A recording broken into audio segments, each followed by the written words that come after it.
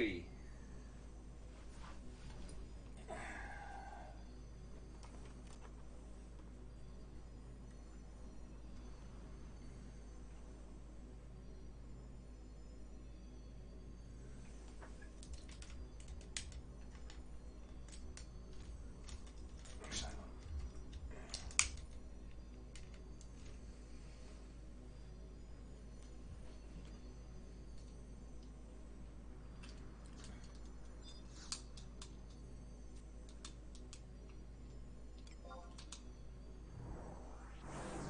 Alright, so yeah, let's get to farming. Trying to get a windbuffet belt +1. Uh-oh.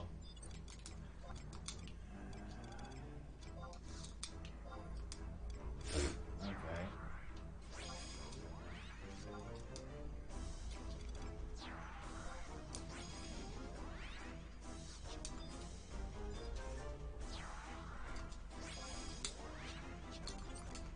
You stopped. Don't you go anywhere.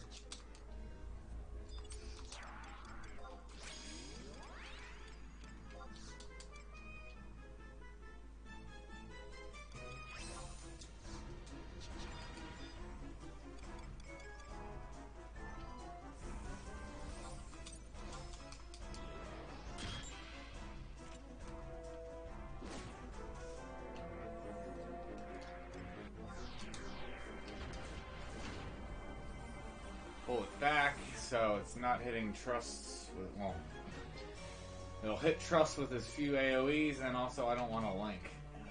Because these things just suck. The worst part is they give pretty nasty status effects that can't be removed.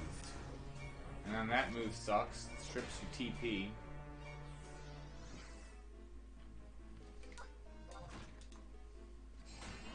It's probably the thing that just the ridiculous amount of like negative status effects that happen in Walker Echoes. It's probably the one annoying thing about it. But the rewards are worth it. You get good XP. You're always getting at least some crafting items. If nothing else, you can NPC for OK Gil. You start selling the items, it's ridiculous, Gil. If you're getting them. This honestly is the event. If there's a Walk of Echoes campaign going and you're a newer returning player, this is probably the event I recommend you come do. More so than anything else. One, because a lot of times there'll be other people. The other people here, you're going to be getting experience points, capacity points. You're going to be getting items. Hopefully you'll be getting good armor that's upgrading your character.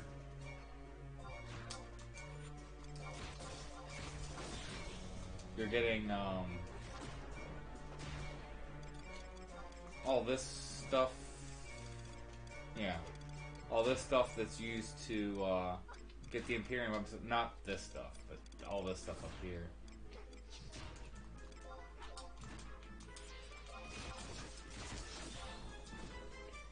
Hey, what's up, man? What's up, man? How's it going? Hope you're having a good night.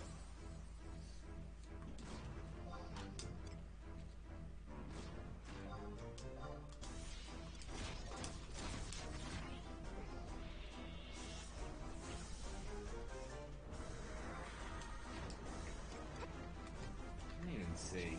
Considering my swing speed, I feel like I got a haste 1. Looks like another haste 1 incoming.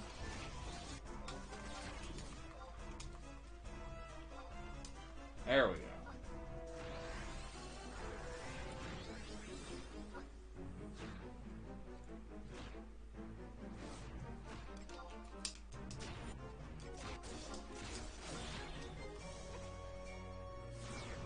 Yeah, that's arguably the worst one.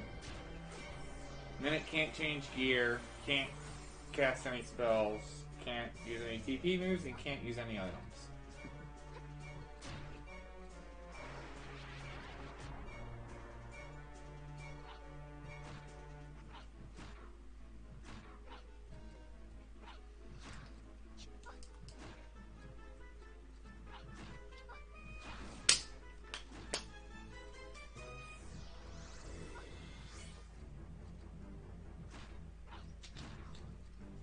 As soon as amnesia wears off, you are dead.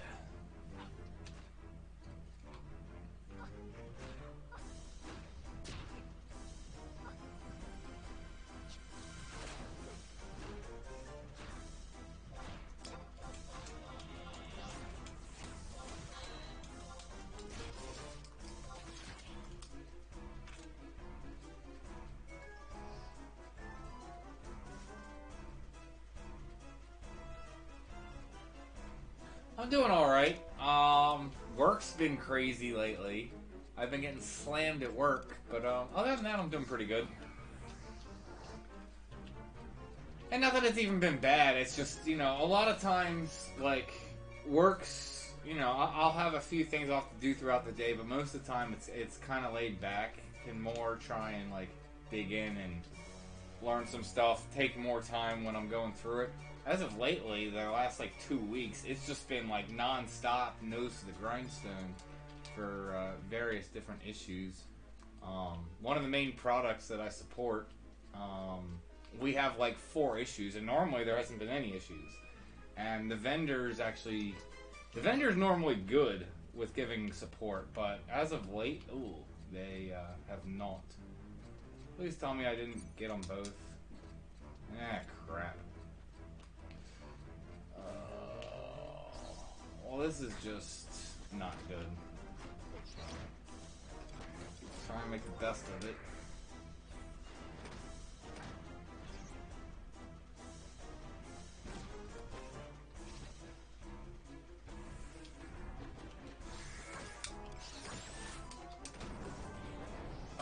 What are you doing? Stop.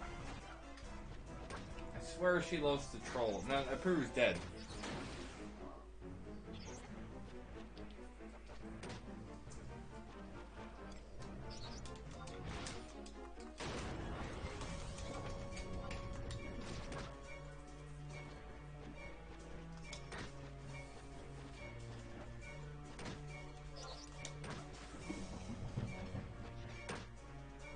But, I mean, it's good that we're, you know, when work's busy, I mean, that's a good thing. It's, you know, job security.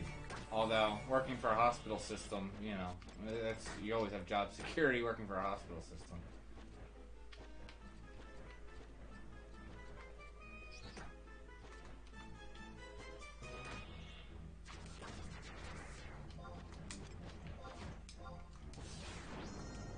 Come on!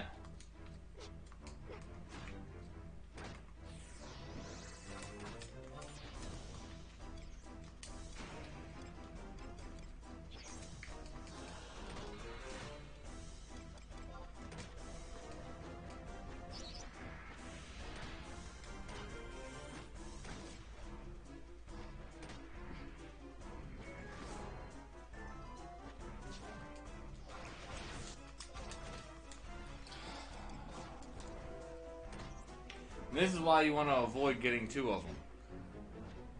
Plus, it's got one that keeps hitting our trusts.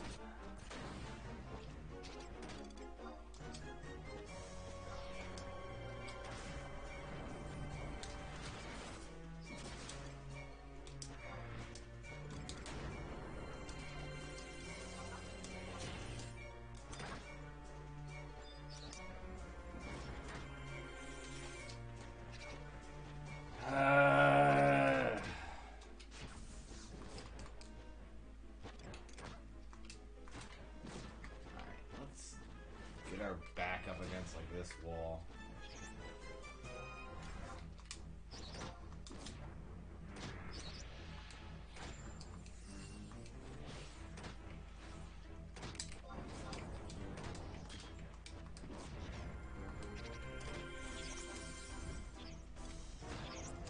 Nope. Do that.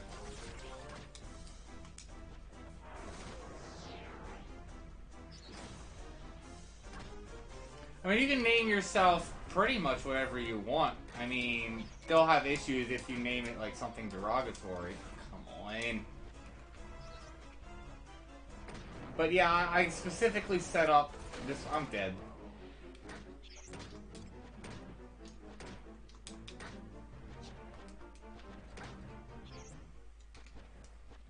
I specifically set up this character because the point was to do testing and stuff for you know, new players.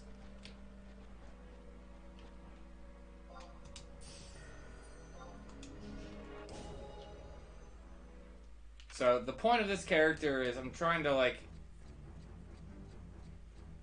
well, at this point I just want to get the belt from this zone, but it's so that I can go through and do, you know, various testings on, like, Unity NMs, high tier battles, this, that, and the other, to get an idea and give strategies for new players for what they can and can't approach in terms of gear.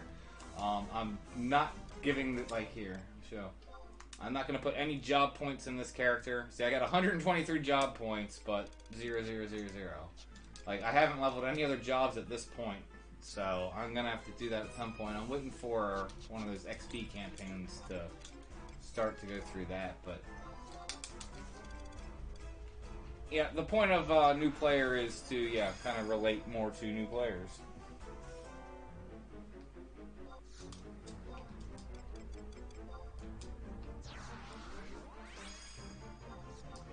I'm gonna start clearing out some of the freaking birds on weekend.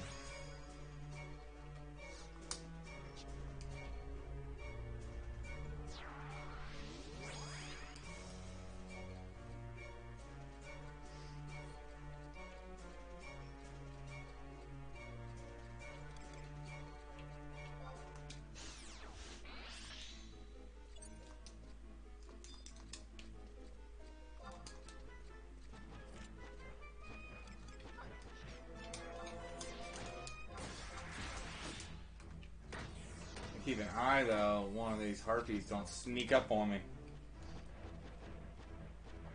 Oh, yeah. Leveling is actually extremely easy nowadays. If you have...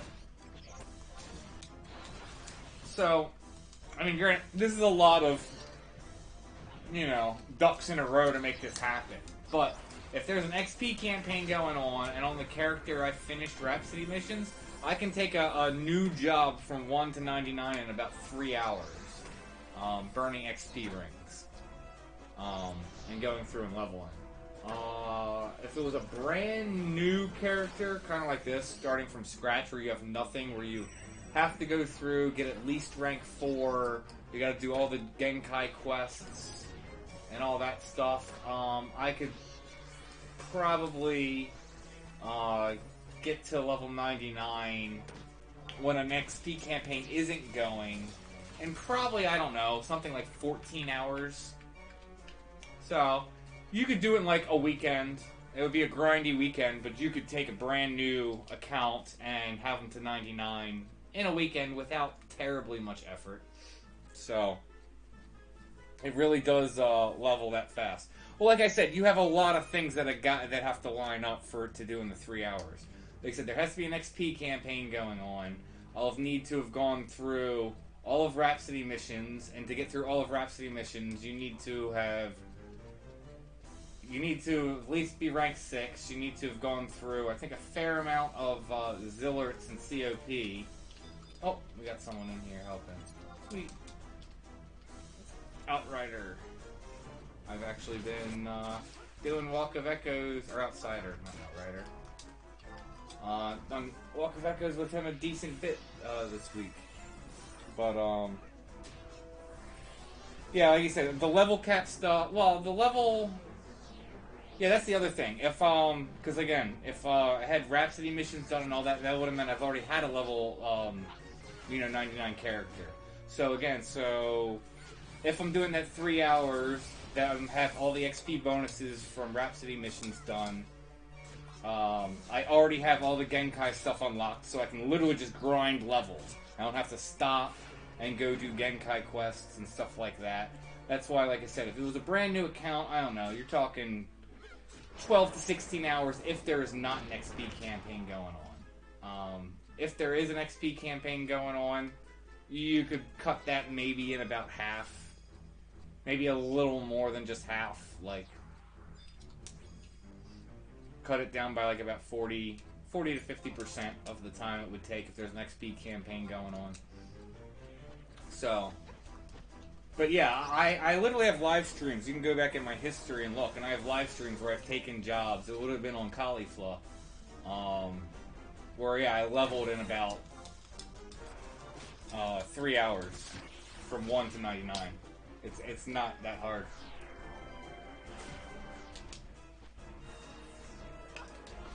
But again, that's, you know, having everything cleared out and you can just blow through everything.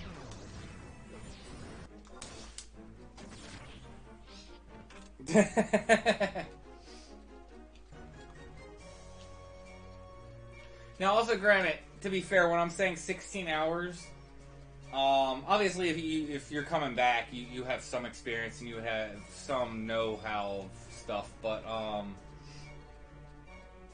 you know, for a brand new player that's never played the game and they're starting, they're probably not going to get 1 to 99 in 16 hours. They might, you know, I've done it in probably, like I said, somewhere between 12 and 16 hours, and that's me done it multiple times and knowing what to do. You have a brand new player who's going to be somewhat lost, still learning the controls, the menus, still figuring stuff out, probably looking up guides. You know, it's going to take a little bit more time, but I mean, you get the point. But yeah, it's nothing like it used to. You can get, yeah, without too much time, you could have every job to 99. You could, like, I'd say in under a month, you could have every single job to level 99 and be at least somewhat geared where you can start doing, endgame content on said character. So, I mean, heck, I'll put it this way. This character is actually already pretty well geared. Like, while, of course, I don't, you know, it's only the Kaja, and I don't plan on, you know, upgrading the ambuscade weapon all the way to full, but I already have, like, a Kaja weapon, full +2 on her, and for an idea for reference, playtime on this character is little over 12 days. So this character has probably been actively playing for like 2.5 months, and that's also with me doing most of my stuff still on college. I'm not even on Newplayer most of the time. So yeah, looking for groups 5 hours. Yep.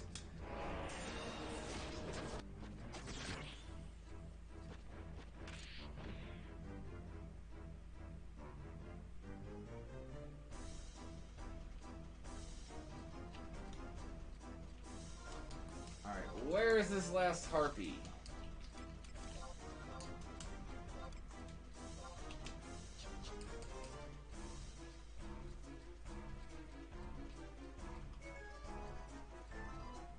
Oh, apparently Outsider got him.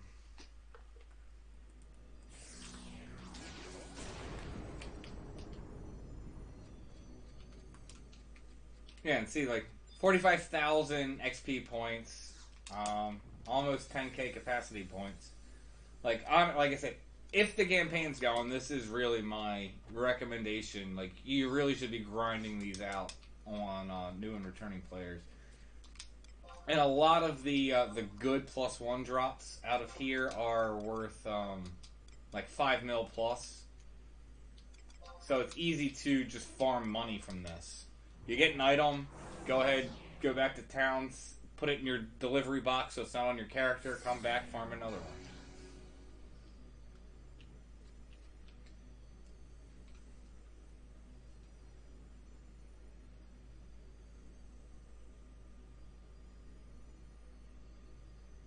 No, it was back in the day, and then, like you said, I mean, we're talking, I could get, 1 to 99 in 3 hours. I mean, back in 75 days, it wouldn't have been crazy when you're talking, level 60 to 75. You taking 3 hours to get one level. So, yeah, exactly. So that gives me a bunch of merit points. I'm gonna have to go back to town and dump merit points soon. That's the other thing that's great for doing this. It's great because if you're a new player and you don't have capped merit points, you're getting all that XP. It's more merit points you can dump in, just making your character that much stronger.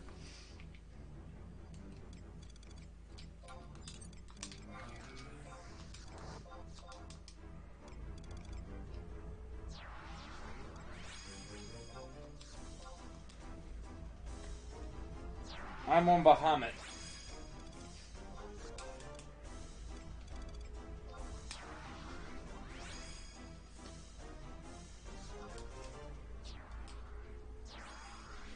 Yeah, it's interesting because the thing about it is, yeah, from someone who played in 75 days, when you're used to seeing like 200 to 300 XP, and now you're seeing thousands of XP, it is kind of a shocker.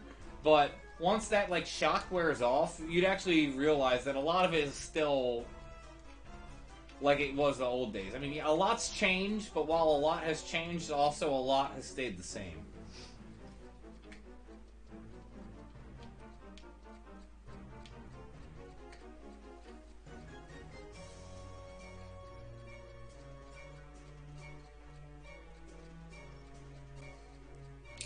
Nah, you could go, you could get ridiculous parties on, the heck? How is it claimed in, like, just moving away? What?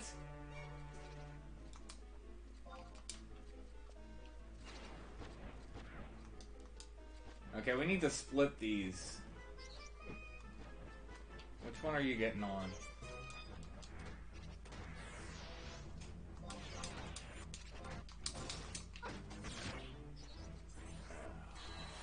Well, I'm pulling it away anyway. I need to get it off my trusts.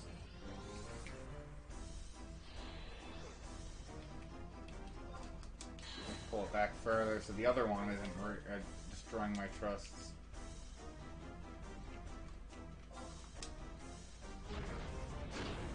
Nice. Got her into that crappy move.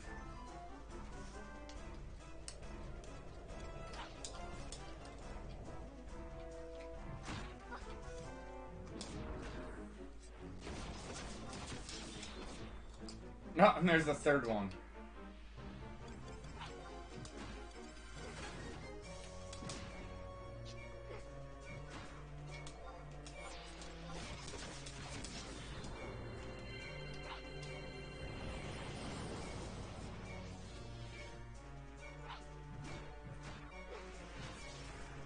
Oh yeah, screen is lagging.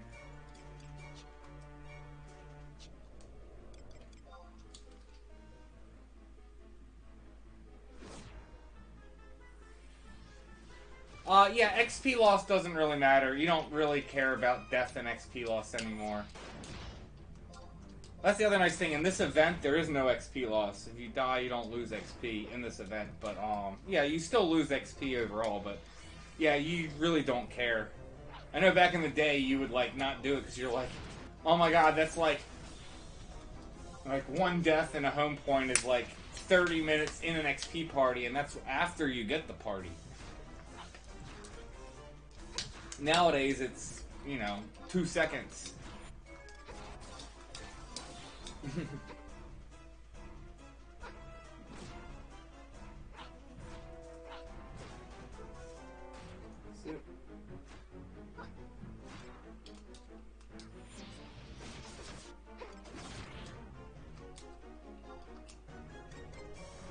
Great, we got the other one.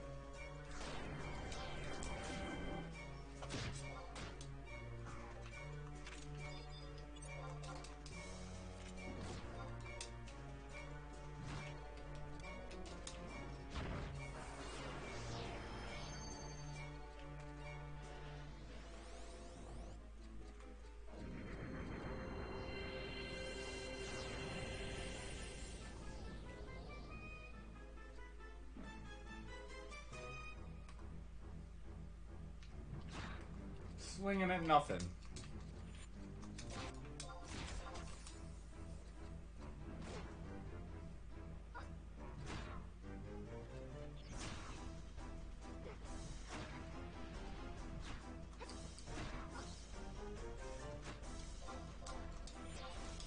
Yeah, exemplary points do hurt. I haven't really seen too much of a problem, but I haven't really tried grinding. It hasn't been too much of a problem for me on blue, but considering I've been soloing Omen and Odyssey, I get actually really good exemplary points anyway on blue. Like, I haven't even bothered getting an exemplary party in, what am I, master level 16 or 17 on my blue mage at this point? I think anything else that I have master point or master levels on, there's only like 2 on any other job. But blue's like 16 at this point.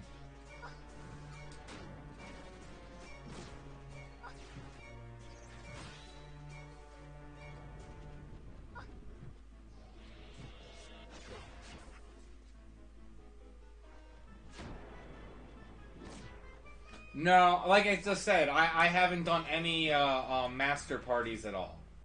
All the XP that I've gotten has either been from just doing events on whatever job, like Ambuscade or Odyssey, or it's been from me like soloing on Blue Mage and Omen and Odyssey. Soloing Odyssey C through Cruel Joke has been ridiculous XP. Under level 10, if you're, like, doing best and, like, you know, like, you're full clearing a zone, you're not dying halfway through, because deaths will happen trying to do Cruel Joke. Like, under level 10, you're getting almost a level per run. At the point I'm at now, if it's, like, an optimal run, it's, like, 3 to 4 runs per level, but... And that's like I said at like 16, but...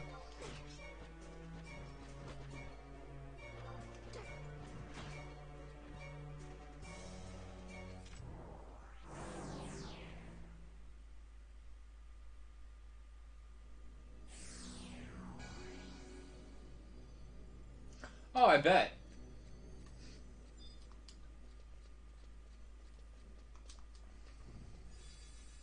I mean, whoever can... I didn't come up with Cruel Joke. I found and saw like a guide, a YouTube guide on it. But whoever like came up with the idea to do it was freaking brilliant. It's awesome.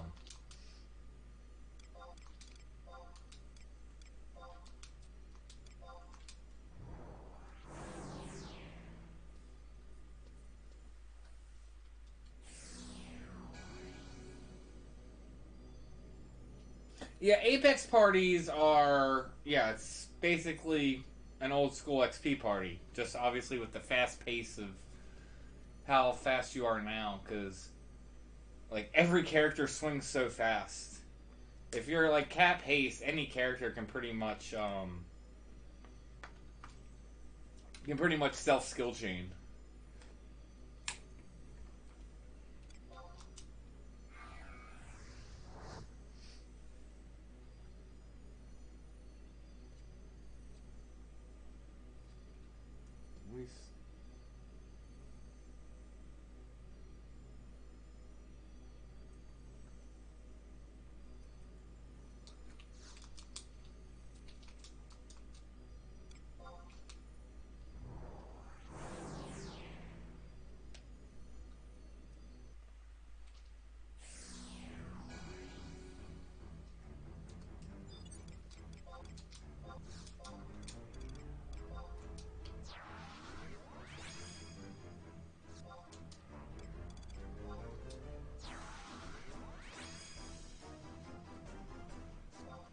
Really? I thought all the new stuff was higher level. It's the same level as Dogates? Then what's even the point? Why wouldn't you just go to Dogates then? I mean, I get it's an alternative, but... I was under the impression it was even higher level, so that way you're getting even more XP for your master levels. Again, I don't know. Because I was on like a 7-month break, and I haven't even done a CP party, a capacity point party, since coming back. So I can't really speak into any of these master level parties or stuff. Should have known they would have linked.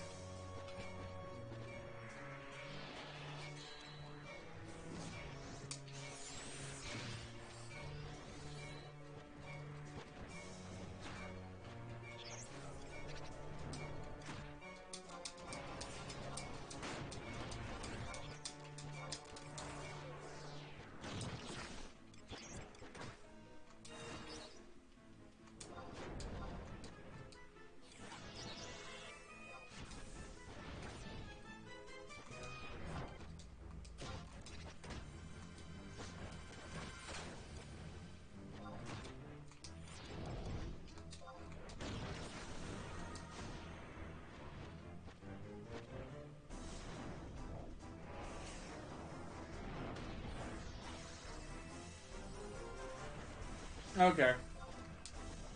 Yeah, like I said, I don't know. I haven't done it all, but that was, yeah, just the impression that I had.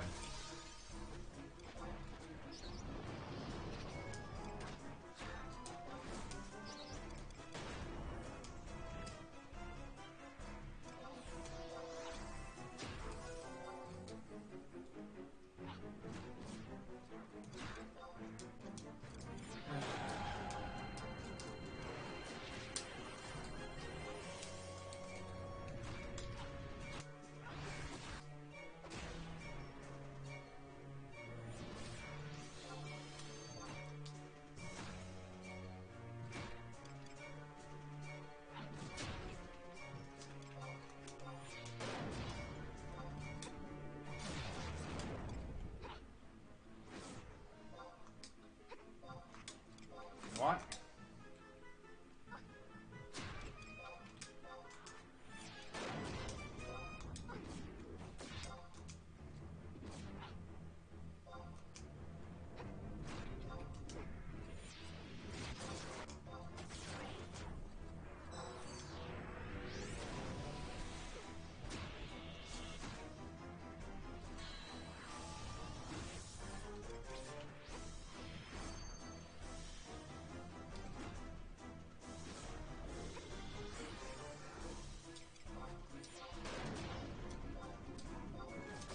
Well, I never liked fighting any of those empty mobs anyway. They got too many annoying TP moves. I remember, what was it, soon after Abyssea launched and the level cap was raised, there was, doing an XP party in, one of the Promi zones, because they put, you know, like, level, like, 90 mobs in there, so that way you could level up. And, yeah, I didn't like it. First off, the trek there was annoying. Well, I think it's easier now because there's a home point, but I could be wrong. Like I said, I have not done it, so I can't speak into it, but... I believe it's easier to access now, though, than it was then. And, yeah, just the mobs suck. I just don't like fighting them. I don't necessarily think it needs to get nerfed. That's just the equipment, error. That's happening when I'm, like, spamming a macro. And it's informing me that it's not necessarily completing the macro because it was trying to run another one.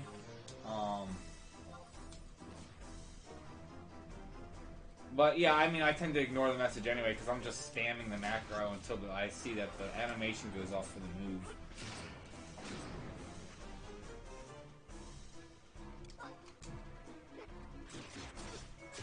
If you're very meticulous with your button pushes with your macros, you won't ever see the errors, but... yeah, that's not gonna happen.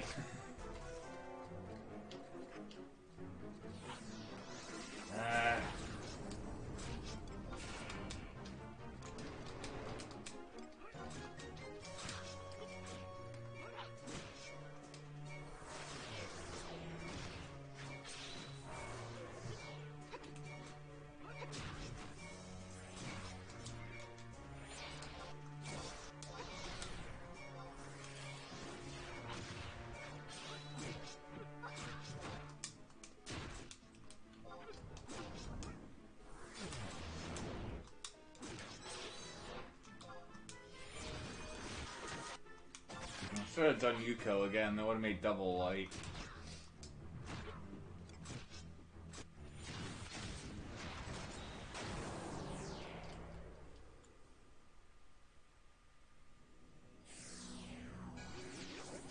Ever heard of a game called Dwarf Fortress and Steam release? Single player game would be fun to watch. Dwarf Fortress? No, I've never heard of the game. I'll do some research and look into it. I mean, right now I'm playing Elden Ring. I've been really wanting to kind of start streaming some extra days to get through it because it's such a ginormous game. Because they say it's like about 80 hours just to like go through and beat it, and that's if you're not just running around doing all kinds of other stuff. So to help get through that, I want to start streaming some extra days when I've had time. But like I was saying earlier, my work's just been crazy for the past 2 weeks. been one thing after the other, and plus I have a bunch of real life stuff that's going on, because like I'll have to see if weather's permitting, but at my parents, they have a bunch of property, and we're doing a bunch of work in the woods. I actually got into tree climbing, bought a bunch of equipment, and have to cut down a bunch of trees. We have some hung up trees. I gotta, get them knocked down, and we want to actually start putting up like zip lines and do like a ropes course in the woods. So that's another project that's time consuming. I want to do that. I like just being off the ground and up in the air. One of my hobbies is skydiving. I'd like to do that more. I haven't done it in the past couple. I did actually jump twice last year, but obviously because of COVID, I haven't been doing that as much. So time's just been, a lot of time constraints as of late. But I'm hoping things will get a little smoother and can start doing more. And like I said, I do want to just start streaming more in general. But yeah, so supposed to do a bunch, like I said, work on Saturday out in the woods, chopping up trees with chainsaws. It's always fun. I've not taken any pruning classes, however, so also at my parents' property, they have an apple orchard, and we started pruning them, I think it was 2 years ago, and I probably spent, 16 hours just doing research on the internet, and did learn a lot on how, you want to approach pruning them, you want to make sure you're doing it February and March before anything starts budding, because that way the tree's more still reserved, and a lot of the sap's gone to the trunk and the root to protect itself from the winter. So that's the best time that you want to prune. And then you don't want to take more than 1/3 off of what you're pruning off. So a lot of it's just been getting up a lot of branches that have been kind of tangled, so it just kind of frees up. And then some of them I actually could start taking, because a lot of them are really tall, to bring them down, because I don't want to be climbing 20 feet up to get apples. So we're trying to bring them lower. Plus supposedly they grow better, because then the sap doesn't have as far to go, if they're lower. So I haven't, taken any classes directly, but I did study for a decent amount of time and learned a decent bit. So, kind of self-taught classes through YouTube and internet searches. But the trees are doing really well. Oh. So, we'll see how they do this year. Hopefully they're going to do even better than they did last year after we pruned them. So, oh.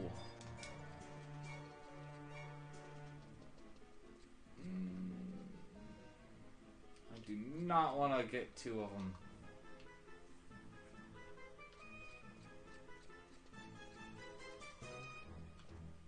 Really?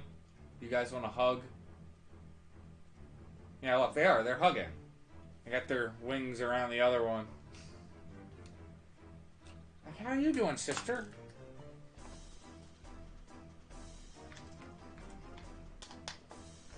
Let me make sure the other one isn't going to come snipe me in the back.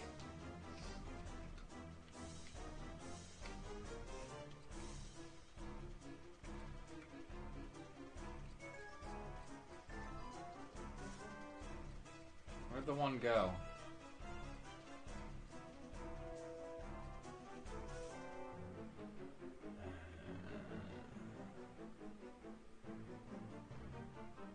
Really? You know what? Screw it. Let's go.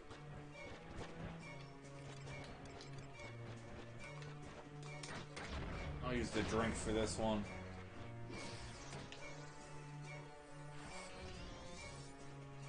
Hey, March.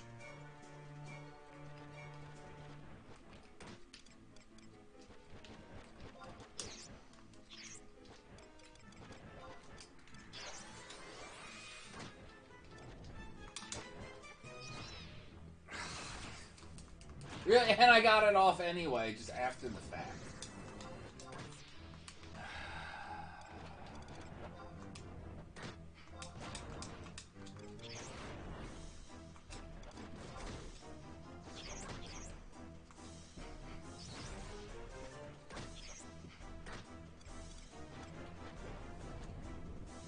What's this?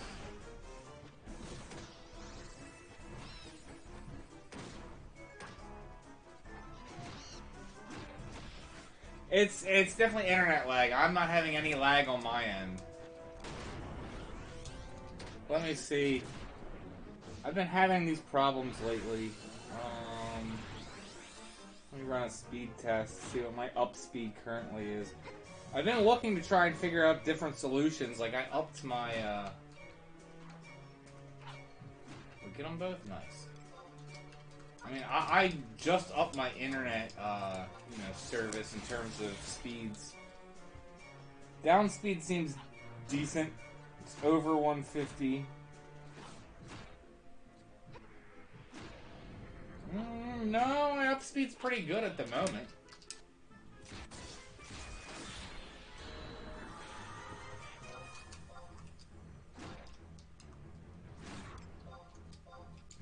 I'm wondering if it's my PC then. Not the PC I'm playing on, but the PC I'm streaming on. How is... That's on YouTube.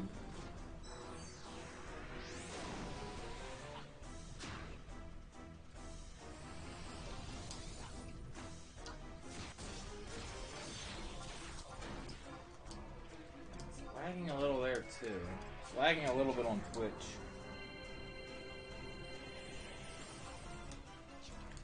Why, though?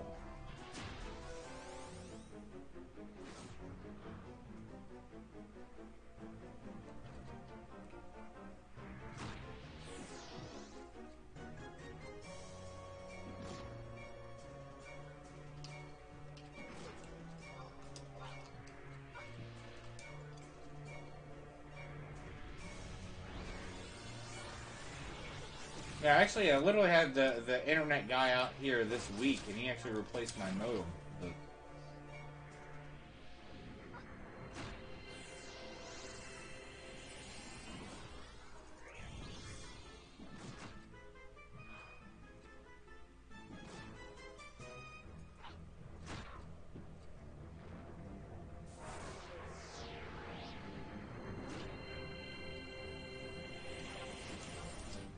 yeah, actually, the YouTube one is actually saying I'm getting drop frames.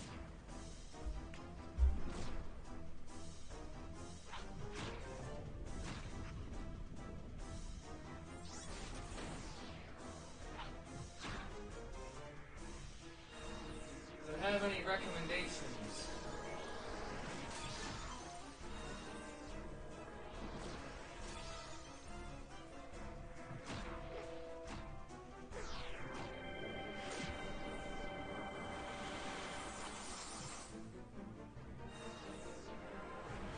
Streamlabs is saying it's a network issue with the drop frames, so...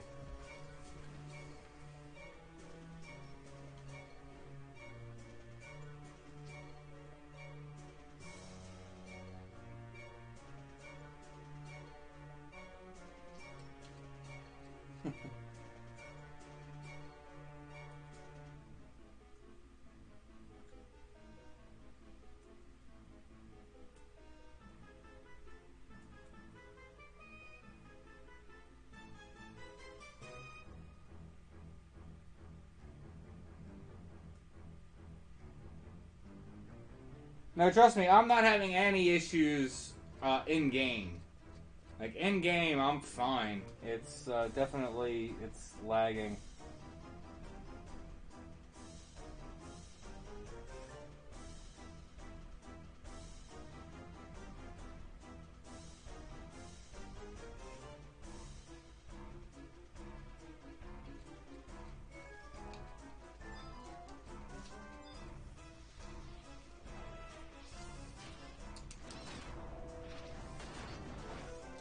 This person out real quick.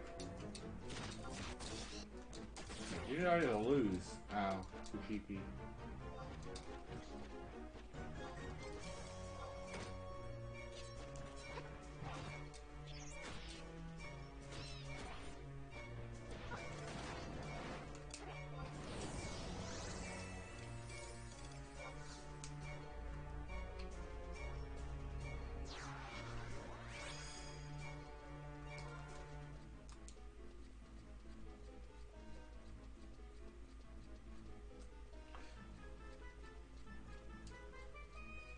I'm using this, what is it, Armstrong Internet. Sadly, and I've looked at other ISPs. I was looking at, like, T-Mobile has their, like, you know, over their, what is it, the LTE network. It's the cell service.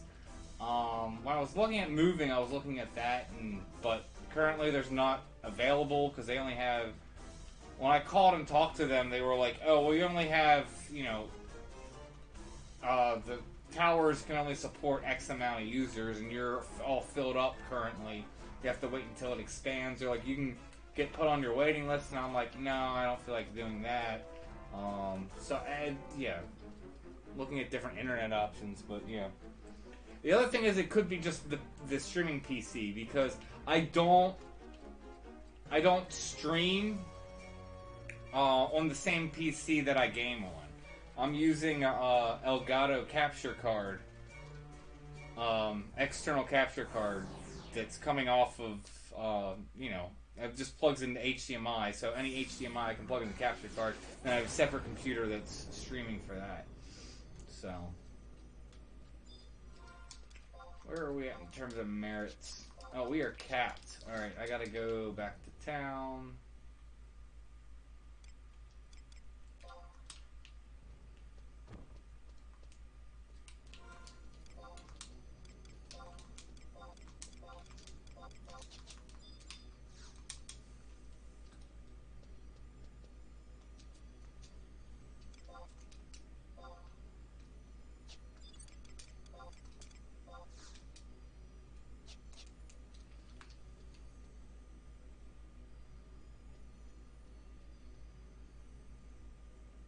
I mean, I can take the stream down. It says, stream, as I was saying, I can try lowering the bit rate. I can go ahead and try and do that if you guys want. Take it down, lower, change the bit rate, and then pull the stream back up if you guys want.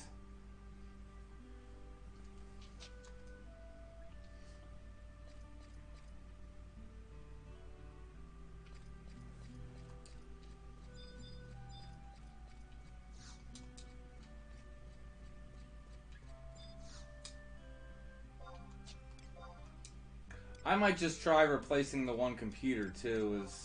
I'll try and do that before Tuesday.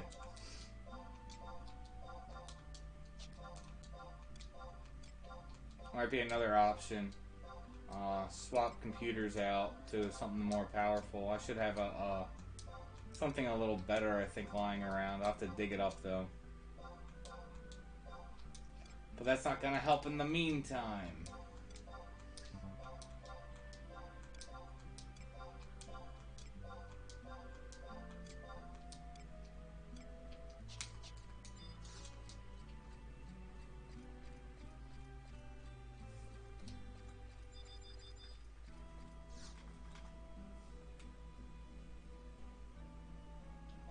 I've been aware it's been happening for probably about like 3 weeks now. The thing about it is, it seems to like, and I don't know if it's just because of other people in the area using internet, I've noticed when I've been streaming around 10 o'clock, it seems to like fix itself. So, there's that, but it still sucks. It's still a problem I need to get fixed, especially if I want to start streaming more. It's hard to try and bring in new, new viewers and help grow your channel if it's having performance issues and constantly lagging. People don't really want to watch that. Oh, the wait times on Bahamut are basically non-existent. The only time I have wait times for Omen is basically, or at least that I've noticed, is Sunday mornings before the daily reset. And that's also when the XP campaign's going on. you might have a 5 to 10 minute wait for Omen.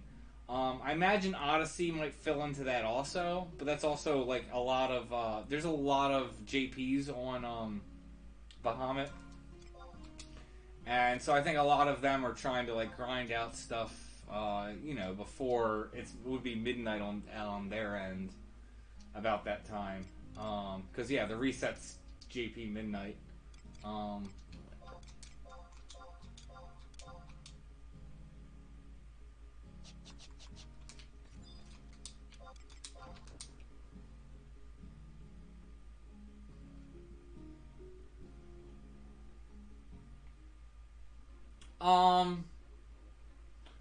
The one that's going to Twitch is an SSD.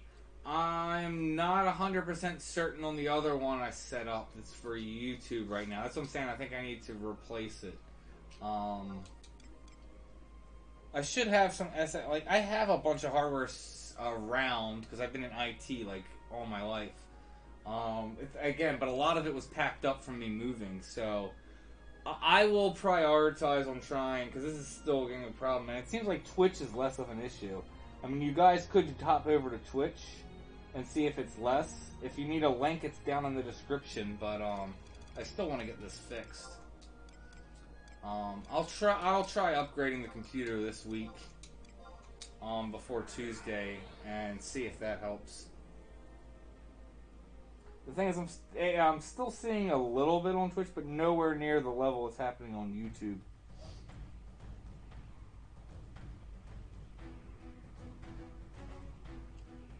Well, the interesting thing is the one is an i5, but I can't remember what it's an i5 from probably about 4 years ago.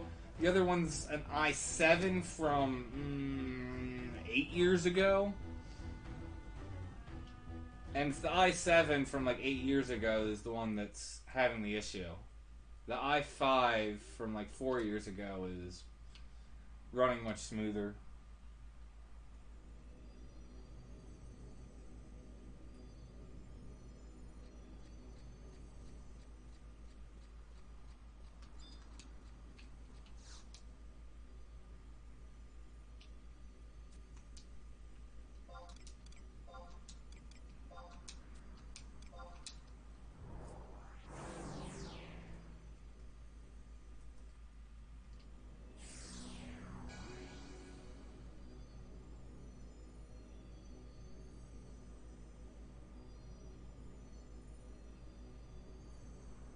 No, that is part of it. Because it is splitting the up speed. But the thing about it is, I should have more than enough. Because you're using... For the quality that I'm uploading, it should be using 3 to 5. And that's going to be per. So you're talking... somewhere between 6 to 10 megs upload speed is going to be required to keep it smooth. I'm supposed to be getting 20 down. When I just did a speed test a little while ago, it was telling me I was at 15, so...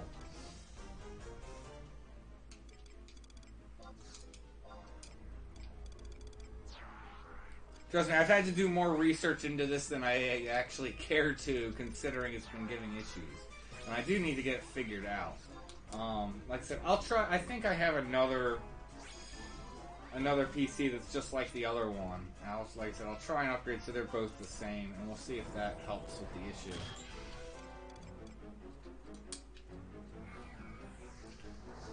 I've actually already been in a minute. I'm gonna jump on one of these trash mobs just to make sure I'm gonna get credit.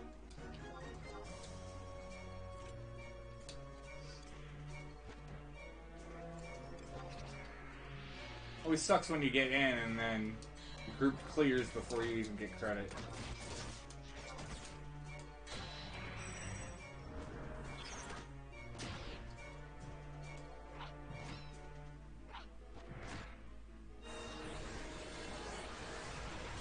What is this?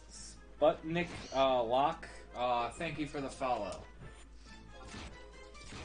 I appreciate that.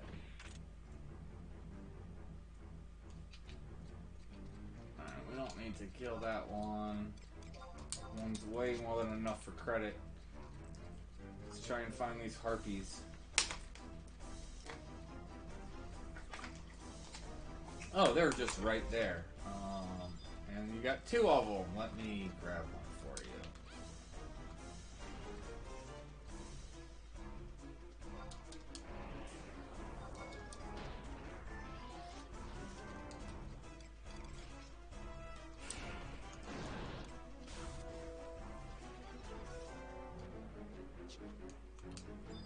Oh, you somehow haven't slept or something? You can sleep these things? Surprised you can. Now I'm slept.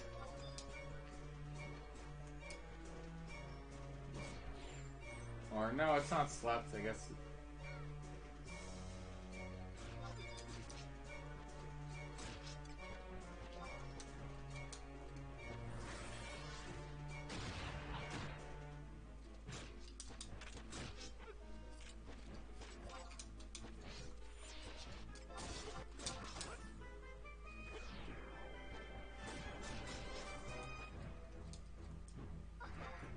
I am actually using Restream already. That's happening with the YouTube thing. The other problem is I can't do a split service like that since I became a Twitch partner because of the whole contract type thing.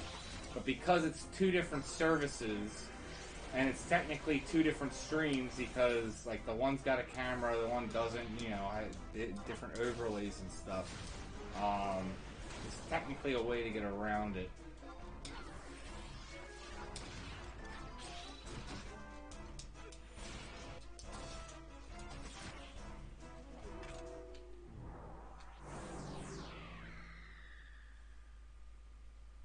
Because that's what I was doing before I ended up signing up as a partner.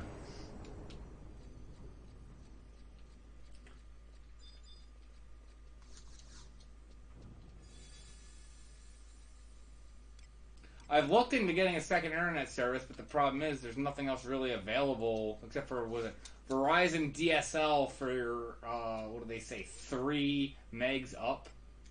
Would only be DSL? I'm like, no. The nice thing is, I heard, although they don't have a date, is that the internet service provider I am currently using said they are in the process of switching to fiber.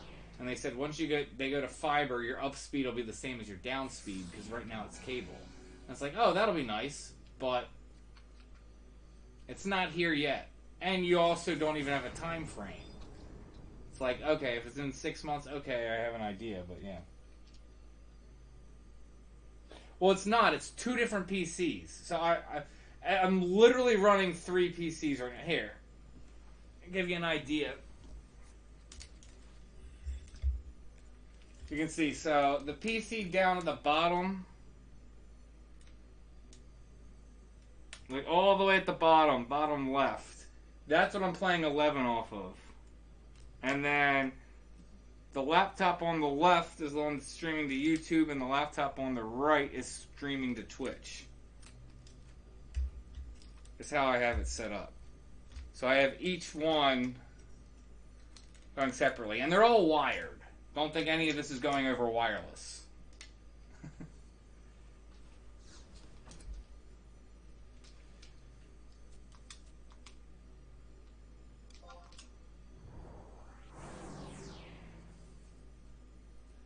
Are you actually sorry? Anyone who was on YouTube, you wouldn't have seen that. I moved my camera to actually show it, but you'd have to be on Twitch to have seen the camera for me to show the setup.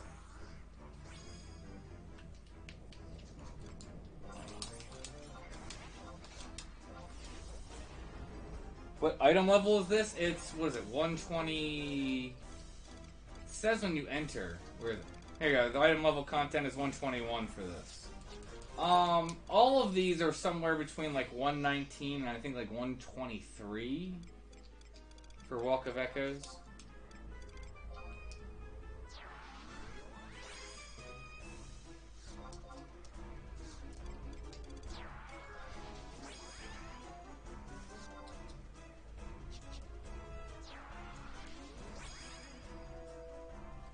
Yeah, the other thing is the i7. You can also hear. You probably might hear in the background a little like hiss of the fan running, because the other one, the fan isn't,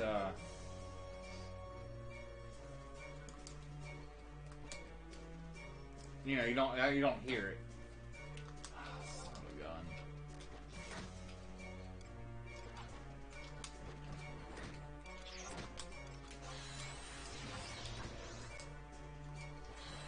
So yeah, I think I'm gonna replace the laptop. I think I have another one, same model as the other one. I'll try and set that up this week, and we'll see if that alleviates part of the issue. And I'm gonna keep looking at. I want to keep improving the streams anyway. I need to eventually get my office set up, because I'm eventually gonna be streaming in a room upstairs that is going to be set up for my office, and I want to get a green screen, green or blue screen, not sure yet. I'm going to research that and get into that. So there's a bunch of stuff I want to do to improve, and like I said, I want to start streaming more, but you know, you got to start somewhere, and it's better to put out content than to, you know, not just say, oh, I'll just wait and do it. It's better to do something imperfectly instead of just sitting around waiting until everything's perfect to do it, and then improve it till it's perfect, or as best as you can get it. Oh, you guys took them out. Alrighty.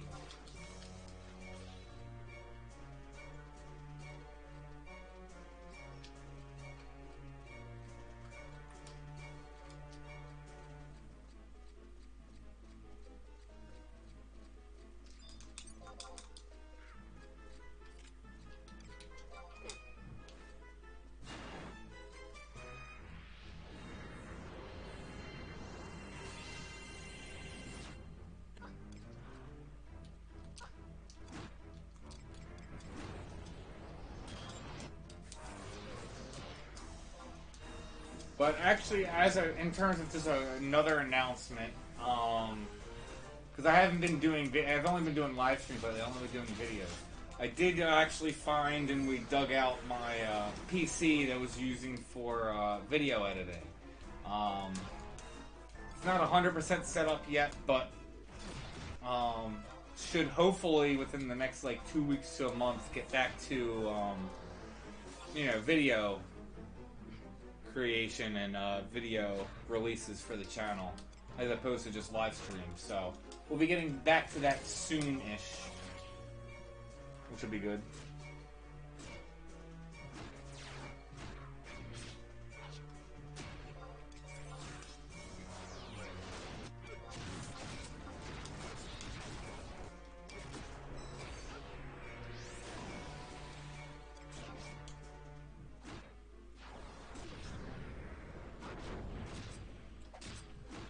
I mean, it is possible. So like I said, that's why I'm gonna try.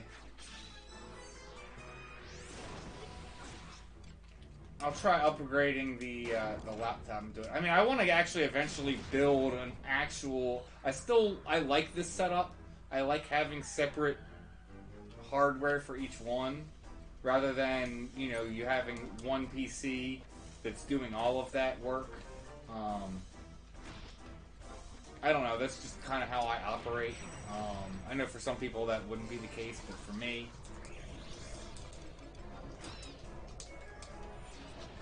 that's just how I like it. But I eventually, once I have extra expendable cash, I do want to actually get, like... I don't know. I'm not going to get, like, a top end. I don't know what I'd get, but, like an RTX, like, 2080 or something, desktop setup with an Elgato internal card, not one of these external cards, and that would be for streaming.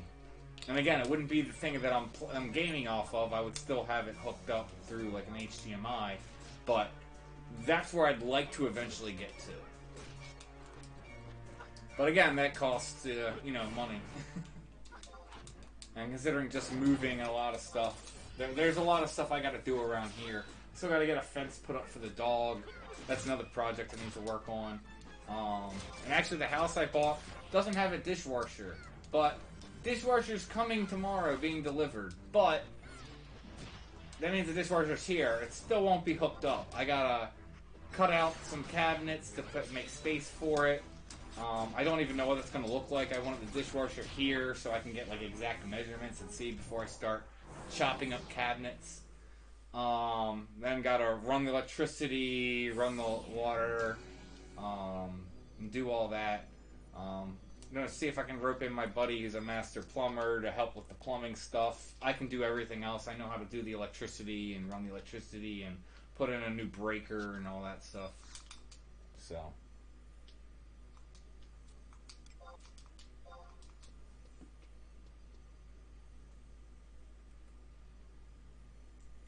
Come on. Belt. Windbuffet belt +1. Where are you?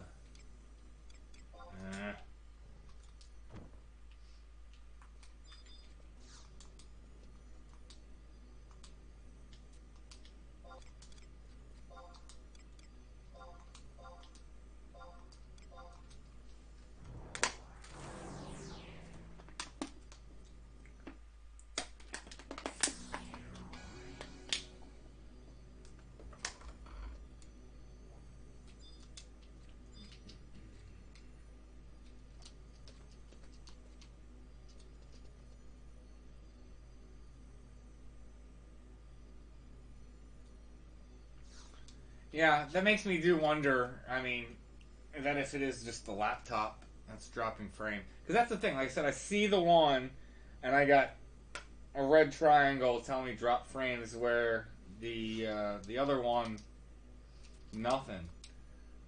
Let me even see if it gives me, what is it even saying? Just everything's good? Yeah, no notifications, everything's good. We're over here... 12 notifications. Yeah, and they're saying it's about a quarter drop frame, so that's...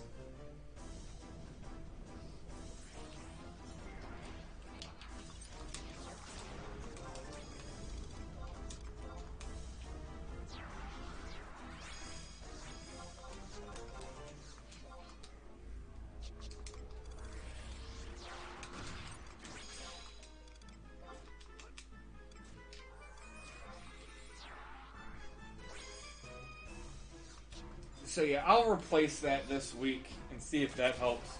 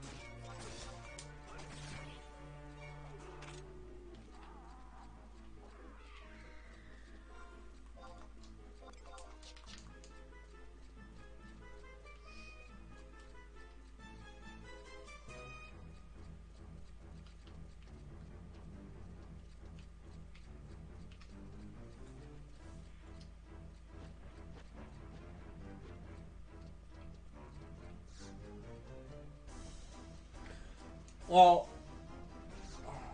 Paradox, to be fair, I do hear you. They've actually, in the past, like, 2 years, made substantial changes to the game. It is much easier to get into item level stuff. Because I agree, when I came back, I don't even know how long it's been, I'd have to go back and look. But yeah, when I came back to the game, because I quit right before, like, Adeline was going to release. When they announced, oh, we're going to take 11 and go to item level stuff, I'm like, no. I'm like, really? I'm like, the vast majority of this game has been horizontal progression. And then, like, with Abyssia, they switched to vertical progression. And I was against it. I was one of the people that was, like, on forums saying, I was like, no, don't do that. Don't change it from horizontal progression to vertical. But they did it anyway. I still stuck around for Abyssia. I enjoyed Abyssia. That was fun. But, when they were like, oh, we're going to be going to item level gear, and I'm like, really? So, all my gear is then going to be irrelevant when you go to item level. I'm like, no, I'm done. So, quit for a few years, and then, I don't know, it's probably 6 years ago at this point, maybe even more. I decided to come back, and it was already 119 and everything, and it was a pain to get leveled up, especially to like 119. There was like no information. People generally weren't helpful because like the link show we were in, they really weren't helpful with what to do. It was like, okay, what to do, and they were like, well, come out to events and we'll get you gear. And it's like, I don't like that. I don't like operating that way. I don't want to just get handed gear. Like, you know, it's fine if we're gonna come out and do stuff and I'm gonna get gear for that, but I want to be able to contribute. Where it's like, if I'm coming out and, you know, as level 99, you're doing something that was like, you know, 125 or 130 content. I'm like, no, I'm not really okay with that. Just how I work as a person. I don't, you know, like I said, I don't like just being handed stuff. And so it's like, so what do we do?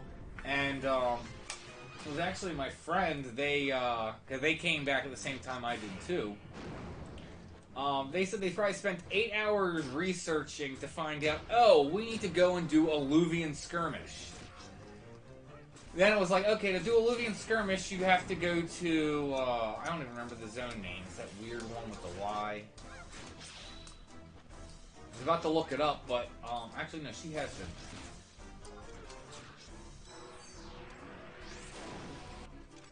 Yeah, Eorsia. So you had to make it out there, so then they were like, okay, to get there I need to go through all this. Then they're starting to realize, oh, I have to be able to break roots. I have to be able to break rocks. I have to be able to have climbing. You know, you need to have all these key items in Adeline to even be able to get out there and do it. And so that's actually kind of where the Adeline like key item video came from. And it was actually interesting. When I first made the video, it was going to be like 45 minutes, and I was like, no, we got to cut this down. And then we ended up making maps and everything and cut it down to like, what is it, like a 6-minute video?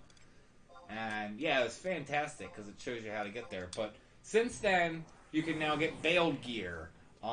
There's ambuscade gear. Ambuscade didn't even exist. It was funny. I think we'd been back for like a month or two, and then ambuscade was introduced as a new event.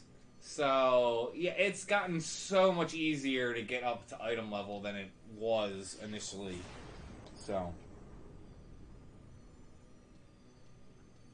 Yeah, no, just a lot of the... Well, since 11 seems to pull from lore from, like, anything and everything. Yeah, you get a lot of weird words and, yeah, language and English isn't really my forte. I'm a math guy. So, pronounce stuff all the time.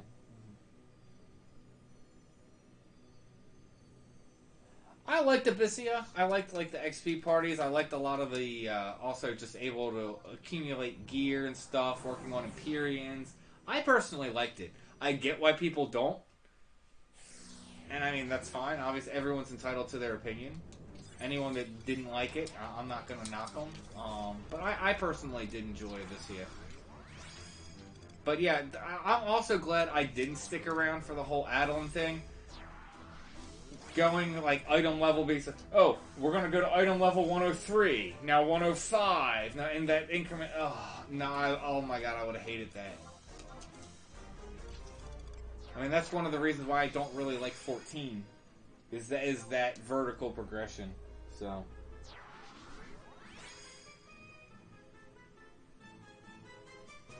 No, that's exactly the problem. It is hard to find good info on how to progress. That is exactly the point. That's been the whole point of my channel, has been to try and help people break in.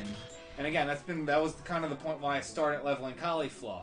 Then when I started doing ridiculous stuff on Cauliflaw, I'm like, okay, I can't like not upgrade my trust anymore. I need to upgrade my trust if I'm gonna start like soloing Omen and doing stuff like that. And then it was like, well, if I'm gonna do that, I can't do some of the stuff I was doing before, which is why I started doing Newplayer. Since Newplayer, like I said, I'm hardcore restricting her. Like I said, she's not getting any job points. That kind of stuff. Obviously, gear's very easy. I can get ridiculous gear. That's why, like, luckily I sent, I shouldn't say luckily, but, like, yeah, she has an Udo grip. And she doesn't even have, access to Ryzen Gma, much less Omen, but obviously she got that. I sent that from Cauliflower. But if I'm doing testing on stuff, I don't have to equip the gear. You know what I mean? So, but since I'm just trying to clear this stuff, yeah, I've given her some. I gave her all the Omen mid bosses and both of the accessory drops from Jin and Kin. So.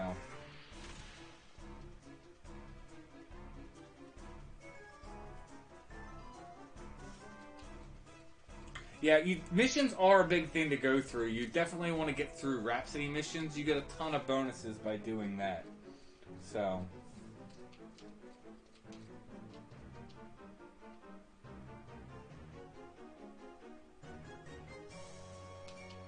Oh, it is definitely cool, like the backgrounds and yeah, pulling from all different mythologies. But it also gets confusing at a point. But it is cool, kind of just mixing everything.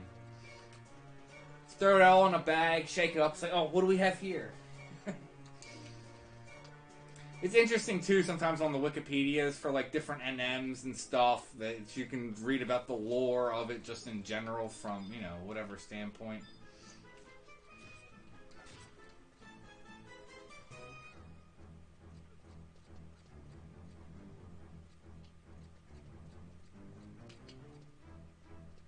Now, that's kind of the problem that I have, too. You have so many people multi-boxing, and if you want to multi-box, that's fine. There's nothing wrong with that. But not everyone wants to multi-box.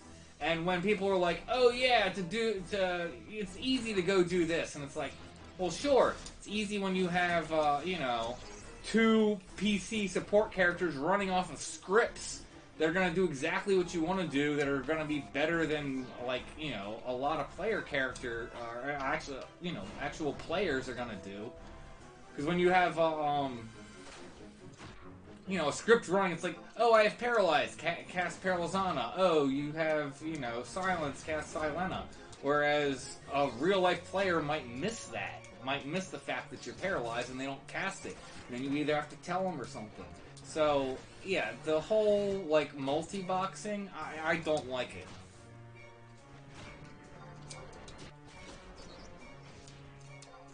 Again, I'm not knocking people multi-box. I've multi-boxed at times too, but I don't use third-party programs. I'll literally have, you know, 2 controllers and be switching, but that's also different anyway. But the only time I do that is if like you know, I'm borrowing a friend's account to say like access what's it called? Like anything where you need 3 people to enter, like Delve. I was actually talking to a friend. They're not currently playing. It's my friend who normally plays, but they're not currently playing. But they said they were planning on coming back soon, and we were talking about trying to set up and try and look about, like, you know, duoing Dynamis Divergence, at least just wave 1, see how that goes, and then can make some guides off of that.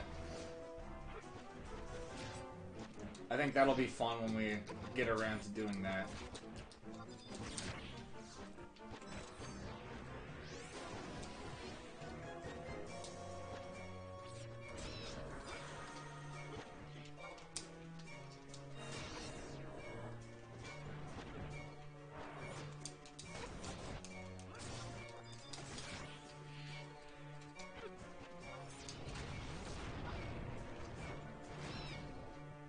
No, I agree with that too. I don't want to be paying all that money, especially for people that you see that are like 6-boxing.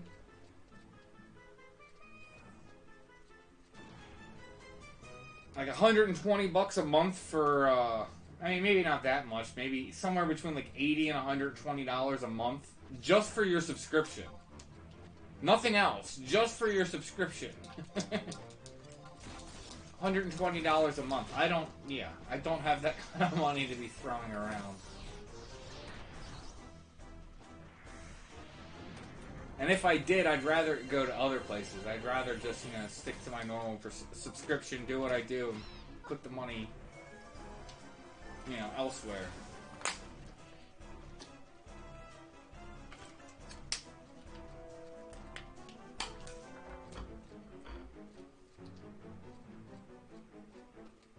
Well, they kind of already have. That's kind of the point of, There is a quest that actually do make your trust stronger. And they've also kind of done that in Odyssey with the, I can't remember what it's called, like the Nog Mastery levels, because that, like, ups the stats of your trusts. So they have done it to a degree.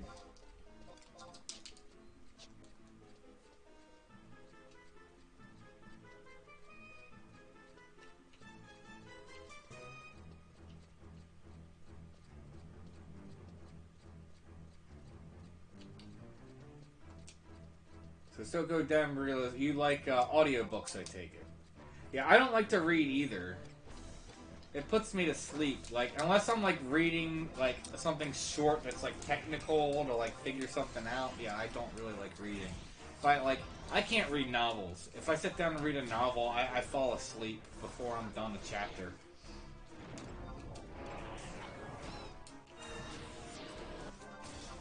I've enjoyed, and I want to get back to it at some point. Going through the Stormlight archives. I'm on the fourth book.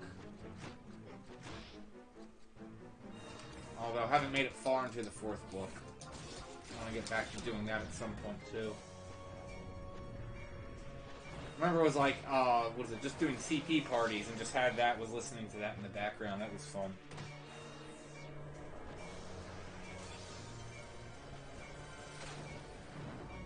Yeah, I have, here, let me see if I can find my guide for you about the leveling up your trusts.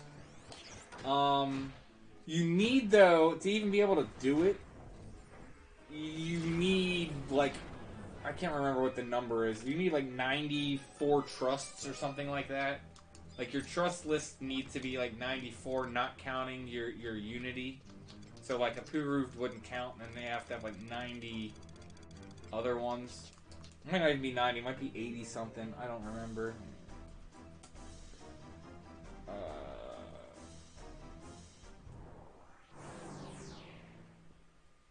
Yeah, here we go.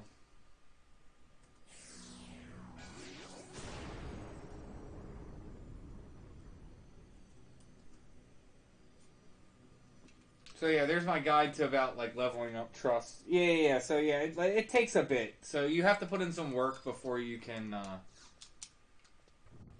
level them up. Is that the shield? At least it's a drop, but I think that's the shield. Yeah. Which, it's not bad. But, like 10 magic accuracy, 10 magic attack, but I thought he also, who would do it? Like, Red Mage would get the most use out of it. But even then, I think there's better stuff at this point anyway. You wouldn't really want to use it. But, I think it'd still be worth holding on for Newplayer.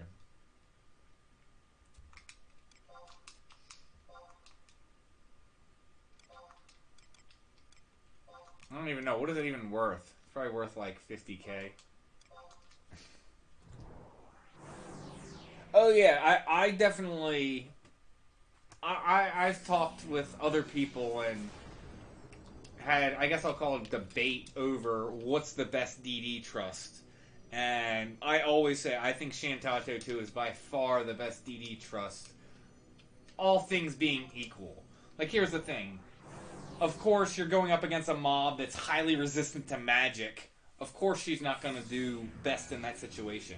But if there's no resistance in terms and no advantages in terms of, physical damage to magic damage and this, that, and the other, she's by far the best. And I remember it was like I said, debating someone, and they used the argument, oh, but if you have Z2 and you have a bard and you know, you're giving them songs and you like buffing them. They're ridiculous, and it's like, yeah, I did the same thing with Shantato. Give me a Geo, give her Malaise with, I can't even remember whatever it was, with magic defense down on the other mob. Same thing. You can make her a powerhouse too. Not to mention, if you're throwing skill chains in and she's magic bursting left and right, she can do redonkulous damage. Heck, I actually relied on, was it Shantato? I think, was it Shantato 2 and, yeah, Robel Akel, or, Akbel, if I can actually read, to solo, what's it called? The Eorzea, Wild's Keep Reeve. Because that thing's ridiculous. Basically, you go out there on Scholar and you just keep doing wind magic bursts, or wind skill chains. And that way she'll just keep magic bursting on wind, and that'll keep it from going into its doom phase, because it'll keep staggering it. And it's like, you know, probably 25-minute fight doing it, but still, you're able to solo that Wild's Keep Reeves that way. Because you can't really solo it other ways unless you're just going to keep throwing your dead body at it because of Doom. But, yeah, she's ridiculous. The COP dude?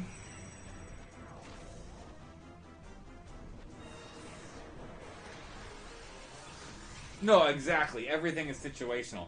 It's just the thing about it is, to make an argument of what's the best DD trust, to make a comparison of one trust is buffed and the other trust is not, and be like, well, this trust is better because when he's buffed, well, if you're gonna buff one, you need to buff the other one, or else it's not a fair comparison.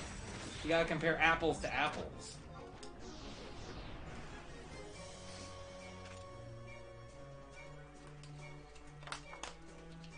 Because, yeah, you can totally buff, you know, magic damage. You can do it with Corsair also. You can give him, you know, what is it? Red Mage roll and Black Mage roll. Magic accuracy, magic attack. Throw in a Geo there. Give it, you know, like I said, Malaise, and I can't even remember what the other thing is. And yeah, you can make her ridiculous. You could definitely be getting her into 5-figure magic bursts, easy, if you wanted to. But the thing about it is, why worry about boosting the trust damage so much? You know, a player is always going to do better than a trust in terms of damage.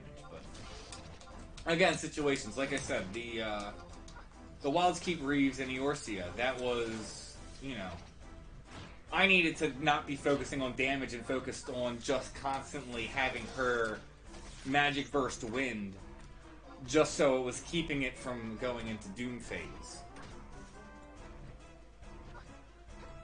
And, yeah, it works extremely well. But again, that's, like I said, that's situational. Shit situational. Yeah, she, like, only pops out, like, twice a year. There's only, like, 2 months out of the year she's available. You can always get her if you end up coming at a time, and you can get, I think it's, Red Mogpel. I think it's the Red Mogpel. Because you can get a lot of trusts. Not all, but there's a lot of trusts that are available to get from the Red Mogpel. I think she's one of them.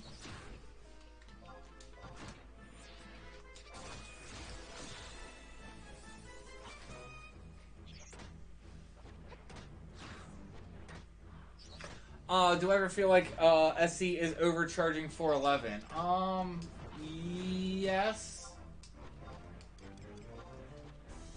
I feel like at this point, especially since they, like, you know, it's said, it's definitely not, but they try and be like, oh, 11's a dying game. I mean, if anything, it's been growing in the past couple years. Now, it's not growing much, but I feel like the player base is increasing more than it's decreasing, because you're always going to have players leaving, but I feel like we have new or returning players coming around more so than we're losing players at this point. That, of course, wasn't always the time.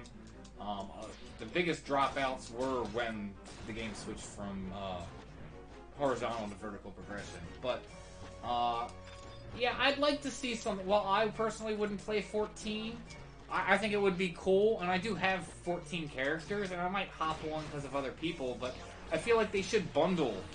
At this point where they're at, it's like, why not bundle if you're paying for 14? Like, just make it one subscription. Like, you go ahead and subscribe to one, you can play both games. Like, because what harm is that? Especially because I know people get burnt out on, like, 14, or people get burnt out on 11. If someone gets burnt out and say they take a 6-month break, well, now you just lost out on all that money. Now, I guess I could say as well, by having split, we're getting double. But then again, who's paying for both? I'm sure there are a handful of people paying for both subs. But that's going to be few and far between. I think if you had, like, you bundled the two, I do think you would have more overall, because I think if someone gets burnt out on 14, oh, well, now let me go play 11 for a while. They get a little burnt on that, they might jump back to 14. Plus, the thing about it is you might have 14 players who've never played 11 and have no interest in it. But all of a sudden, they have access to play it for no additional cost. I can't say free, because it wouldn't be free, but for no additional cost, they can, play that game. They would check it out. That way, you're keeping players, playing your products longer by giving them more options just in the subscription. That's what I personally think they should do, even though I don't really have any desire to really play 14. But that's something that I think they should do, and I think it would help bring life. It would bring more life to 11. It would bring more life to 14, but I think the amount, you're talking like, you got a bar off the ground and it's like, okay, here's a little bit more. Whereas 11, I think it would give it a decent jump. But again, it's just giving more attention to your products and you as a brand in general. So that's why I think they should do. Yeah, see, that'd be a great idea. Yeah, I'd be on board. Yeah.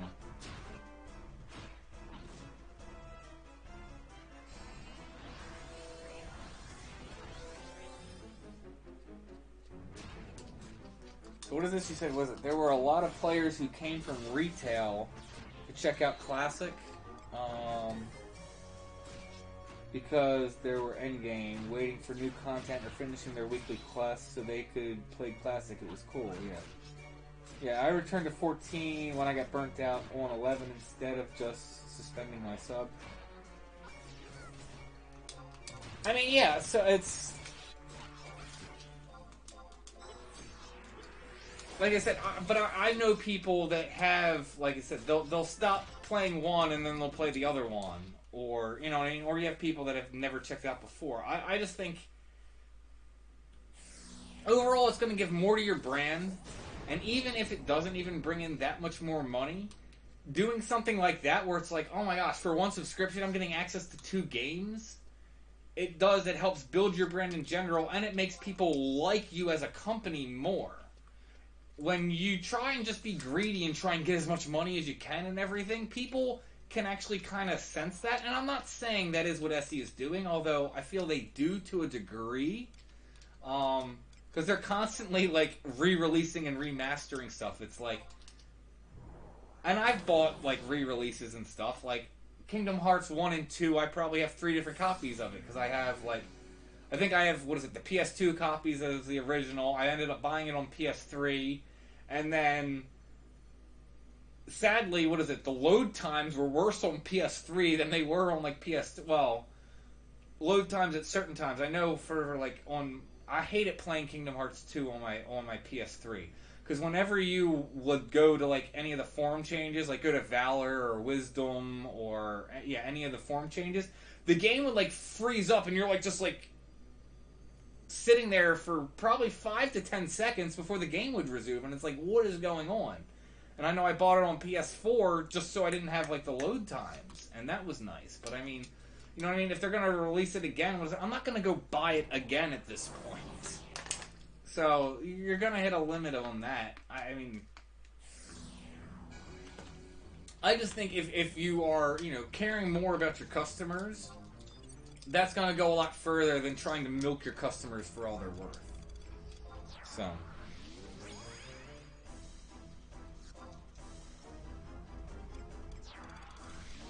Exactly. And come on.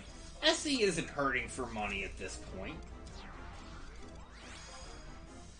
Like Square Enix, they're locked. They're not going anywhere. They even if they put out a game and made some updates and like even ruined 14 whatever, they're not going anywhere. They're almost to the point where they're too big to fail.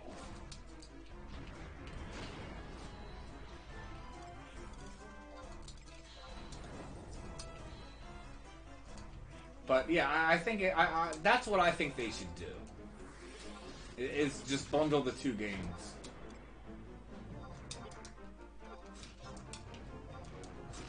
It would be interesting to see statistics, and if they did do that, and even if they just said, okay, we're just going to do it for 3 months and see how it goes. It would be interesting to see if their revenue goes up or down or stays the same. I think it would go up, but not by much, but slightly. But again, the point of it would be more for... You're giving more to your fans, and then you're having more loyal fans, and then you're thinking more residual down the line. That's, like I said, that's how I would do it. If I was in charge, that's what I would have them do anyway. It's like, even if it's a slight loss, I think you're going to make more down the road, just giving more to your fans, making more fans loyal, and just brand building.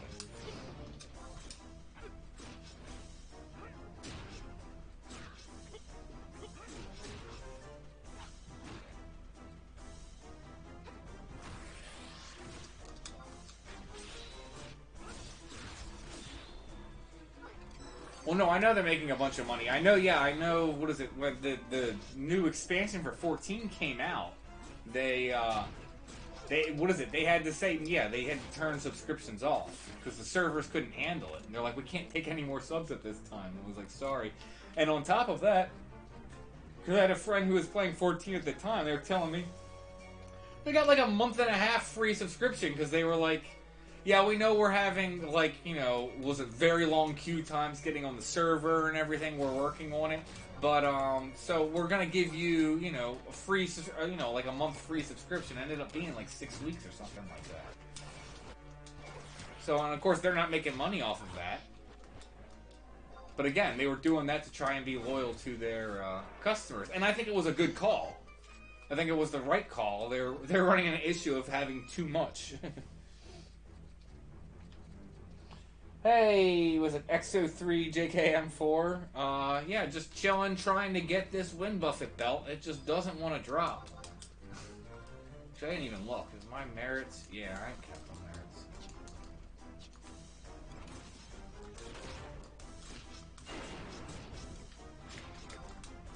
But, yeah, just chilling, trying to do Walk of Echoes. I hope to get the belt soon. And then could transition to something else, because this is the last drop I want to get for Newplayer from Walk of Echoes. We'll see how it goes. Could always do some other, if I get the drop, could always just do some other chambers just for shits and giggles and try and solo some of them, see, go over some strategies for if people want to do that in the future. Because, as I keep going back, if the campaign's going and you're a new and returning player, I would be in here grinding it out. You're just making progress on so many things at once.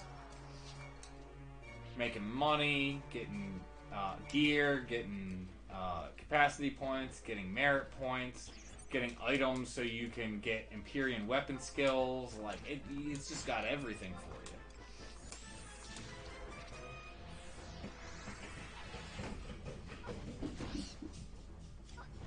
Yeah, and that's the thing. It seems like nowadays very few companies care about their customers. They only care about their customers to the point as dollar signs.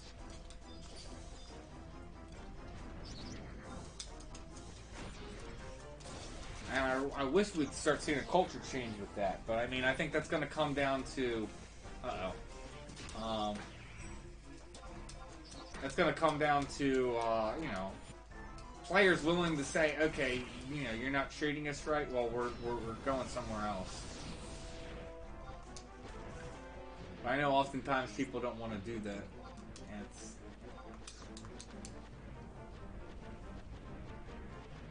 And what was your most memorable leveling experience back in 2000s? Which zone did I enjoy the most? America's culture in general would have to... No, I agree. America's culture would in general have to change, and they don't seem to want to is the thing. Well, I think they want to, but they also just don't want to put in any effort. They like want to change without actually doing anything themselves. At least that's the impression that I get. But anyway, so what was my most memorable leveling experience? Let me think about that. I mean, I got so many different experiences leveling, and favorite area leveling. I mean, this might be kind of a cop-out in terms of favorite leveling areas. I absolutely loved, Greater Calibres doing merit points. Now, merit points aren't exactly leveling because you're already at level cap, but I loved Greater Calibre camps because, I mean, we're talking 75 days when it was tough, and getting over chain 100 in 75 days, which was like ridiculous. The other thing that I loved was at that point when it was like Greater Calibres, most people didn't want like a tank because they're just like, oh, they're just Greater Calibres. We'll just get a bunch of DDs and just destroy the mobs. And so most of the time, people never wanted like a ninja because, you know, ninja's more of a tank. But I was like, ninja was my favorite job, and I was well known enough on the server that I was like, no, I was getting in the parties all the time because one, I'm tanking, it's less strain on the healer, and yet I'm still doing ridiculously good damage. Yeah, I loved Greater Calibre camps, but again, that's merit points. I'm trying to think of what was leveling. I mean, I also loved Calibres.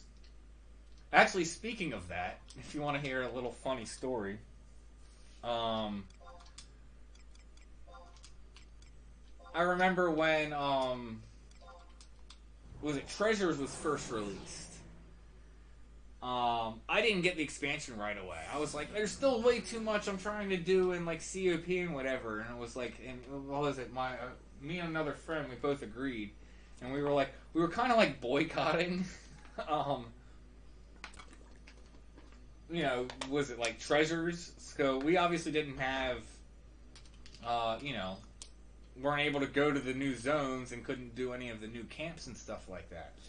And so we're like still doing like old school camps and pulling people in. And I remember some people would like, we were building a party and people were like, why are we going here? Why aren't we going to, you know, like Bahamut thickets or whatever and going XPing there? It's like, oh, well, we don't have the expansion. And they're like, we should just get the expansion. And we were like, oh, like rolling our eyes, didn't want to.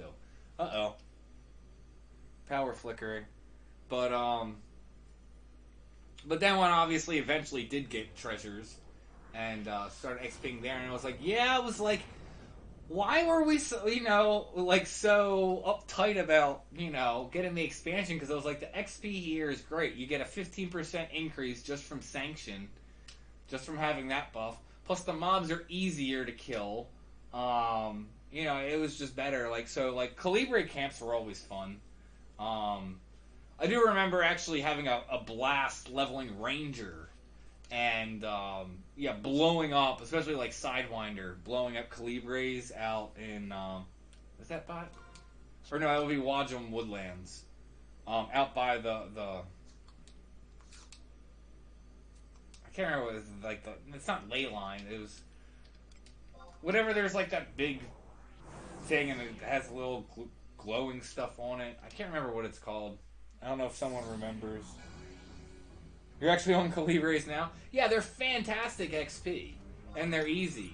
And you have an excuse to not use food.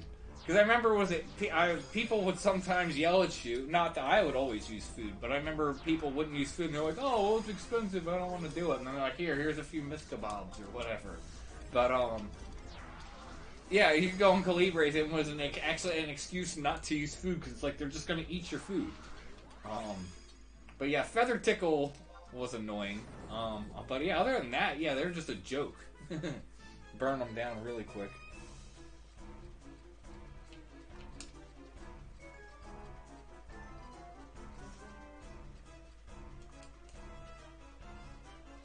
Exactly, and it's like, nobody's got time for these old zones.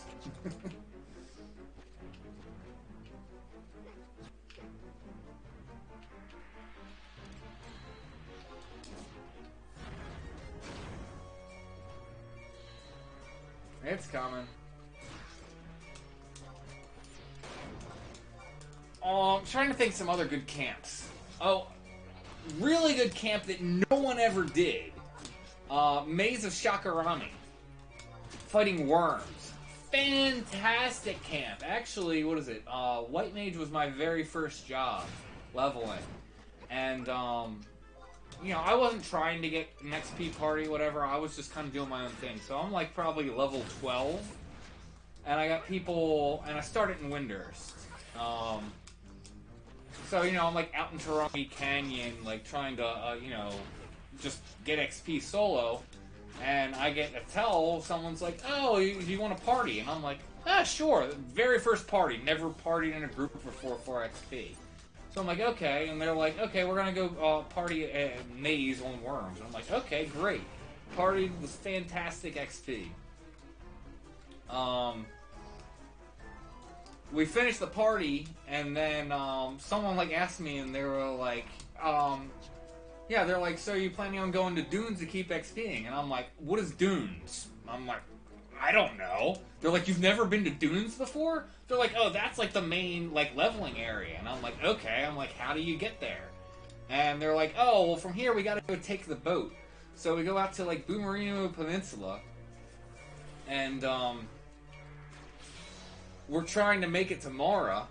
And I don't know where to go, and we're running, and the person who was there with me, because the party had broke, so it was just me and this other person, they're trying to take me to Dunes, and they end up aggroing a goblin on the way, and end up dying. And so they're like, "Oh, just keep going, try and go, you know, what is it, they're like southeast, and they're like, you should find it and everything." I ended up dying, getting lost, so I'm like, I don't know what's going on. You know, because brand new player. And I'm like, okay, so after that, just went back, got a few more levels in Tarongi solo, and then eventually I was like, okay, I guess I need to make it out. And eventually made it out to Mara, took the ship. I remember this is first time I'm on the ship too, so headed to Selbina to go to Dunes, and pirates attack. I'm like, whoa, what the heck is even going on? Because the music changes. Now all of a sudden there's these skeletons getting up on the ship. I'm like, what is going on? So I'm up there trying to check it out. I end up dying, having to home point, go do it again. And I'm like, what the heck? I'm like, man, if I go on the ship, I gotta make sure I stay inside. Don't want to go out there and get these like crazy pirates, you know, getting me. And then next time I take the ship, I'm like, oh, well, where are the pirates? Well, they didn't show up. I don't know what's going on. So that was a, you know, interesting, fun experience. But yeah, was it? And I would often go to Maze and just level up solo, especially on anything that had range or anything that had like a dot, like Red Mage, Black Mage. And it was good XP you could do solo. Yeah. Yeah, he's like, keep going. He's like, keep going. He's already dead, like typing. I'm like, I have no clue where I'm going, what I'm looking for, running through Boomerino Peninsula.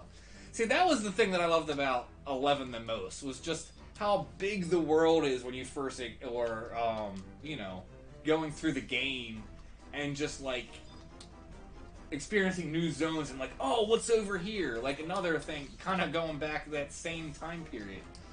I think it might have been before any of the stuff that I just said. So, again, it was White Mage, was leveling up. I'm out in, like, what is it, west of Rudabaruda, and I end up finding my way and go into Gideus. Or I might have even gone to Gideus because of missions. Maybe did like just rank 1 missions because I know you have to go there at some point. I can't remember. But I remember I was going into Gideus and I'm like, oh, this is pretty cool. And I'm like fighting like the low level Yagudo that are in the front and everything. It's pretty cool. Start making my way into the caves and going in there. And then I may start making my way to the back of like the first cave area where it starts to open back up again. And so then I'm like, whoa, and I'm like checking the mobs, and they're all like IT++. I'm like, oh man, they're high level mobs. I'm like, I'm super curious what's through here. I'm like, there's got to be like a cool dungeon or zone on the other side of Gideus, not knowing that it's just like a dead end. But again, my imagination's going like, oh man, I can't imagine what's further through here and what's possibly the next zone after this. Man, I can't wait till I get higher level and I can start exploring further because I can't go any further because the mobs are just gonna wreck me. You know, I'm like level like 10 and 11 at this point. So, that was one of the best things that I loved about 11. It's just like that whole feeling of exploration and you know, like learning it all. Oh yeah, JP only. I still get that now on this server where they're like, oh yeah, shouting for party group. We send a you know. You send them a tell, and then they're like, send you something back, and it's like, I'm sorry, I only speak, you know, I only speak English, and then they're just like, I'm sorry, and then that's all you get. He just ignore you. It's like, okay, thanks. It's like auto-translate, you know, you can use that.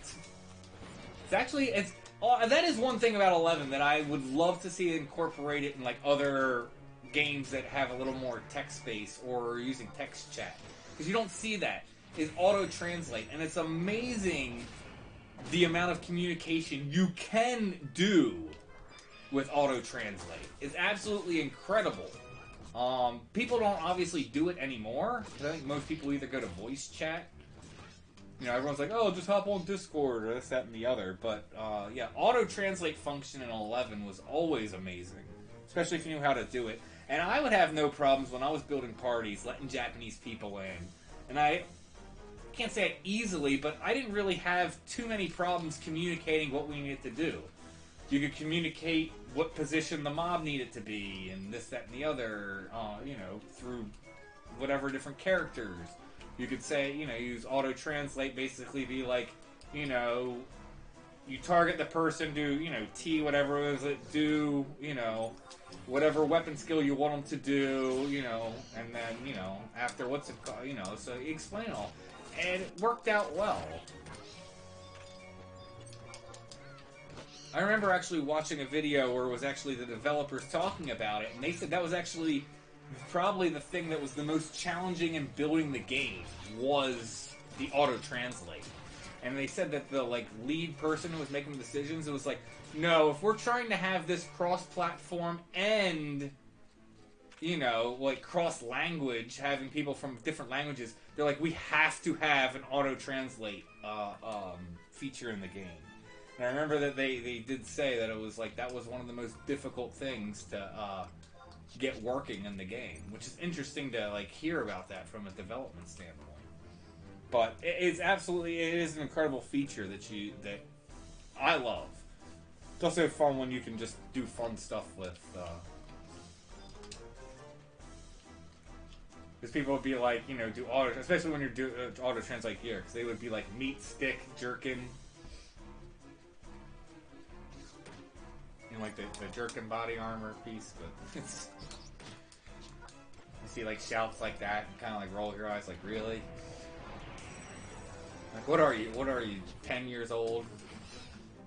But it's still fun.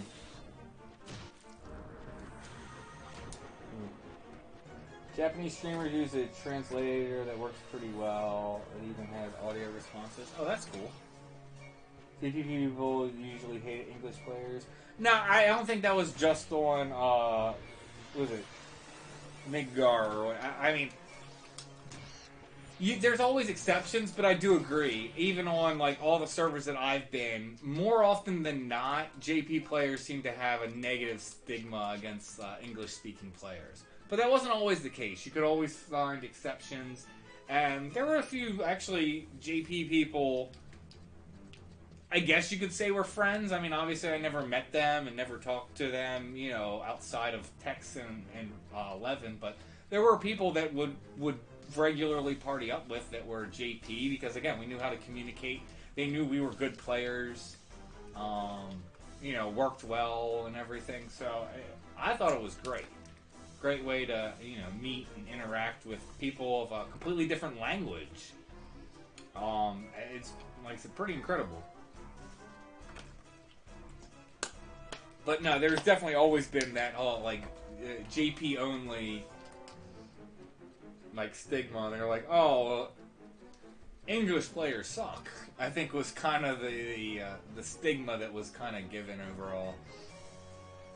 But to be fair, there were a fair amount, at least back in 75 days, of, I ran into quite a few, you know, North American players that their heads were way up their ass and they didn't know what they were doing. And even when you'd explain stuff to them and tell them what to do, they were still like, Alright, where is this last harpy?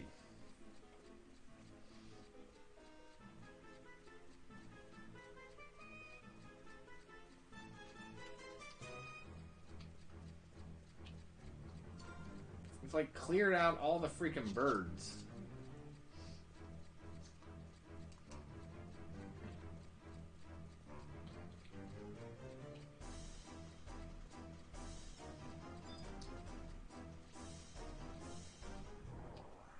There we go.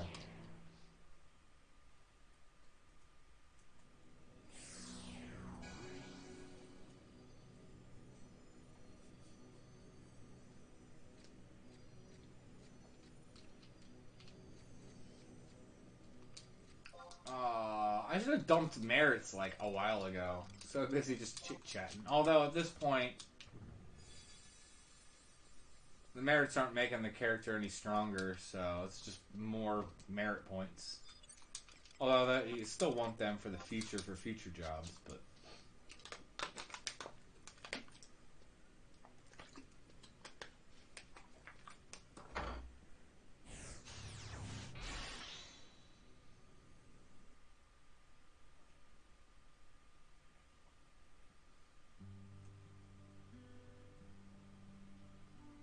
Yeah, so I see it's 10 o'clock. Yeah, stream seems to be running better now.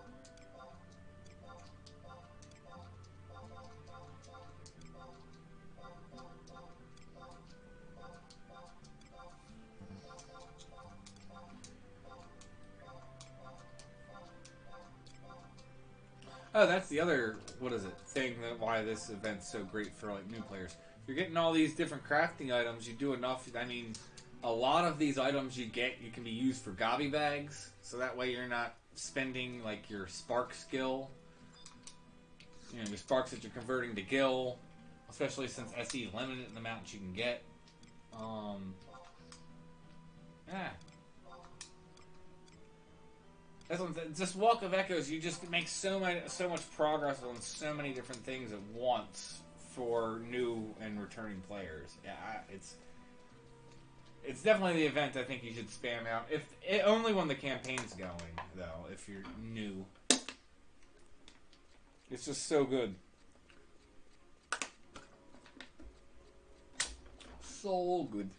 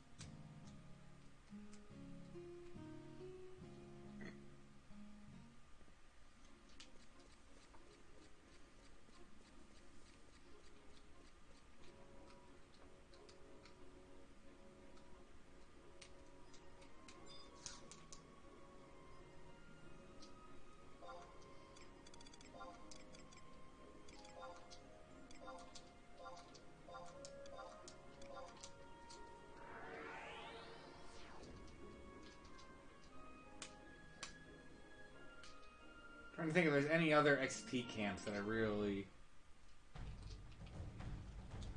enjoyed. There was another merit point camp. I've talked about this on other streams.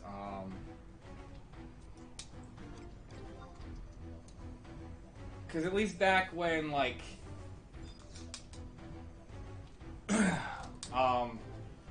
you know, what is it? Merit camps, a lot of them were taken back, like, soon after Treasures was released. A lot of people were just always, you know, trying to get merit points. And it was oftentimes hard finding a camp. So I ended up finding a camp that was way out in... Is it Arapago Reef? I don't even know if she's been to it yet. Probably not. Let me see.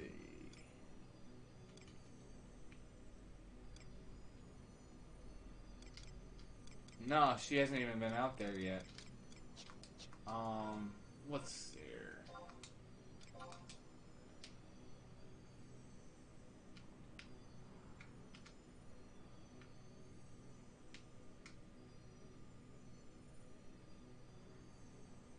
What was it? Arapago Reef, yeah. So that is the, So it's like way in the back, near the pirate ship, near the back, where if you're gonna zone back out to, gosh, I can't remember what that zone is, but, it was all the way in, like, the back northwest area of that zone. And, it was near the pirate ship. It was like a roaming camp where you could go around, where you were mostly fighting doom toads. But there were some other mobs, too. You fought a couple Lamia, but nothing much. And a couple undead, bones, but again, it was only like 2 of them. I'm trying to think if there's any other mobs. And it was a really good merit point camp. I mean, don't get me wrong, there were better ones, like Greater Calibres was much better. Typically Imps was much better, but again, if all the camps are taken, you know, any XP is going to be better than no XP. So, that was another camp that I really liked that I don't think anyone was really privy of. You can't do it anymore now. They've changed all the mobs in the area. It is the one thing. Besides, like, old school Dynamis, for the most part, not much has changed, and you could really recreate a lot of the old school experiences if you really wanted to. But they have, you know, since then changed a lot of, like, zones, and there's, like, you know, high-level mobs in areas where there didn't used to be. Like, you know, there used to be, like, level 20 mobs, and now they're level 80 mobs and stuff in some obscure places. And it has, you know, changed. You can't do those XP camps anymore. But other than those two things, I don't think much has changed. It's just more just keeps getting added to the game, which is always cool.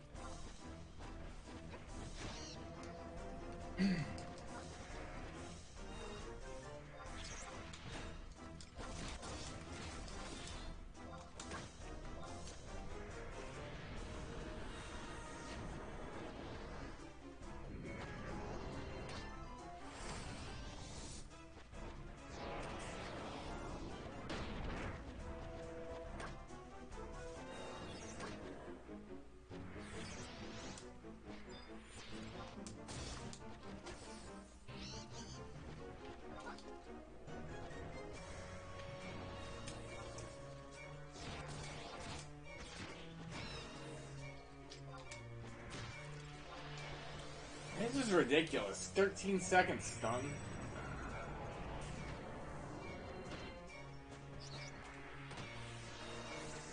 This Beastmaster job changed. I can't say I like it. I don't know why they waited 17 years to change a job the way they did. What did they change? Because Beast is one of those jobs I really know nothing about. I did always want to like level it, but just never got around to it. And I mean, I did obviously get it leveled like in Avicii at times, but I guess it changed because now it's like all jug pets. I guess that would be the change. You're using jug pets rather than actually using. You don't use charm anymore. I guess that is where I guess you would change. I don't know if there was something else you were speaking of, but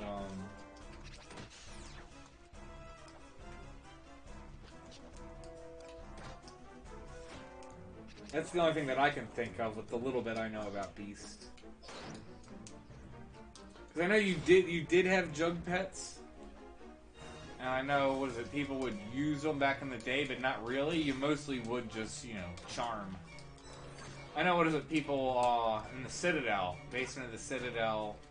I don't know what they would use, but they were constantly fighting bombs, having the bombs explode on the pet for XP.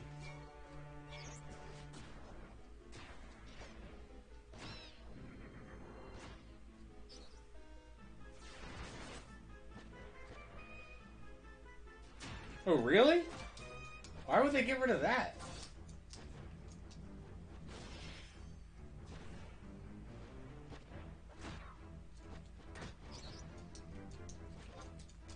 So, yeah, so this is another character that was a mule. So, the reason I ended up setting up Newplayer... What the heck is going on?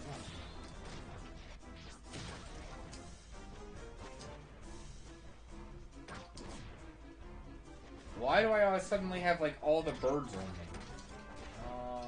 Hold on a second. I don't want to die here. I might be dead anyway. Give me up. There we go.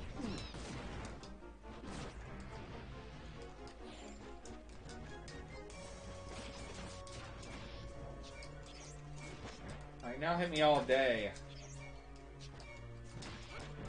So, oh, I see what happened. Sweet D ended up dropping, so then yeah, I got you. So then all the mobs switched to me. Okay, that makes sense.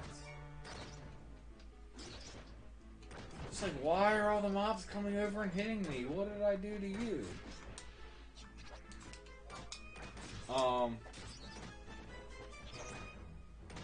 We use bats for the bombs.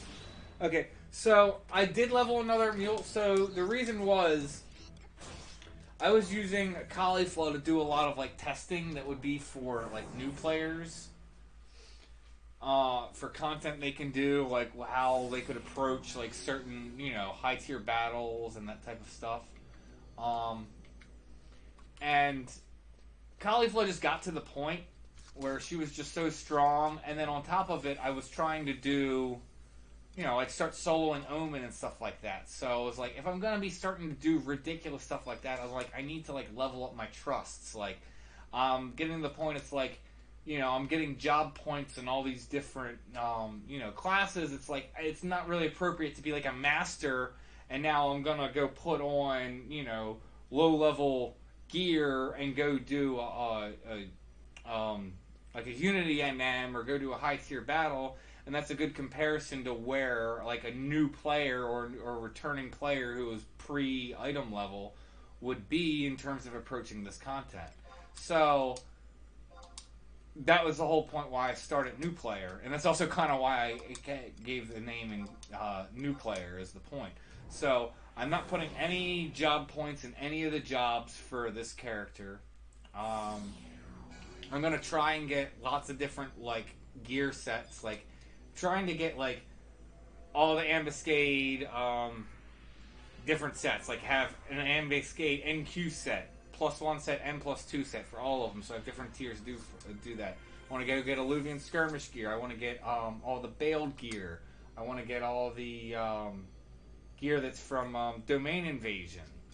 So different things like that. So I have different gear sets to, you know, go and test on, and that way it's good to make guides for what people can do for content. And that's kind of the plan and the point of Newplayer.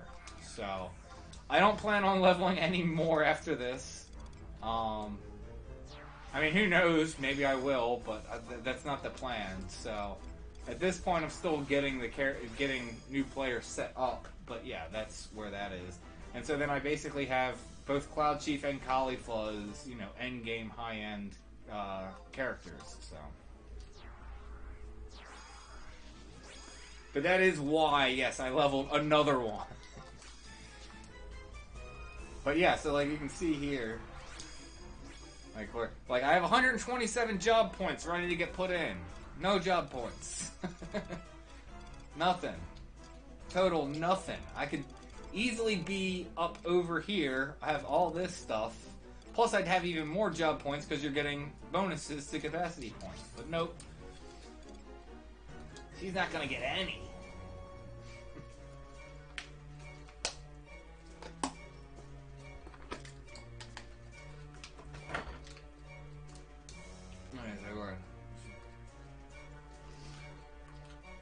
Wondering if Outsider was coming in or not. If not, it's gonna change how I approach this. But they are here, so we can just keep going through and smashing it. Head smashing it.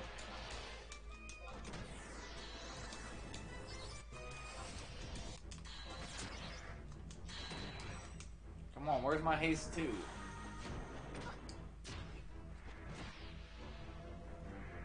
There we go.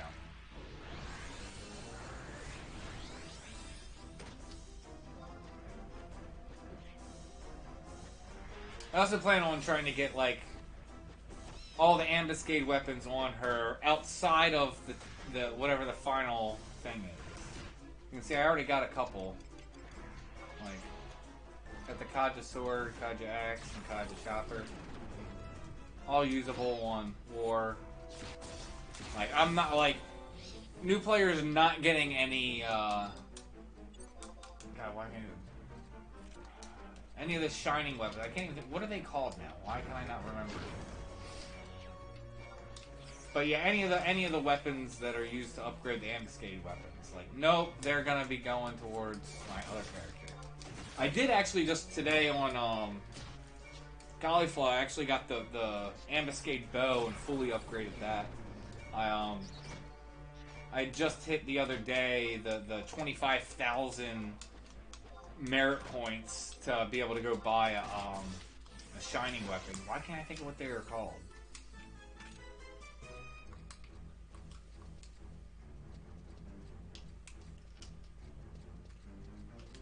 What the heck are those stupid glowing weapons called that are used to, like I said, upgrade ambuscade weapons to their final form? I can't think of what we call them. Pulse weapons. Yeah, Newplayer's not getting any pulse weapons, no.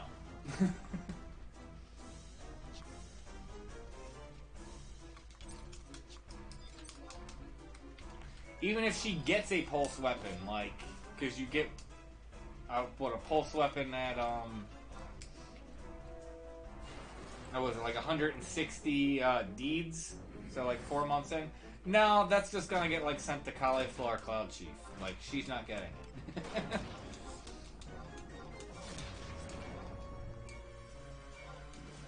If I get one from the dial, it's gonna, like I said, it's gonna go to either Cauliflower or Cloud Chief. It's not gonna go on Newplayer because that's not the point. I mean, Kaja weapons are strong enough as is. I mean, obviously their final form's better. Like Nagling's obviously better than Kaja's sword, but I mean, because the only thing, what is it? It gets. Let's see. Does it get the stat bonuses? Okay, it doesn't. So yeah, I mean, it's gonna get, what is it, a little bit more damage increase.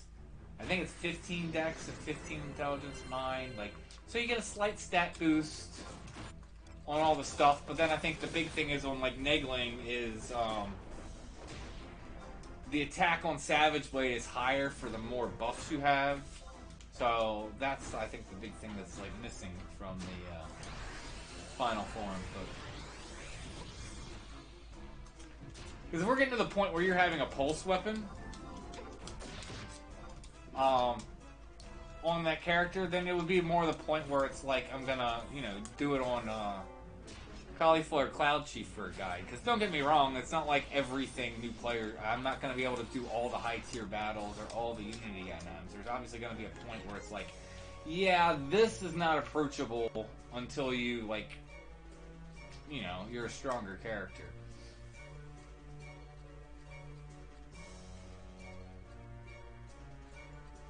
Oh, Kaja weapons are ridiculous. Like, definitely, yeah. Definitely use a Kaja weapon unless you somehow have something better until you can get the pulse weapon. It's more than fine to get by. Like, don't feel you're obviously you're not as strong as you can be, but if you're coming to the table with a Kaja weapon, you shouldn't feel gimped. Like, here's the thing.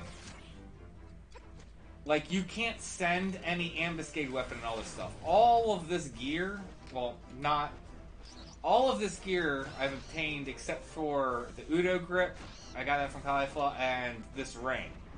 The ring, I just went and did that on Cauliflower, because that's, with Esther Ruan, MM, and she doesn't even have access to that zone yet, so...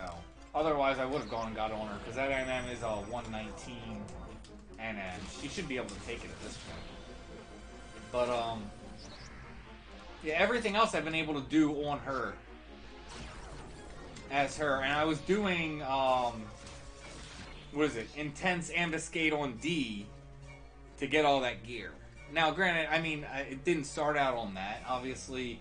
I started out doing very easy solo spamming to like just get started, but then after that I got in and built a normal group, and then by the point that I was able to get the weapon and then get the +2 gear, I'm now able to go and do difficult stuff. Go do Ambuscade D on her. Come on.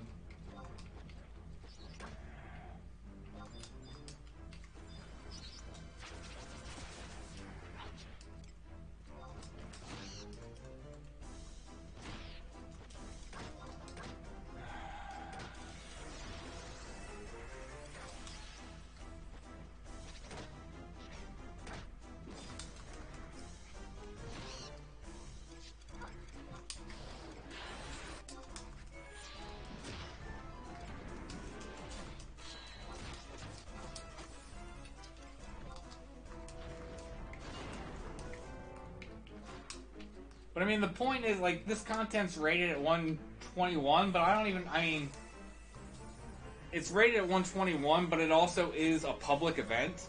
Because we could, in theory, I don't know if I think there's a limit. I think you can only have up to 32 people in here. But in theory, you could have 32 people in here all hitting this, you know, this one mob that I'm on. So, to be able to solo this mob... It's really not easy. So the thing is that she can do it pretty easily and consistently if I don't have ads. Really speaks to, like I said, how strong she is just from getting like the ambuscade gear, all the +2 and everything. It really does go a long way, and it shows how strong that the Kaja weapons are.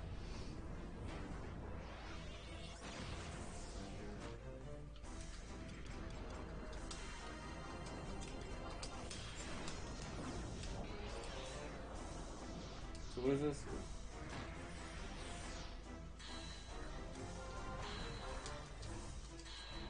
You dropped one from Voidwatch? Well, don't feel too bad. I mean, but this was before they were used for that.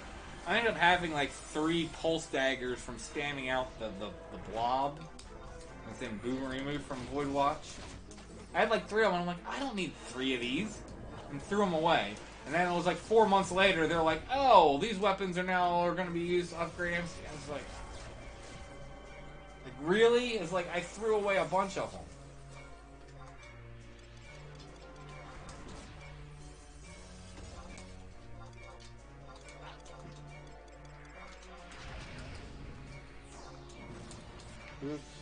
How do you even get to that new sky area? I totally couldn't remember and just went back to empty. So, Realist, do you have access to it? If you have access to it, it's in, oh god, what's the zone name? It's not Lufius Meadows, it's the other one. Miseric's Coast. Yeah, it's there's only one home point, and it's right next to the home point in Miseric's Coast is how you get to Esturuan.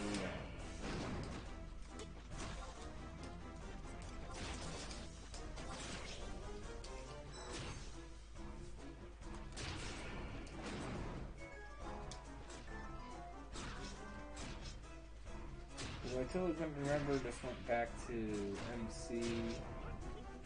I was planning to do some Void Watch too, but I didn't know why I couldn't HP to it. I mean, it's, so it's near, what is it, I can't remember what the zone's name, it's like has all the former mobs in it. It used to be level 50 cap, it was like, not Sanctuary, it's like something that was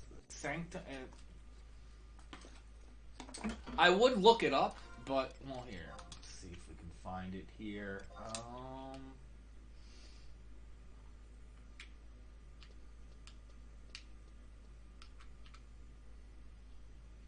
Yeah, Sanchorarium.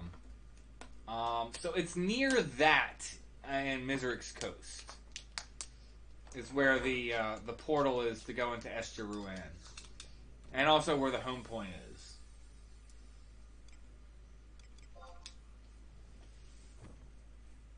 It's not a conflux. It's near the one bridge. Like I said, near the Sanchorarium.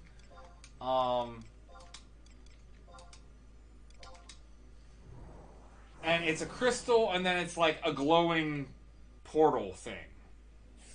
It's like the same portal if you were to go into was it Eshjazata. You can see it's like that black, glowing, flowing portal. Because it's not a conflux. And there's so many different things. I mean, it might as well be a conflux. But, yeah. No, like I said, there's no conflux. So...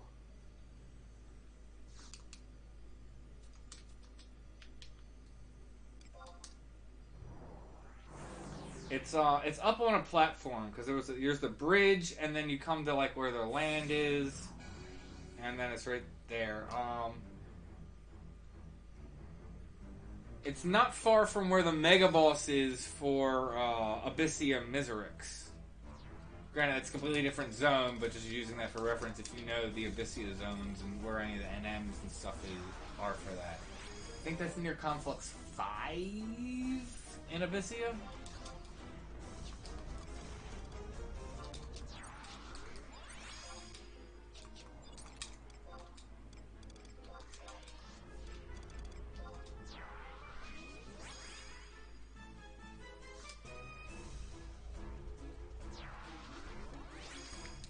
If you go there and you can't access the portal thing, then that would mean that you haven't gone through enough Rhapsody missions of Vana'diel. If you don't have access to go in Esturuan, that would be the reason why, is you just then need to start going through Rhapsody missions.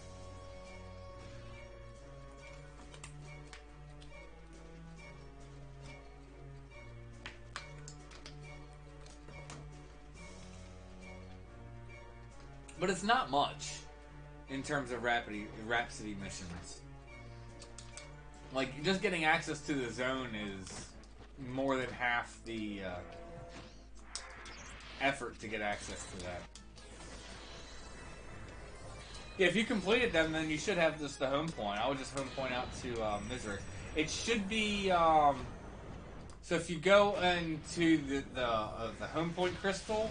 It should be on the second page at the top. It should be like Tasnasia Archway. And there's only one home point. But that should be the region, is like Tasnasian Archway. And just go to HP 1, and then you'll be down like in the river.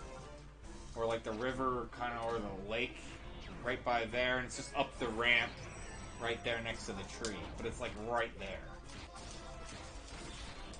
Now, you might have gone there, and it might have been possible you ran by. Sometimes the portal isn't there when you first zone. I've had that glitch before, where you'll go there, and you're like, where's the portal?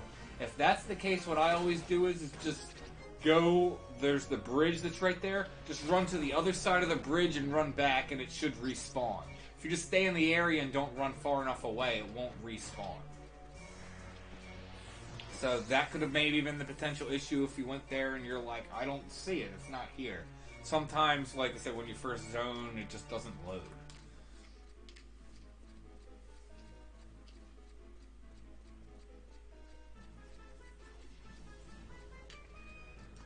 To pop Void Watch NMs, you need Void Stones. Yeah.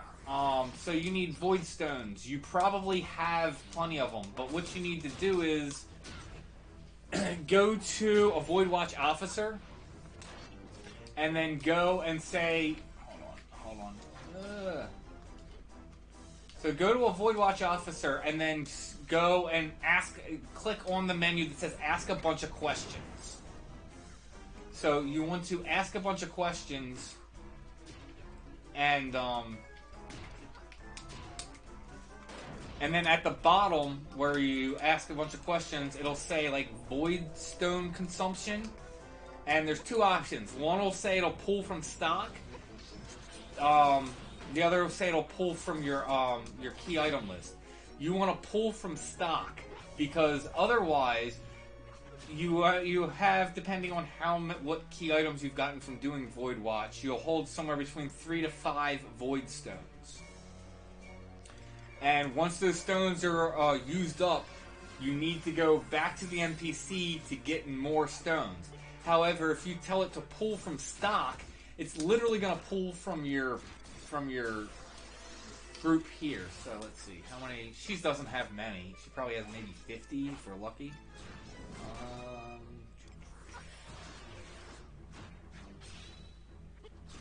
So not even that, 13. So if you tell it to pull from stock, it's going to pull these 13 stones and not pull them from the key items where she can have any key items.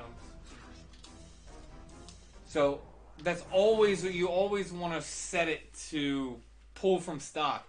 Because, I'm sorry, popping 5 NMs and then be like, oh, I need to go back to the NPC and get more stones. Screw that. No, just pull from your, your list, where if you've been playing for a long time, you probably have like 10,000 stones.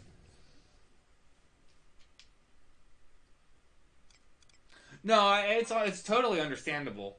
I honestly, for her, because you have to be able to unlock to get the Empyrean weapon skills, you have to do all of the city Void Watch stuff. So you got to do the Sandy, Windy, and Bastock, and get all of that up to tier 4. And there was stuff I couldn't remember. I'm like, what do I got to do for this, that, and the other? I'm trying to think where I got stuck. I didn't have too much problems getting up to the tier 4s, but then I was like, what do I need to do to get access to be able to get the Empyrean weapon skills? Because there was some other stuff. I knew I needed access to Walk of Echoes, but then you have to like go to the conflux that's in Pashlo Marshlands in the past, and you also have to like be on mission with like Kate Sith, and there was just I'm trying to even remember all the issues I had with her. I should remember because it was just like 2 weeks ago I did it, but yeah.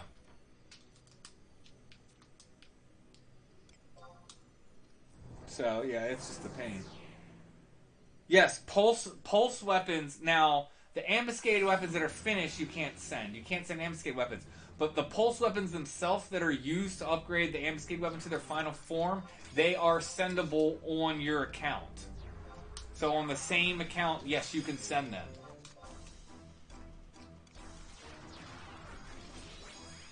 And you definitely should. That's also the point.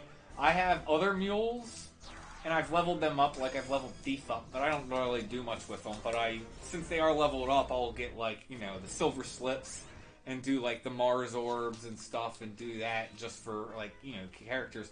But yeah, when I get like the pulse weapons and like the 160 deed pulse weapons, like I pulled from those characters, no, yeah, I definitely sent them over. Yeah, you should definitely be doing like deeds if you have just extra mules. It's totally worth it leveling them to like just 99 on like Thief or War. Just get one job leveled up and yeah, totally. You know, use those slips, use those Mars orbs and stuff on your mules and stuff, and yeah, like the deed stuff. Definitely get that, and yeah, ship them over to your main. Totally, totally worth it.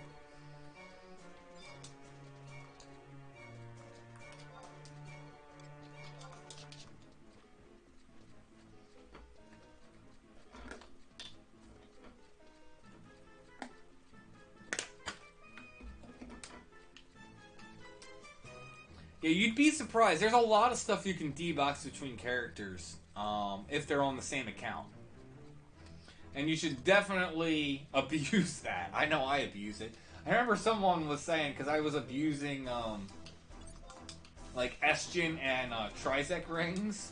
Because I'll have like 5 of them in my, like the Esgin rings. I definitely abuse them for leveling. And someone's like, well, that's like basically cheating. The whole point is it's intended so you only have one. It's like, yes, I can only have one on me at any given time.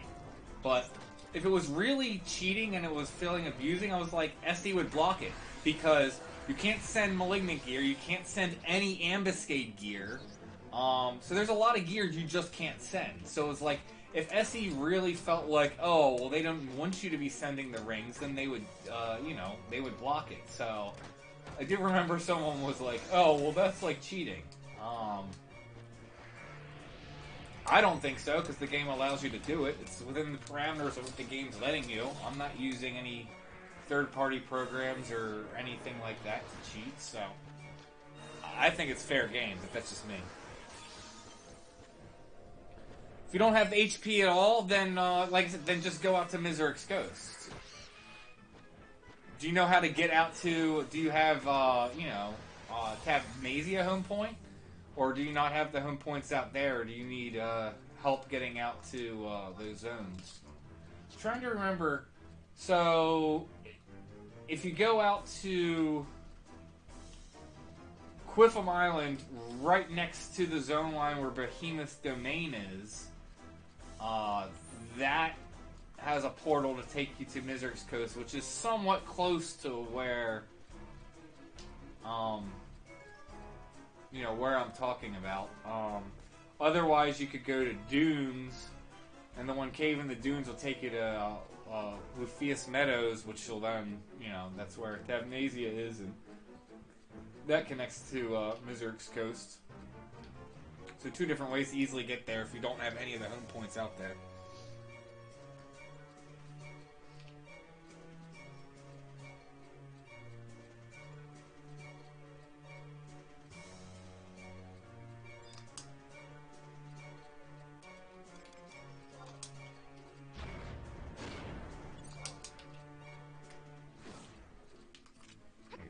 Where are my trusts? Oh, here they come. Yeah, but we still need to pull back. What are you doing, Pee-Pee? Are you freaking kidding me?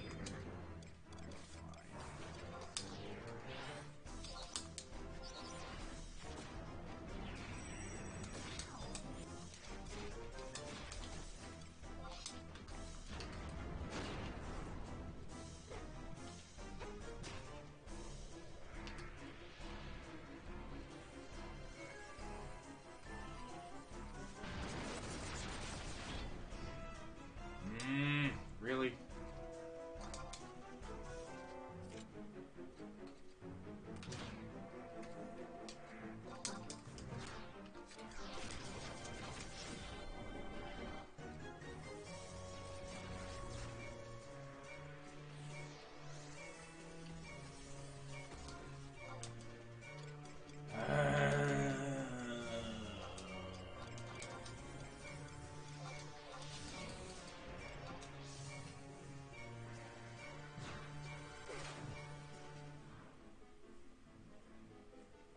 There is no Void Watch in Escher Ruan.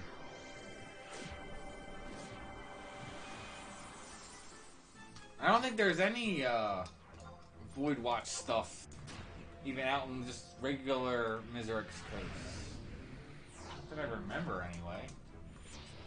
Or no, maybe there is. But that's like... Is that like the Juno stuff? I don't even remember. That's like the more advanced Void Watch. So I know there was the Void Watch in... Actually there is, now that I'm thinking about it. That's part of the additional Void Watch stuff that's... There's the One Treasures Void Watch. It's like, they're called like Void Watch Ops, which is just like additional stuff. But yeah, I remember now there is stuff in like Miseric's Coast and everything.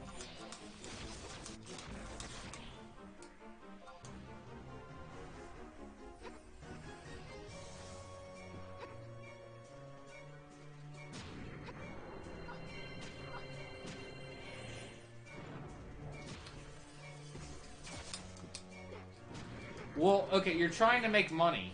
What are you trying to farm? That's going to be the better question. Are you trying to farm heavy metal plates? Are you trying to farm Rift Cinder? Or, Rift Cinder, Rift Dross? Or heavy metal plate pouches?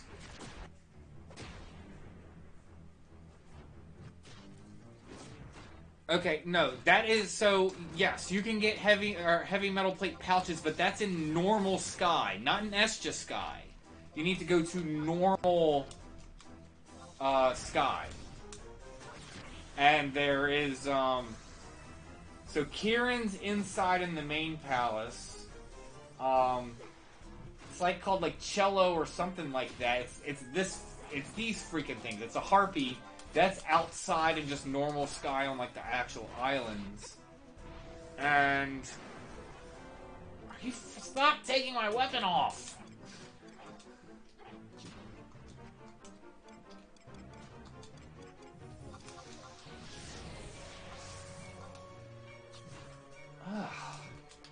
I'm gonna get paralyzed. No, I actually got up. Yeah, so that's normal sky. Yeah, you need to go to regular sky, not Estia.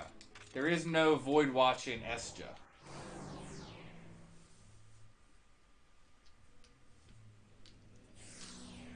Yeah, Quillen, that's basically Kieran. And then, like I said, then there's a Harpy, and then I thought there was something else, too. There's like a third mob out there.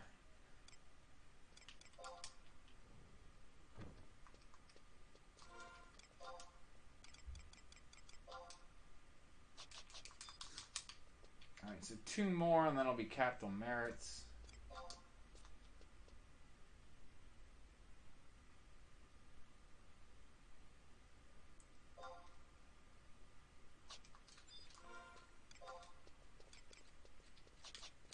What am I doing?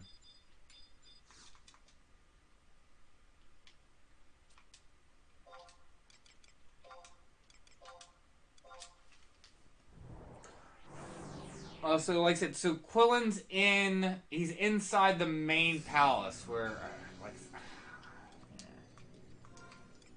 to rely on region since she doesn't have the zones. So it's in the Rue, Ava 2 Shrine is where Quillen's at. There's 3 spawn points.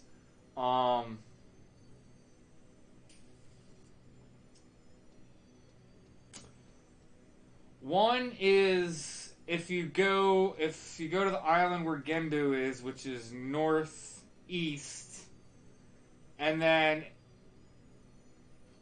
so like if you're running down the stairs to where the portal where Genbu is, you go down the stairs, but then you double back and go in there. That's where one is. That's the one that I like to go to. The other one is if you go to the like where the main entrance is, like if you come into Sky, like literally like the main entrance where you would come in if you did the missions. where the main entrance is. You don't enter there. You go off to the right, and then you go in that little door down there. You go through there, and then you go up one portal, and then it should be to the left of there, because then you'll have two directions you should go. I think it's so. I believe it's northeast is where another one is, and then there's another one is. Oh no, it's not. There's not another one. But then northeast is the one, and I don't remember where the third one is. The third one, I think you have to hop through like a bunch of portals and kind of get lucky because you're kind of dealing with RNG where it's gonna port you. I think like if you try to go to like the Kieran room, if you don't get to the Kieran room, I think that's where the third one is, but I'm not 100%. I'm not 100% sure what the third one is. But those first two, I am 100% sure. So like I said, the Gembu Island, you can go underneath, or you can go into the right of the main entrance. Both of them, though, you have to take portals up. The one off the main entrance, you should only have to take one portal floor up. The one that's in the Gembu entrance one, so you'll go in, you'll go down the corridor, and then you'll have to make you'll go left and you'll go up some stairs. You'll hit a portal, and then I think you'll hit a second portal. Or no, maybe it might be just the first portal up the stairs. I can't remember. Obviously, you're just looking for if you'll end up in a big room, and there should be just a red glowing pillar. You should be able to see if you're doing the Gembu one. I can't remember if it's one or two portals up. But yeah, you have to make sure you go down the hallway where all the elements are. You're walking across the glass glowing hexagon floor that I always enjoyed running across. Thought it looked pretty. And yeah, you'll want to make sure you go left and go up some stairs. You should see a bunch of weapons.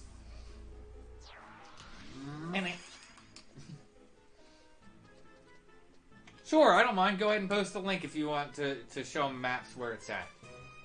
Absolutely, go ahead.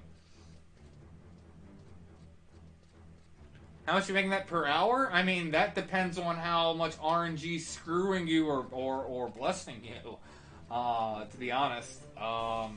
Like, I've gone in there, and also, beyond that, you're talking just RNG on getting the pouches. So that's one level of RNG. Then you're dealing with the second level RNG. How many plates are you getting per pouch? Because you got to pop the pouches to get the plates. Unless you're going to try and sell the pouches, which I've never liked purchasing pouches from people. I always want to just buy the raw stuff because, yeah, I don't know. You might get lucky, you might not. It also depends on the price that you're selling them for comparatively. So, are you trying to sell the pouches, or are you trying to break them into plates and sell them? If you're trying to break them into plates and selling them, well, now you're dealing with the RNG of how many plates are you getting per pouch. Personally, for Void Watch farming, I prefer doing, in terms of trying to make money, or to make progress on an Empyrean weapon, I preferred going out to Boomerang Peninsula and fighting the big, red-purple slime, or not purple, the red-pinkish slime thing. Because he primarily drops Rift Cinder, but he also drops Rift Dross at a lower rate, but Rift Cinder on most servers sells more than Dross. And he can drop single heavy metal plates. So, the thing about it is, by going to Sky and farming there, your big mighty items, you're kind of going after one potential item out of all the drop lists that's there to make money. Whereas the slime out in Boomerang Peninsula, while he is more challenging than the mobs up in Sky that are given pouches, you have 3 potential moneymaker drops out of your drop lists. So you're just going to be getting more items doing the slime thing. Also, while if you go into the Sky stuff, if your character's well geared, you don't need displacements. If you're going to go do the one in Boomerang Peninsula that I'm recommending, you pretty much almost want displacements. I don't even know if I'm calling that right, but it's 11 o'clock already? Jeez. To get the displacements, if you're not aware of them, If you go to the outpost in Jugner Forest, behind the building at the outpost, there's an NPC, and you can buy, I'm just going to call them displacements. And then before you pop a Void Watch NM, you trade displacements. You can trade up to 5, and it weakens the NM. So if you do that for like the slime out in Boomerang Peninsula, it's an utter joke.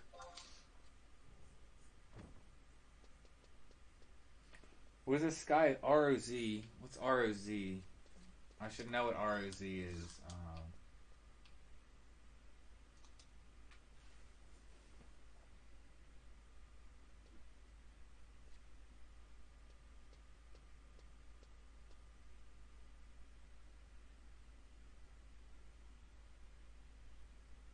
How do you not have sky access? Like you said, you could go to Escher-Rouen. You can't go to Escher-Rouen unless you have access to sky. I think I gotta do merits also, don't I? Might as well. 1 point away. Not to mention, I think I can only do one thing anyway for the merits.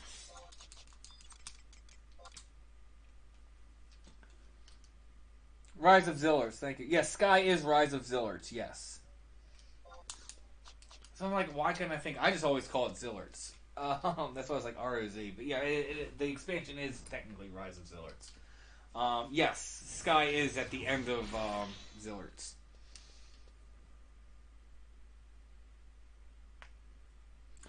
Like I said, though, you shouldn't be able to have access to, at least I don't think, or can you access Escher Sky? Maybe you can access Escher Sky without actually having Sky access. Now I'm thinking about, no, actually I'm wrong. You can have Escher Sky access without having Sky access.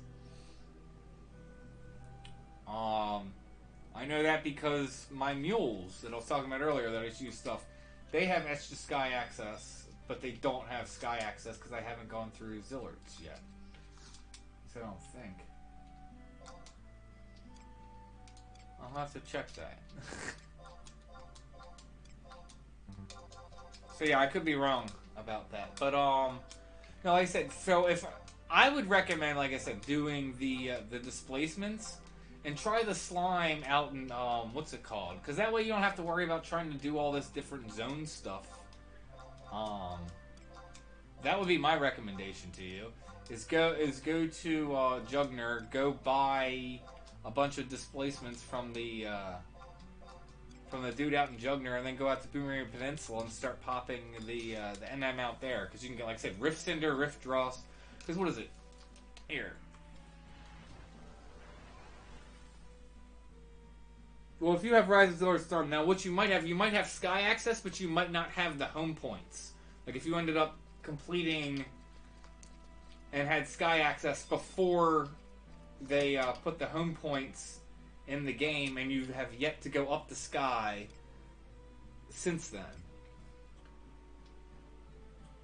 I don't know how much you did do in Sky, if that was the case pre-75, because if you also had C access and you put the chips, it was like a clear chip in the thing at the promies, there's the teleporter that can teleport you directly to Sky, but that was always complicated.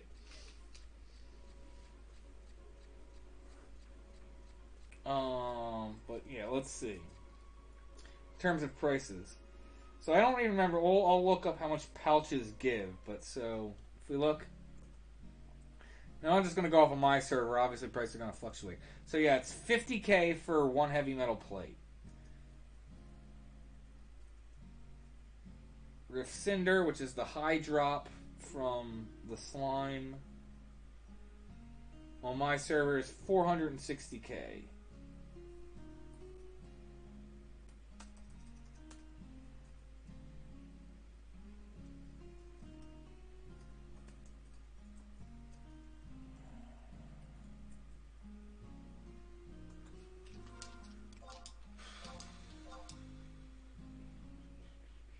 So much for thinking I was going to do some other content. It's like, oh, I'll go do something else once the belt drops. So Rift Dross is going for about 410 to 450 on my server. So a little bit cheaper, but not much. So you're talking 50k, like 406, like we'll just say 450 for the Dross and Cinder. It's easy just to say that. So you would need 9 heavy metal plates to equal 1 Cinder or Dross. And I think a pouch gives you 3 to 15, if I'm remembering correctly. I will look that up too.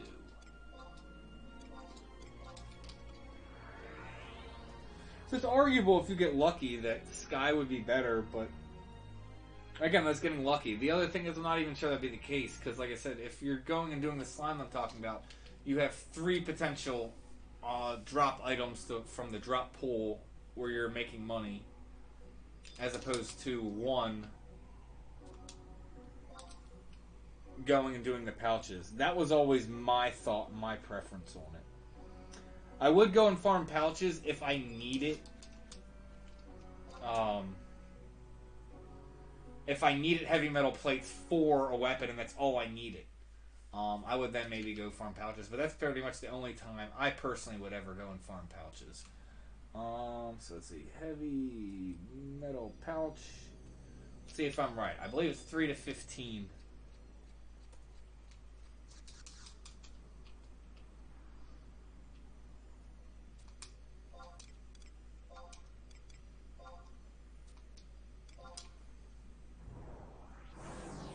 Yeah, 3 to 15.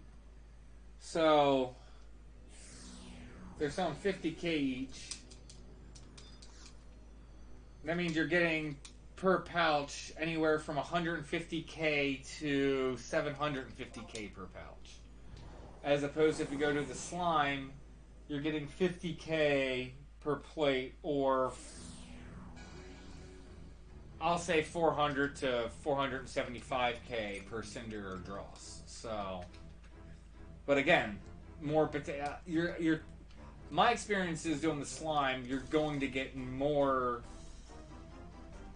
plate, Cinder, or Dross than you are just going to get pouches. So.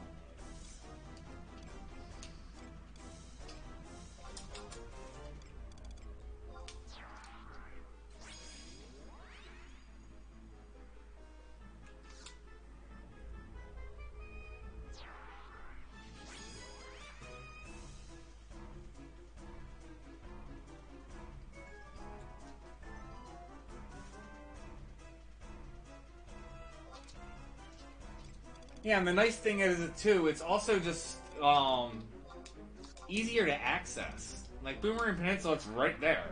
Like, oftentimes my home point's in Mora anyway, just because of ambuscades. And,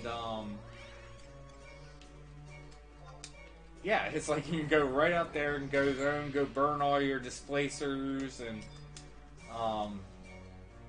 you know, after you burn them all, go, like, get rid of all the crap, go NPC all the spells and crafting mats that it gives you throughout the thing, and yeah, it's another way to actually make money would be to do this, is come out and do Walk of Echoes,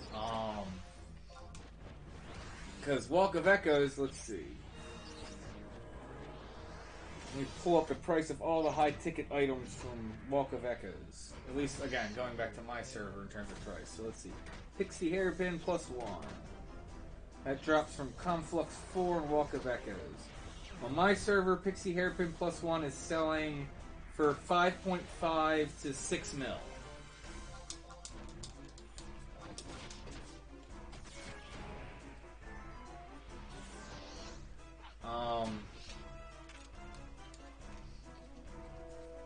What was it? Flume Belt. Flume Belt +1.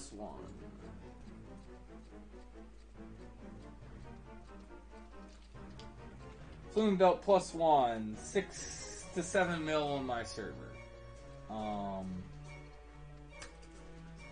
What's another thing? Enchanter's Earring. Enchanter's Earring +1. Enchanter's Earring +1. 7.5 to 9 mil.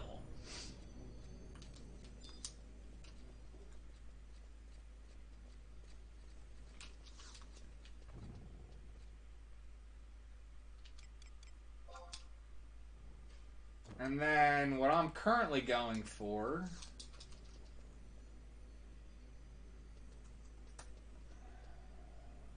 was it windbuffet belt +1. How much is this thing selling for?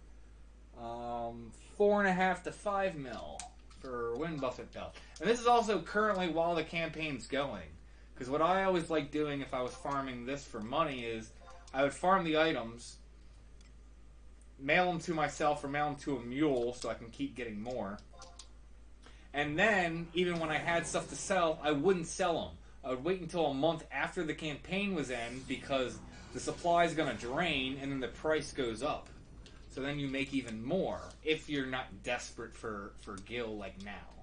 Obviously, you could sell them now for about the prices I was doing. What was it? There's another drop that drops from 11 where the flume belt drops from, and that's another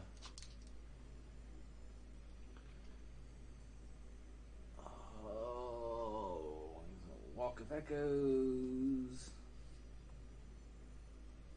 So that's another way to make money with the campaign. Is this Walk of Echoes?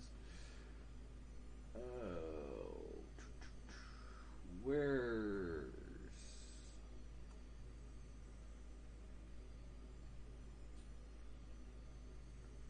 Oh, this is 11th Walk.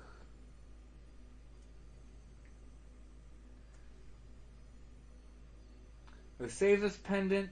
I don't think that's worth a lot of money, but that's a good drop.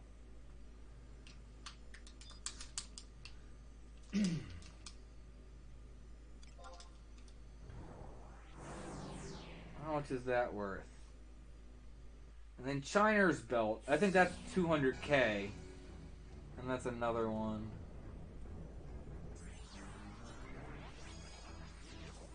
Oh no, the pendant's only worth 30k, so never mind. That's not worth anything.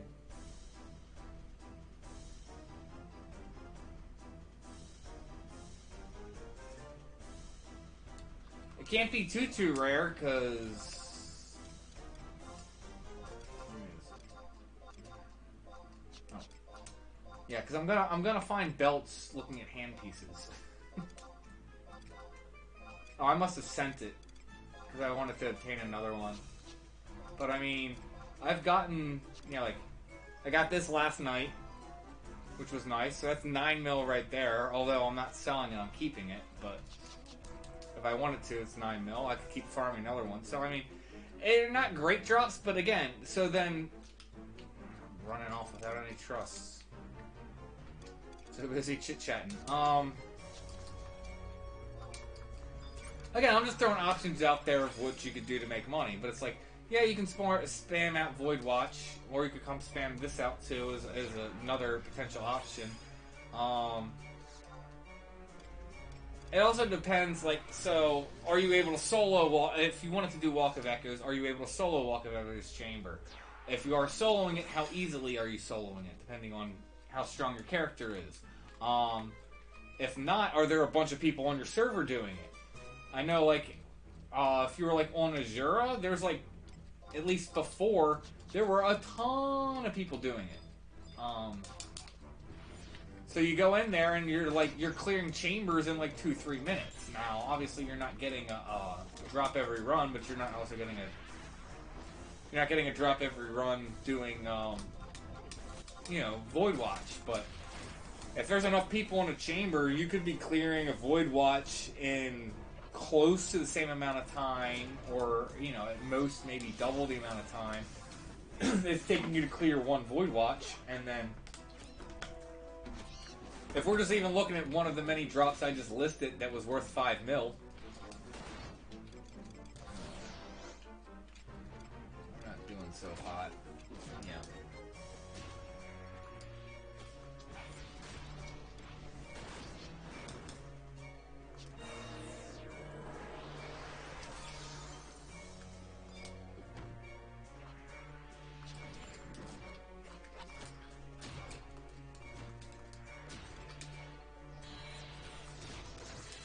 But I mean, if you do the math, so like I said, so if we're just looking at any of the 5 mil drops, if you're going and doing like what I just said, and you're getting, well, let's just round up the Rift Dross is, or Rift Cinder, getting them, they're 500k.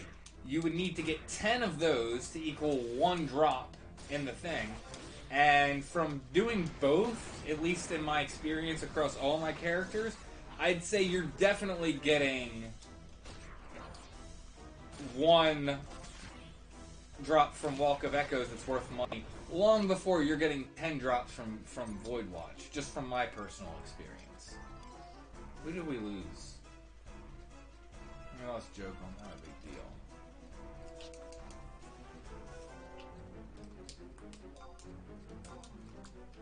So, it's just options. It's nice to have options.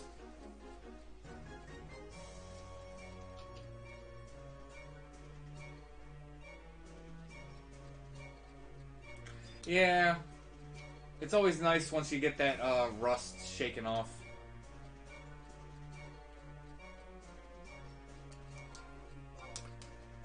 It is a little rough when you first come back, because I know I just came back from like a 7-month break, and I was definitely feeling the rust for a couple weeks there. It was nice once it was all gone.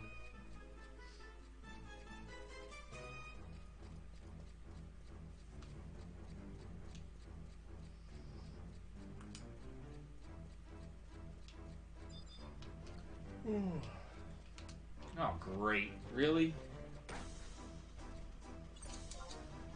They're all back here. And this is not good. Not good at all. Where's my drink?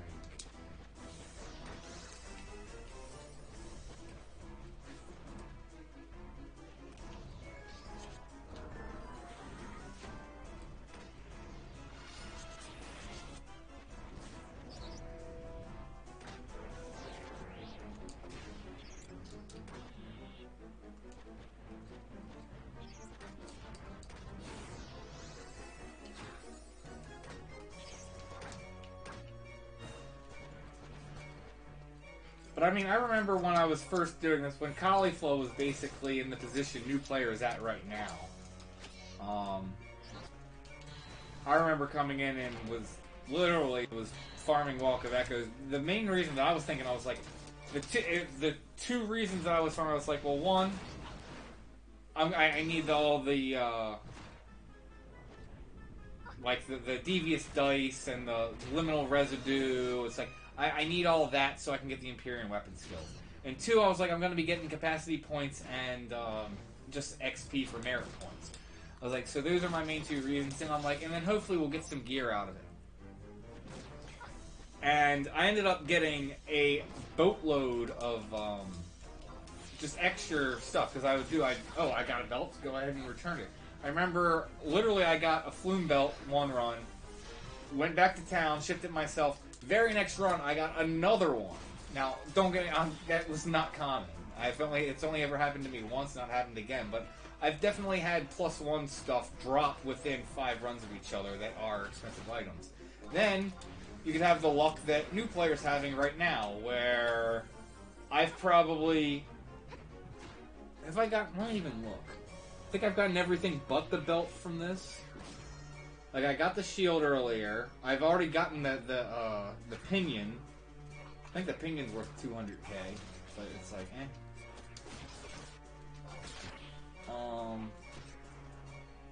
Walk of Echoes, Conflux, 13.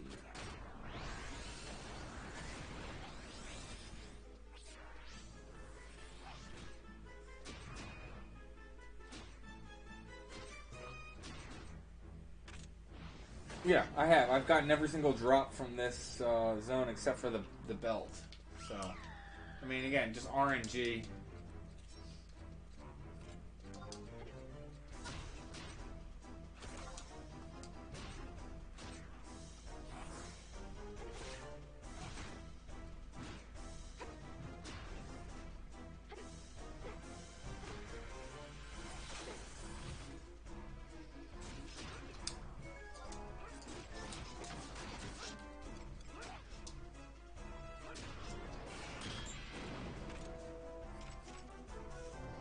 But I mean, that's the thing. I might look. Oh, I don't know what server you're on. Like, take a peek. Like, what is it? See the zone. I don't remember what it's called. So yeah, the threshold and then Walk of Echoes. Like, look how many people are in the zone on your server. If you have like 15 people, it probably is going to be more advantageous, and you'll make more money going and doing Walk of Echoes than Void Watch. If you look and no one's in there, if it's literally there's no one doing it, then yeah, you're probably better off doing Void Watch. So.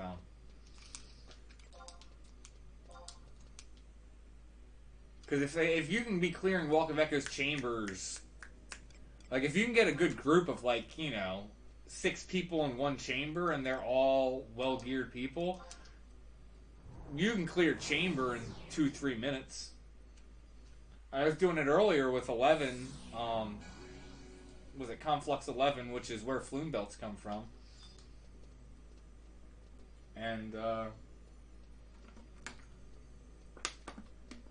we were, what is it? We had, I can't even remember. It was a, I think it was a blue mage, and he also had, he had a,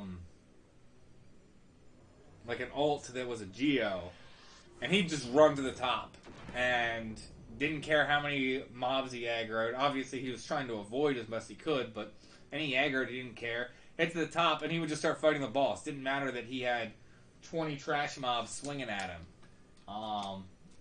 And so then, what is it? There was, like, 3 others who were in the zone, doing it too, and we just were like, okay, and let him go first, we just follow, so we're not getting any aggro, and then we all just jumped on the boss. Like I said, 3-minute runs, we're clearing Conflux 11. Cycling really fast, so. But and while I can go and do 11 solo, I was probably doing, like, 10-15 minute runs, because basically what I would have to do is I'd run all the way to the bottom of the stairs where the boss is, and then I would fell cleave all the trash mobs that I had. Then I would go up, and then I'd go take the boss. But obviously that's much slower than you just being able to run up and everyone just jump on the boss.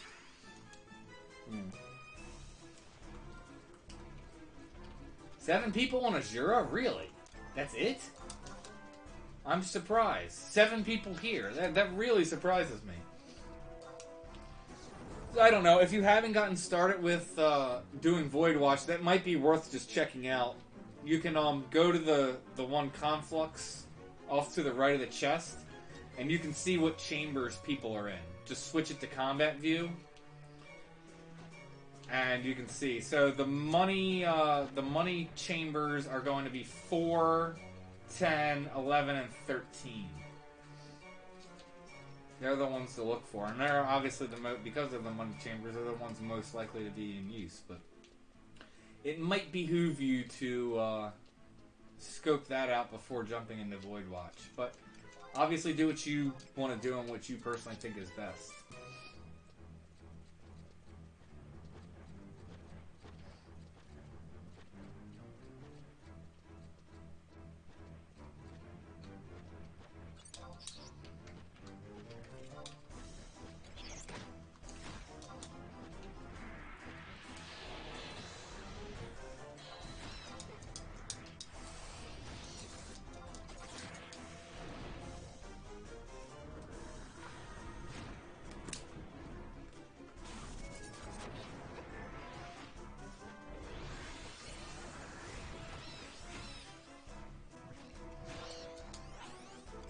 Yeah, but people could be out in Boomerang Peninsula doing other things. There's 3, Come on, come this way, come this way, come this way. Of course you're not. So there's always 3... Really? Now you're just trolling me. That's gonna link. That's a guaranteed link. Whatever.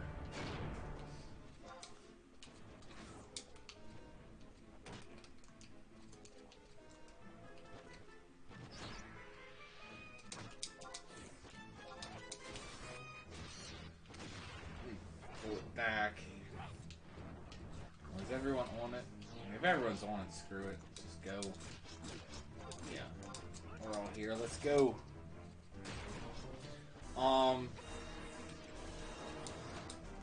Yeah, like I said, so there's 3 different spawns for the mobs out in Boomerino Peninsula, so chances are one would be vacant. And the other thing is with Void Watch, it's all personal drop pools. And it's not that hard and crazy just for people, just if you go to one of them and the people are there, just, you know, say, hey, do you want to team up? I mean, worst they're going to say is no. You team up, then you're just killing the mob that much faster. Plus, then you also can split displacers. So it's less of a money burden on displacers to do it.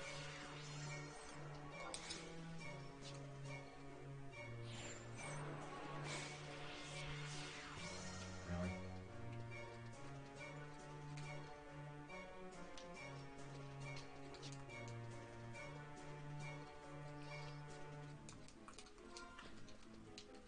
But yeah, there's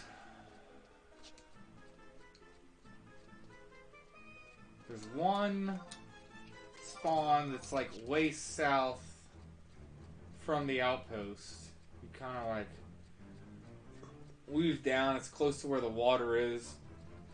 I think you're like up above where you would zone into was it Babinkadi Bay? And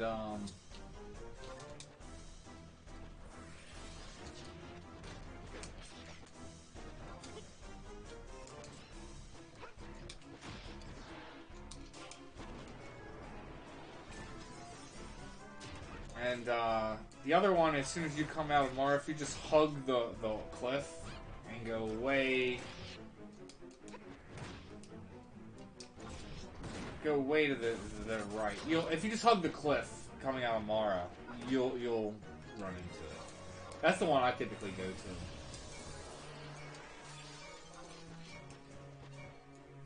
to. Oh, I see it. I see it. It's over that way.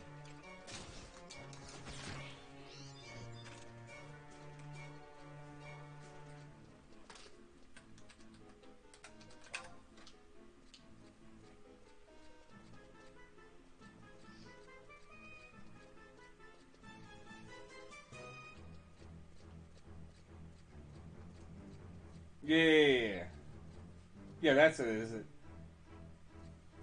Botulus Rex? No, that's definitely it.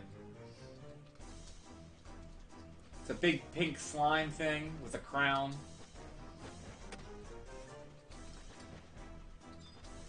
Really?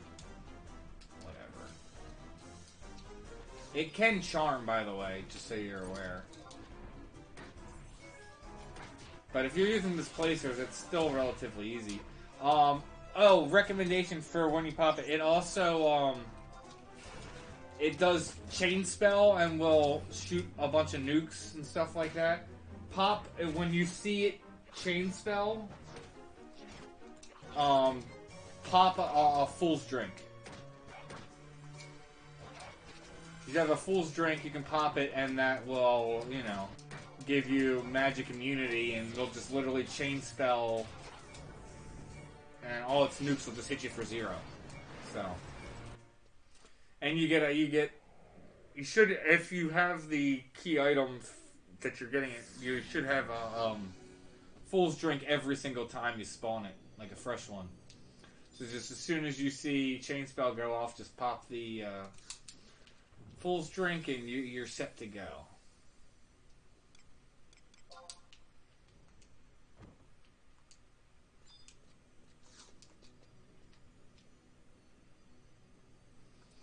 Alright, Tally, have a good night.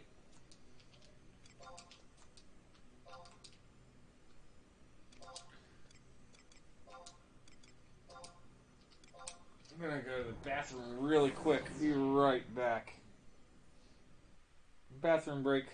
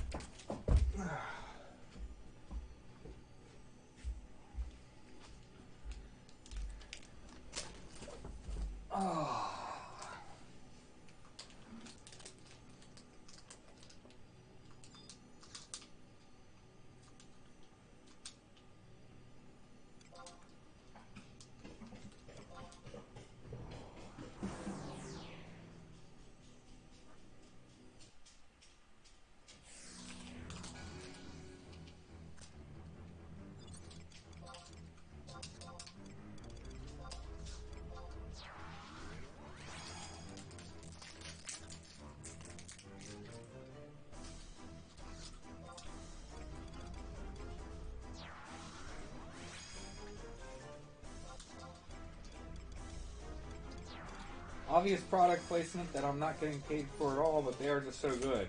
Welch's Fruit Snacks. Make these things by like 6 pouches full at a time. Delicious. Plus, it's just made from pureed fruit, so it's actually not bad for you in terms of fruit snacks.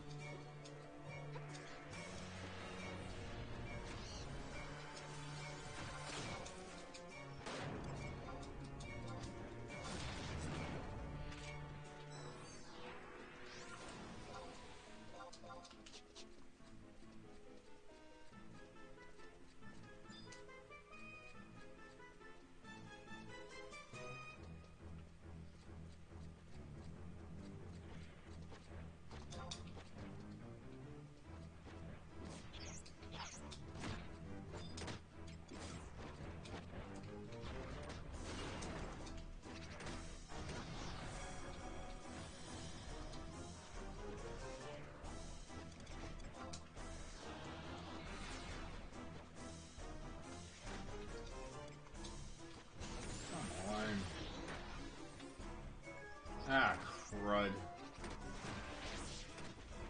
Ah, no.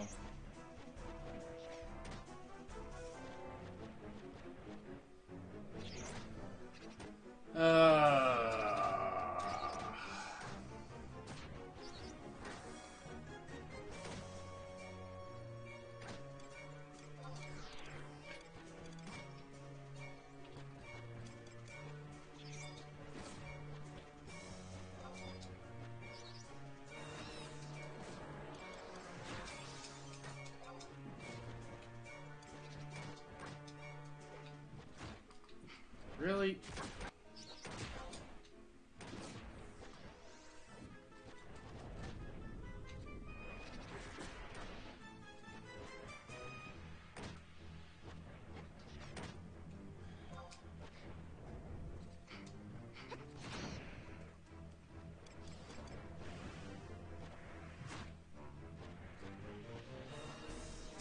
This is not good.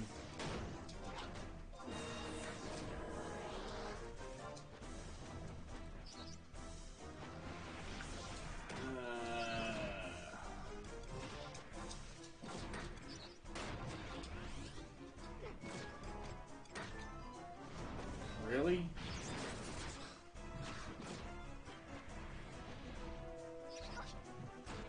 This is a wipe. I have all 3 of them. Unless I get backup, this is...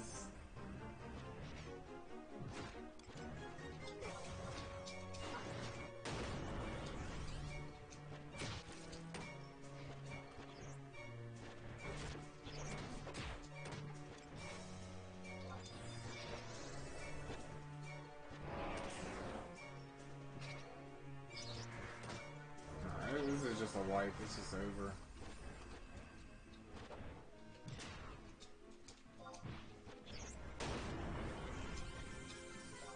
Oh wait, the one just rolled out? Who did we lose? We lost a Puru? I don't know if I'd get a summon off though.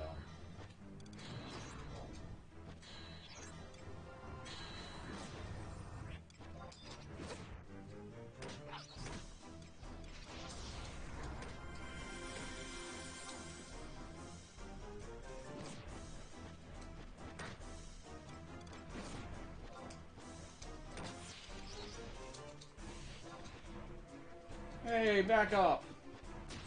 Maybe we'll pull this off after all.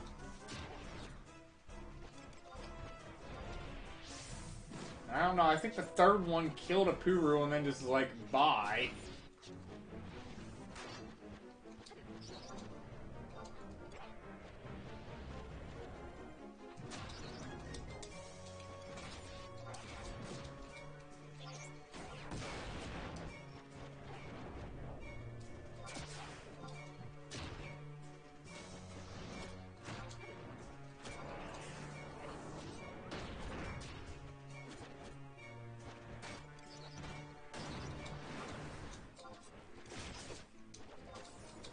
Wait, Rudra is distortion. I believe it goes distortion frag? I don't know.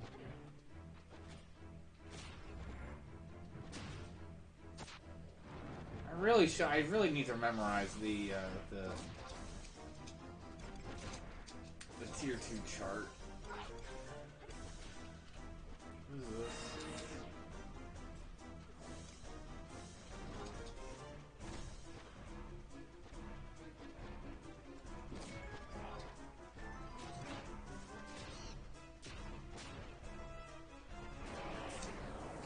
This is why it's so annoying having multiple. It's like I'm about to have TP and then you go ahead and steal my TP. There it is again. And stun.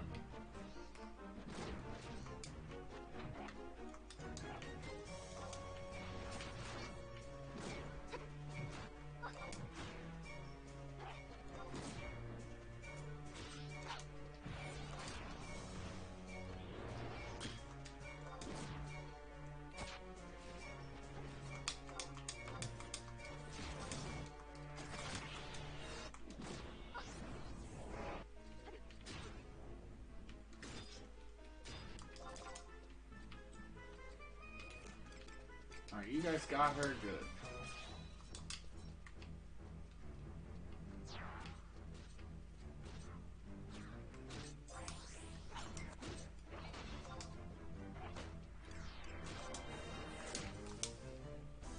Hey Andrew, welcome to the stream.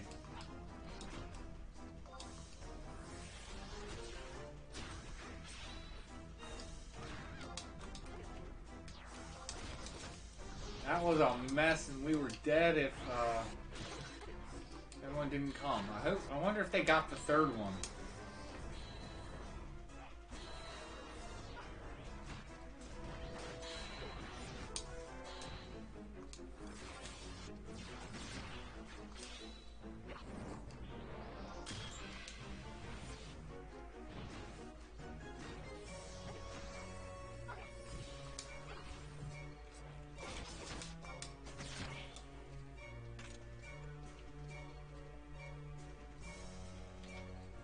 Okay, that's a no. Alrighty. It went this way, but Lord, it could be anywhere. That was like 3 minutes ago, so it could be, there it is.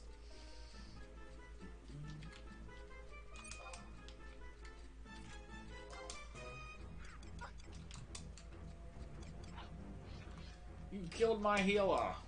I had to kill you.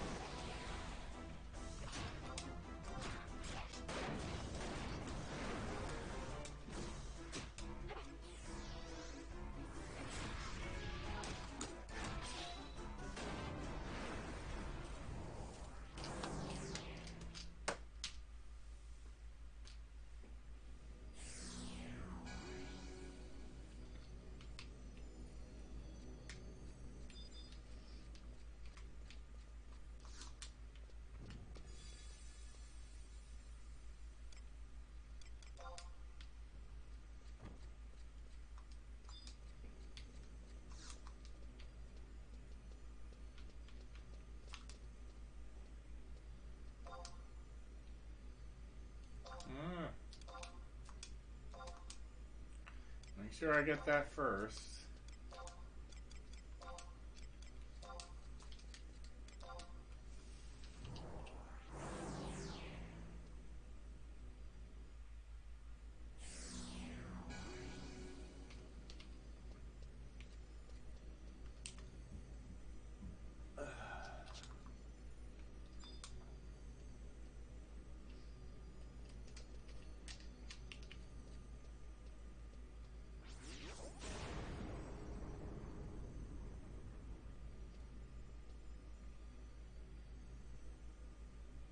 I love when you teleport and then your like trusts come like screaming in. They're like, scoot.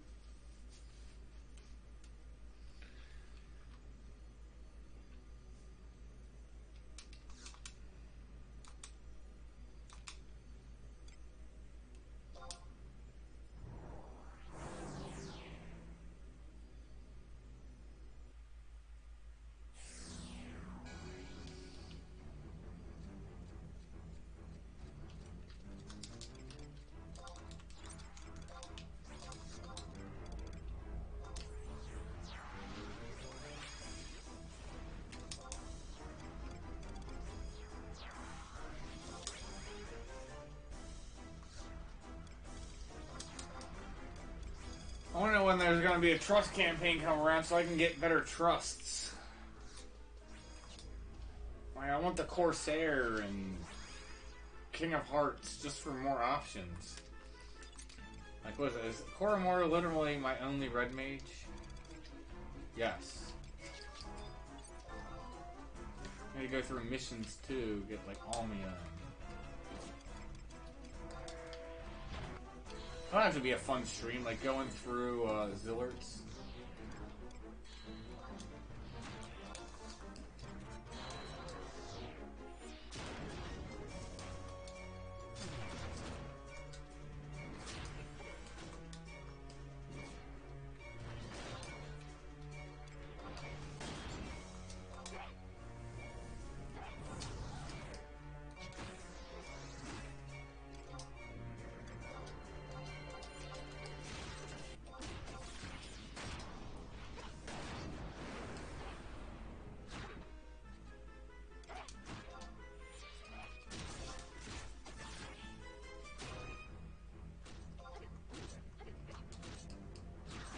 Evisceration.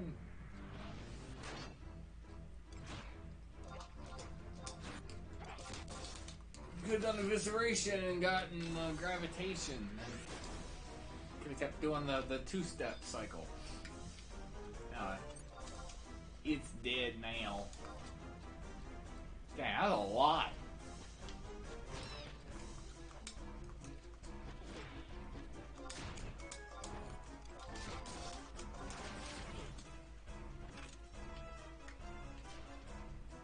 $25K with the skill change.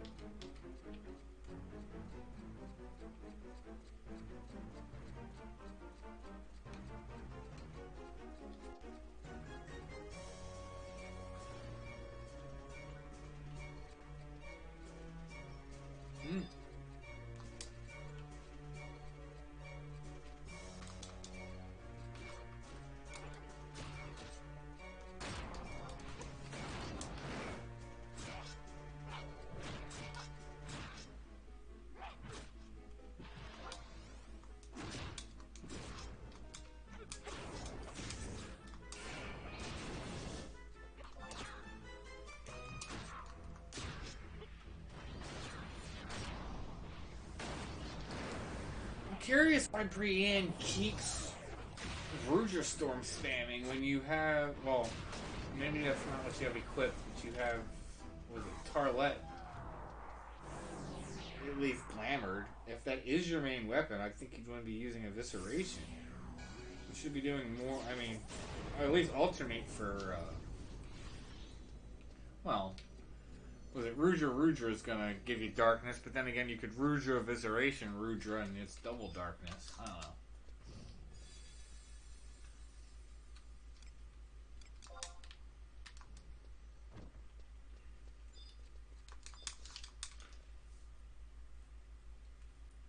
Because Evisceration, especially at 1k, and 3k, with Tarlet, Evisceration is so much damage. Especially against flyers, since they're weak to piercing.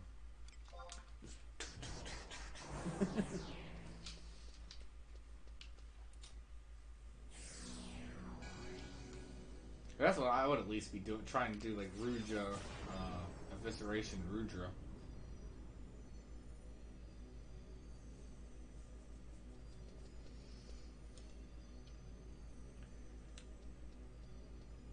I mean, I'm trying to do the same thing mostly. What is it?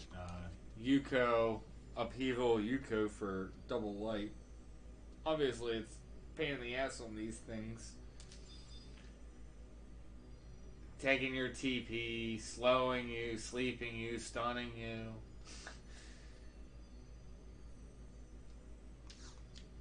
Knockbacks. Paralyze. And you can't remove the status effects either. That's the annoying part. At least most of them.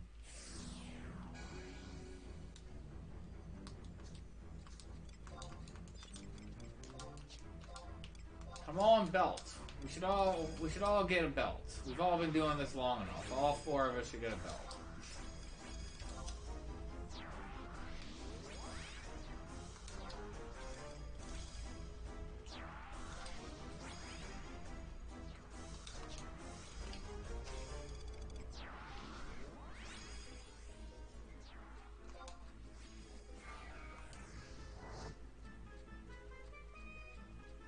I'm saying the Tarlet, watch, they have Glamored Tarlet, but they're using, was it Watch Stature, so it's like, yeah, Rouger spam makes sense.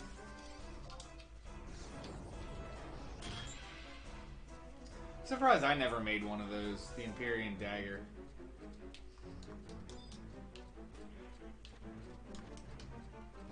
I wanted to, just never really bothered getting around. I'm trying to think. Is that Chloris or Glavoid? Really?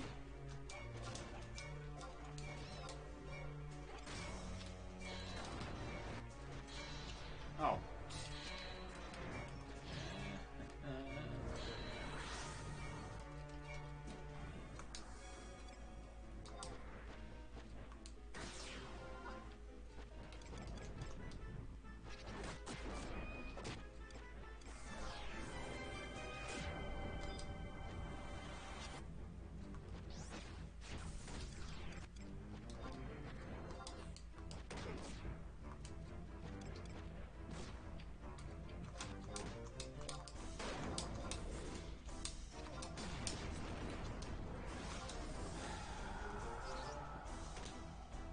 No, I don't want haste 1. There it is, haste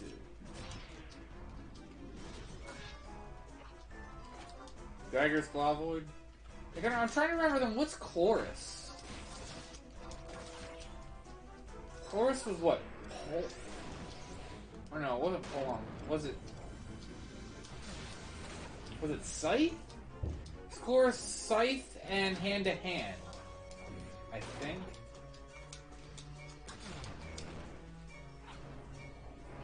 Is it Polearm?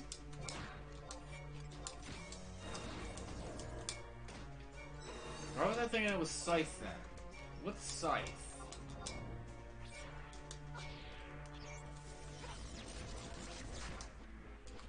Because Glavoid would then be Dagger and Great Axe. I remember because I remember I needed Glavoid when I made Yukon.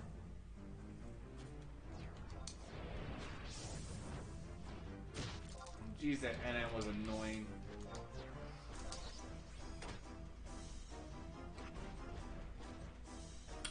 Cure? Or are you guys stunned too?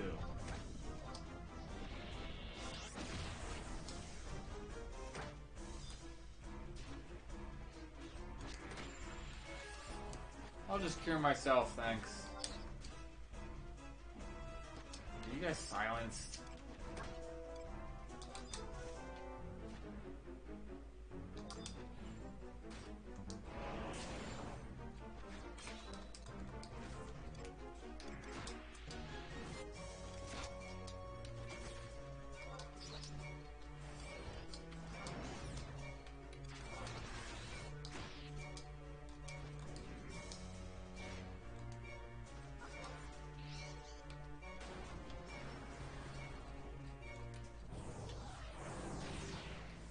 He's seeing them at the same time. That's why I never attempted either, yeah. Oh, it's Scythe too? Interesting. So Scythe full arm, interesting. So, well, nowadays it would be a joke, but oh, I remember Glavoid. Oh man, those heals. Because what is it? Magic damage during its casting would heal it, and physical damage during a TP move would heal it.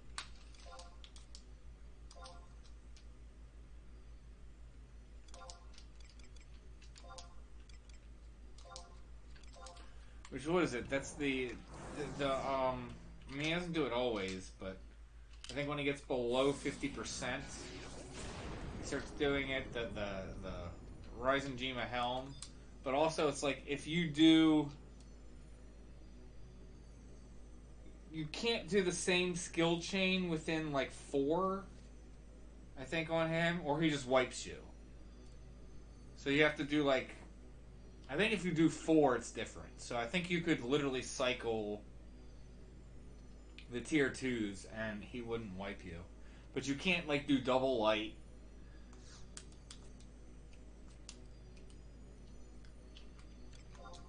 Or you can't even just do single light and then do another single light. That would wipe you. I ought to do him soon. I probably could wreck him on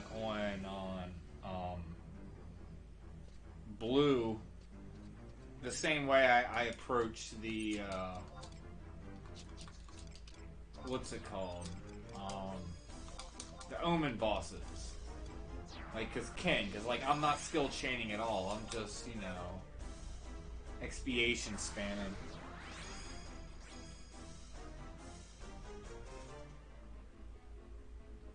Well, Monk and Pup, that's hand to hand. That's the same weapon, but like I said, he has more than just that. So apparently, he has Scythe and Polearm also.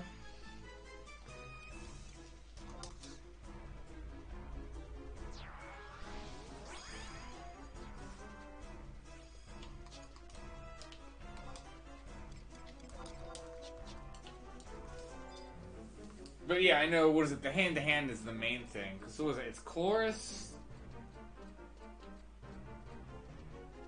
Then I think it's Chloris. Then it's the worm in Ottawa, which isn't anywhere near as bad as Glavoid, but it's another worm. Then it's the dragon out in Altepa. I can't Dragua, I think it is. The name of the dragon. Big yellow earth dragon by Conflux 4. He was easy. He was nice, easy, quick spawn. It was like one key item, bam, you got him, like go. Plus, I think on top of it just being one, I think the key item you could also get out of gold chests. So yeah, Drago was just really easy.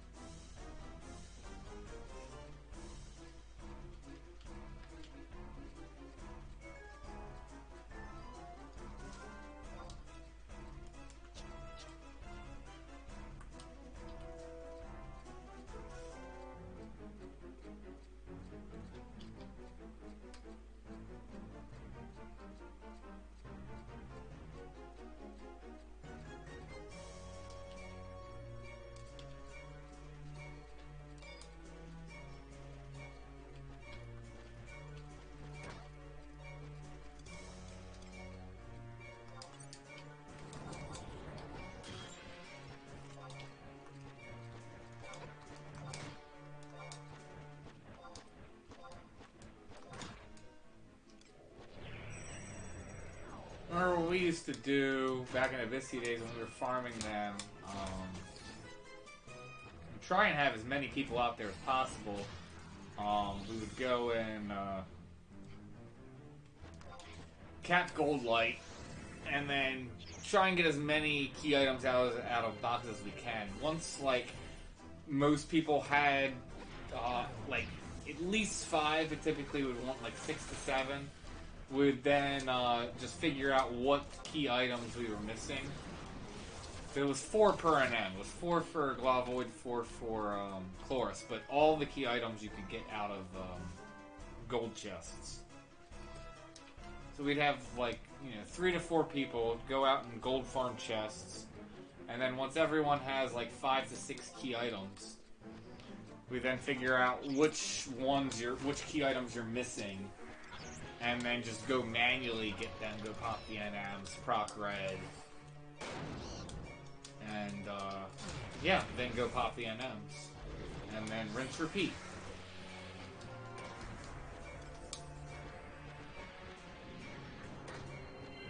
What was the most royal pain was the fact that sometimes you had to kill, like, 2 NMs to get pop items to get to the NM that gives you the key item to then go get, either Chloris or Glavoid.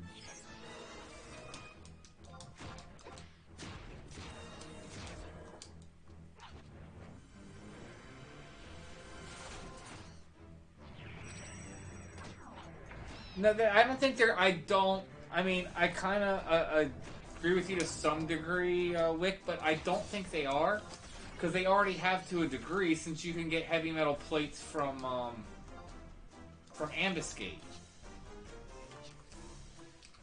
You can get, what is it? I mean, you can get 100 to 150 heavy metal plates per month per character from Ambuscade. So, because of that, I feel that they feel there's enough of an influx coming in the server. I mean, easy solution they could do if they feel, okay, we would like more heavy metal plates coming in the server than are currently coming in, is they could just up the amount that you can get per month from Ambuscade, which I really don't see them doing. So, I do agree, though, that Empyrean's weapons are pretty easy to make for the most part, except for the heavy metal plate stage. That is by far the worst stage.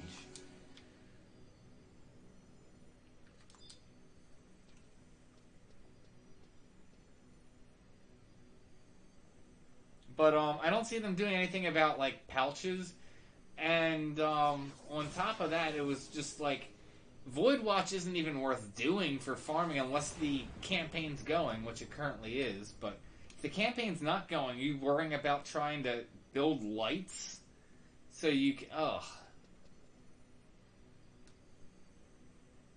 That sounds like crazy to try and like go out there and like solo build lights. I think, what is it, the best job?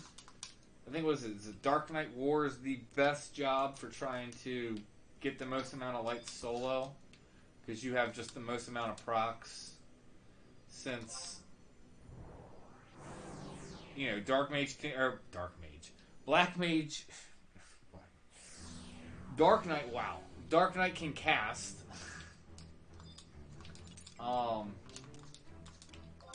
so he can hit some of the casting procs. Plus, was it Dark Knight, I think outside of War, has access to the most amount of weapons. War has access to more, but considering Dark Knight can, no.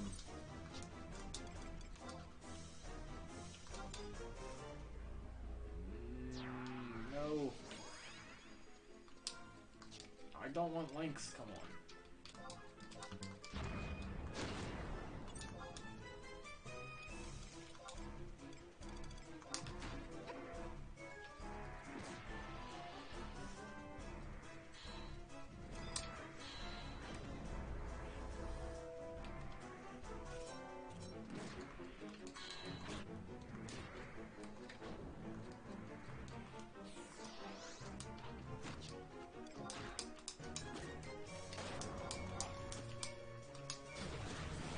But yeah, I've never even attempted to do that. To try and solo Void Watch when the campaign's not going, to try and boost lights.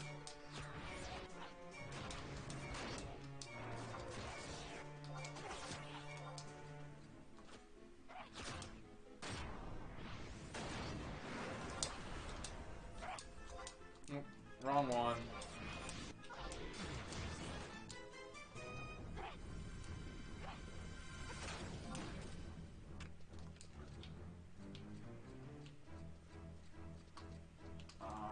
Should have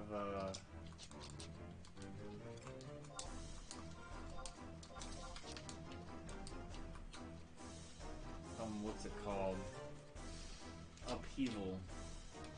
It's dead, so it doesn't matter. Nice, another one. This is gonna link. This is definitely gonna link both of them.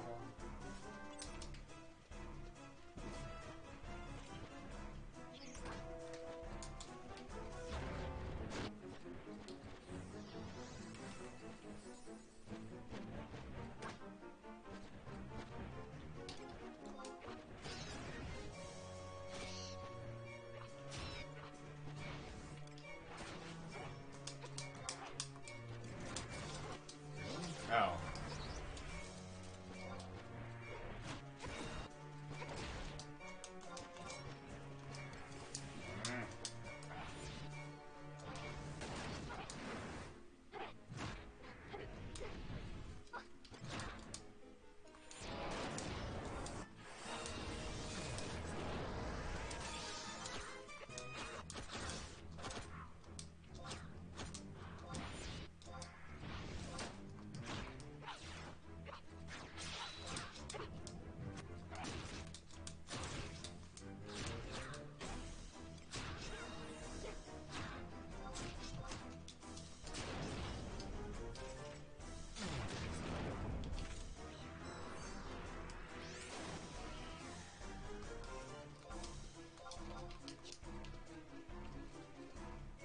Two down, one to go.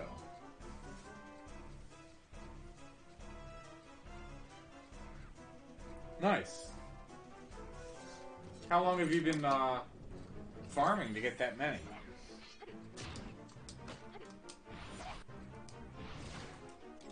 Four stacks is pretty good. 400 heavy metal plates.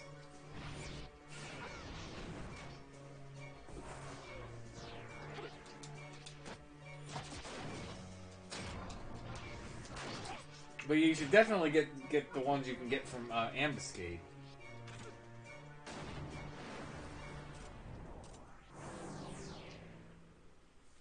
I like when Ambuscade's going on. Or not when Ambuscade's going on. When I know I'm working on an Empyrean to go and do Ambuscade and start collecting them like ahead of time. Like that way, you know, if it's like I'm making it over like a 3-month period, that's at least, you know, 350 heavy metal plates from Ambuscade that I'm typically doing anyway for other reasons, so definitely worth doing.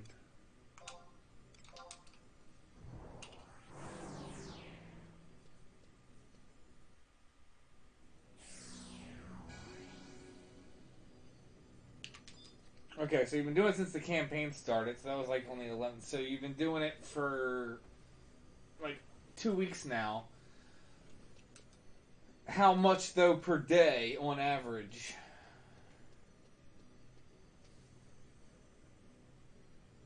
Because that's the question, understanding the average. Man. Still no... well, we've gotten drops, just haven't gotten the freaking belt. This one normally, at least when I did on Caulifla before and all the time it's fanned out, this one typically drops the belt better than I feel some of the other runs, and I've gotten everything else. This one's been the worst. Worst for Newplayer.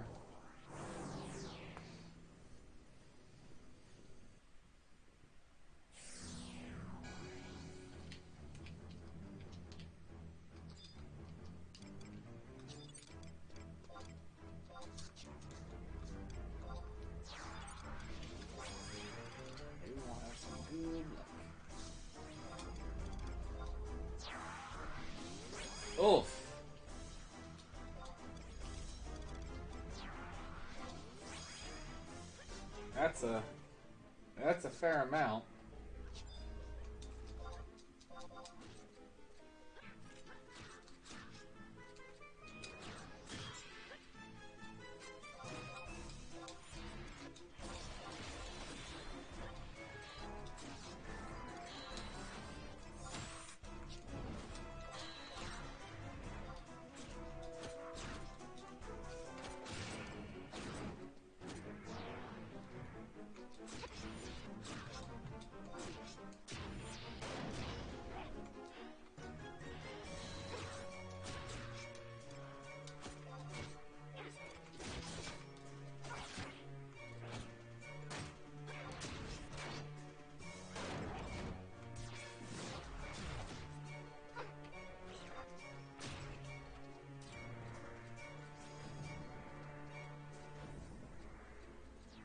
Oh, it definitely is. That's why I don't like doing heavy metal plate pouches. Like I said, the only time I'll do heavy metal plate pouches if that's the only thing left that I need to do for my my Empyrean. If I still need you know, like cinder or dross and stuff, I'm typically going and doing the slime out in Boomerino Peninsula. Because that way I'm able to get, like I said, dross, cinder, and plates. I mean, they're not pouches, it's just a single plate, but still. I always liked doing him more than just farming the pouches, personally. But yeah, you're getting like, what, maybe a pouch every 20 pops? That might even be generous. The RNG for pouches is pretty bad. I still remember how absurd it was back in the day. Like when Void Watch was the thing. When you needed, like, you were gonna go do Kieran. I remember I was like, dude, I'm never gonna get my Yukon leveled up past 90. So I'm like, you need 1,500 of these things. One plate sells for 1 mil. 1 mil was a lot. Like, a mil nowadays is not is not that hard to get. A mil back in, you know, what is it, like, Abyssia days was a fair amount. It took wasn't a, you know, terribly hard and take a whole lot of time to get, but it also just wasn't easy. Like it is now, and it was like a million a plate, and it's like, are you freaking kidding me? You need 1.5 billion gil just to finish the heavy metal plate stage.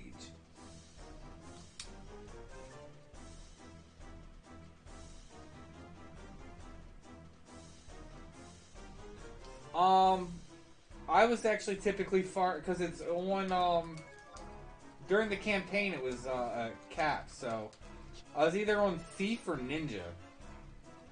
Mostly just Ninja, and because I had, you know, I have Kikoku.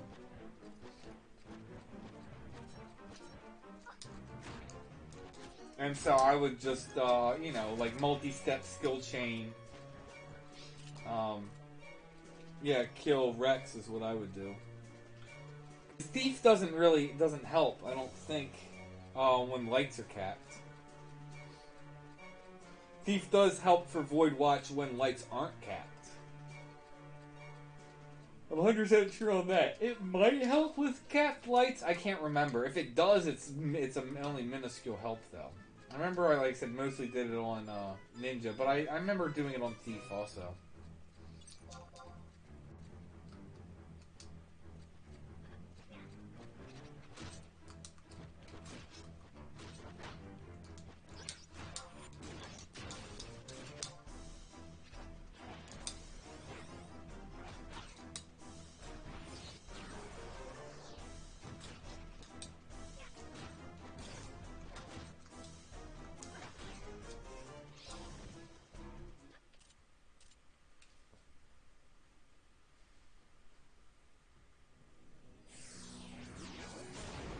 Yeah, because I think, was it TH only, like, pushes it up, like, you know, like 2% for whatever light that is. And like I said, I think it doesn't even matter since your lights are capped from the campaign. I think.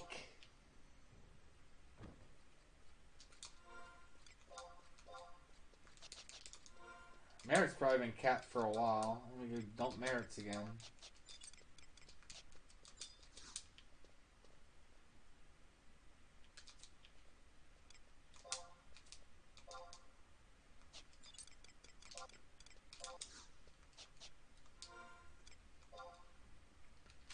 We'll be right back.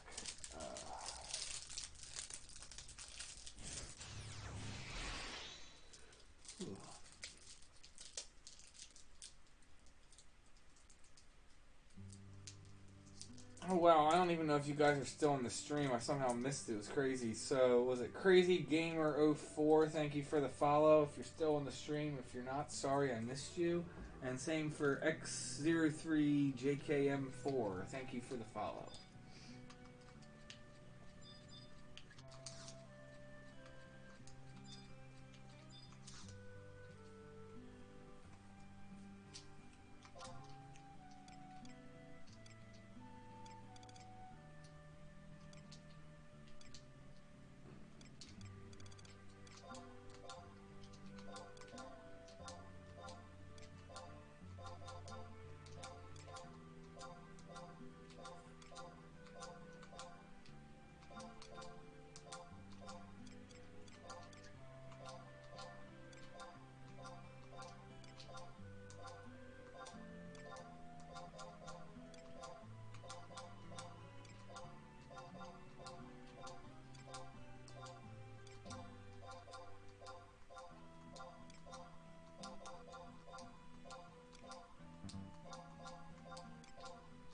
Better hurry back. We got so many people there now.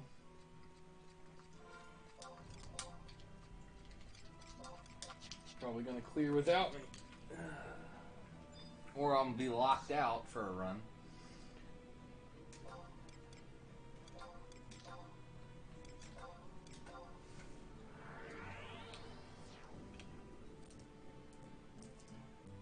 Yeah, I doesn't want to drop, man. Doesn't want to give me the belts. It's sad too, because I've gotten every other like money drop for Newplayer, you know, so far. And this has been by far the worst for me. And like I said, I remember windbuffet belt dropping pretty frequently on cauliflower. Since merits are capped, I almost should like switch. I think the main reason I don't want to is just because of inventory space. Since Newplayer's a new character, inventory space isn't as brutal.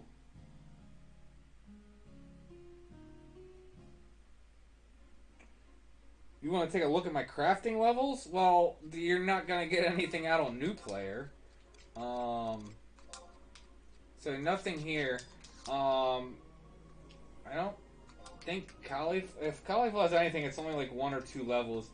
Cloud Chief's cooking is, I think, 97. I think cooking's 97. Smithing's like 28. Leather might be like 6. And then alchemy might be like, I don't know, something like that, 6 to 10. Like, that's it.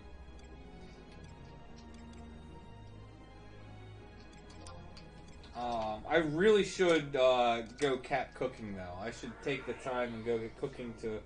Is it 120 is the cap now, or is it 110? I can't remember. I raised it, but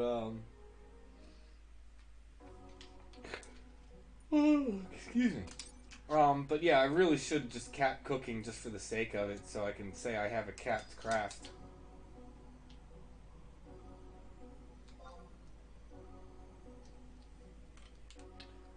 Well, I mean, I still need to do the Mog House space increase, but I already did the Gobby bags on her.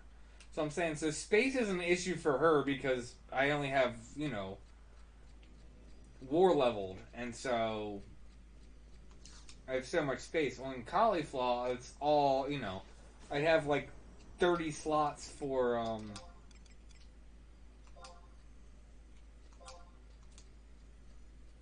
geez, they're already finished.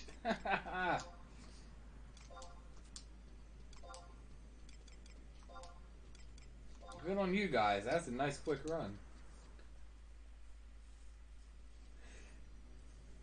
I said I think it's like 97, 98. I'd have to go look. I really should. I mean, I should have finished it back in 75 days, gotten it to 100. But the problem is, it was so hard getting dragon meat back in the day.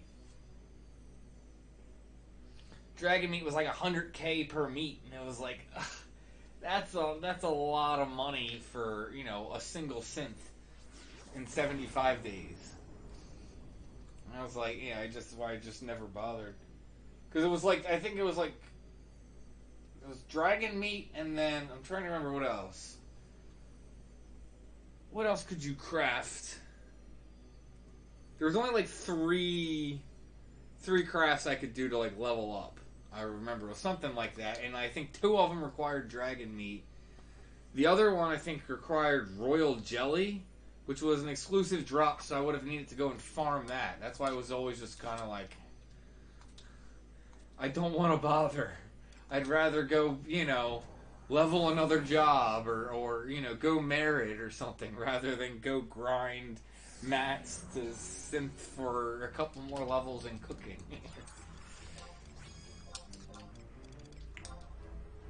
Trying to remember.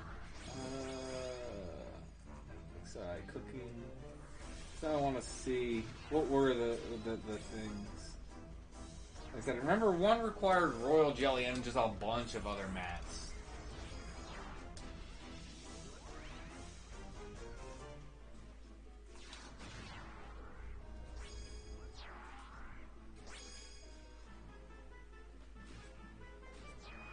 Oh man.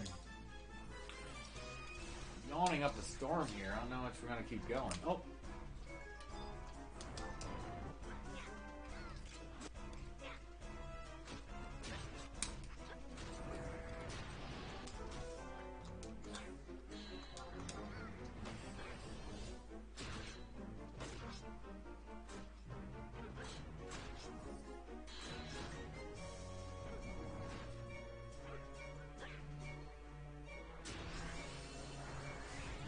The problem is, I'm not going to get an accurate read because they added so many recipes. So dragon soup was one, and that needed dragon meat, obviously.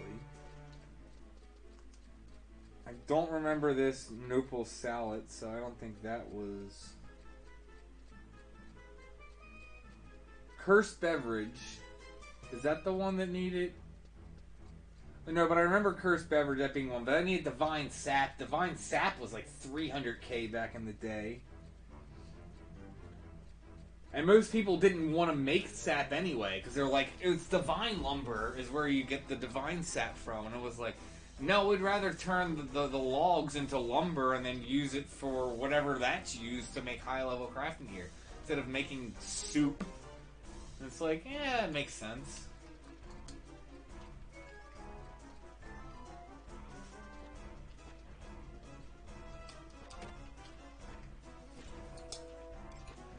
So sap was like ridiculously expensive, so didn't want to touch that. Yeah, pork cutlets didn't exist because there wasn't pixie pork.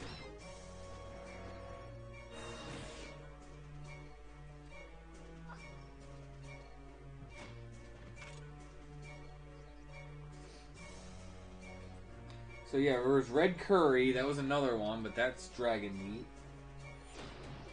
Oh geez, omelet sandwiches are 100? What's used for that? I should probably start making them. Plus, I could, you know, that would actually level me up. Omelet sandwiches are 101. And I like me some omelet sandwiches. Plus, make some +1s maybe.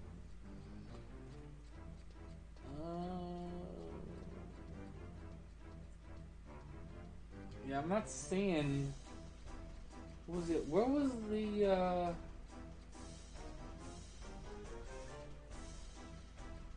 Isn't there something with royal jelly?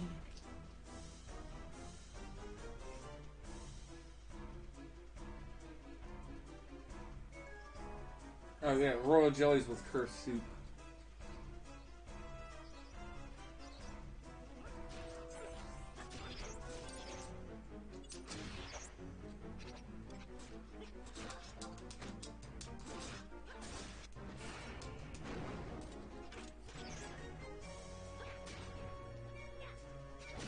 it. So anyway.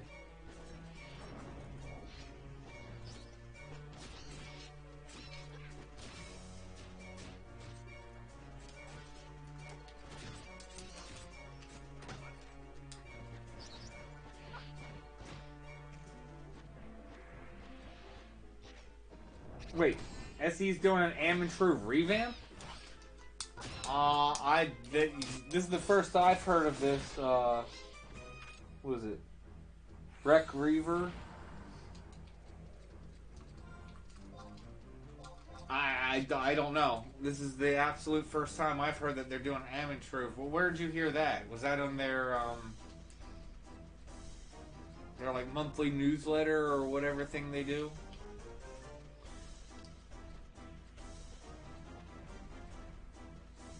And then what about, because Amantrove...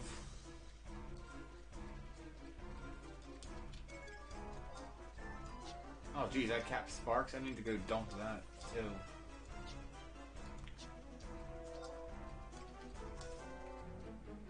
I mean, I know it caught ties and slips, but it's... I mean, I guess the revamp would be that they're probably gonna like up the amount, I guess, for like Mars orbs that you're likely to get loud thuds would be my guess. Because it's pretty bad right now, and considering now we have so it would either be one upping, like, I could see three possibilities. One, upping loud thuds. Two, lowering the chance, at least for like Mars orbs, for getting a mimic, because I swear I feel like on Mars orbs a lot of the time there's more than one mimic. It just feels like it to me. Now, not for Venus orbs. I feel like Venus orbs only have one, like every time. But I feel like Mars orbs can randomly have more than one mimic. But I mean, who's to know without looking at the programming, or without somehow, because it's impossible. You can't open all the chests. Because as soon as you get a mimic, it's done. Now, I've had it before where I've opened 9 of the outer chests, and obviously I didn't open the last one, and then go click the center one. So I know it's possible to only have one, but the frequency that I'll get a mimic under 3 chest opens on Mars orbs, I feel like there's more than one mimic sometimes. So that would be another thing.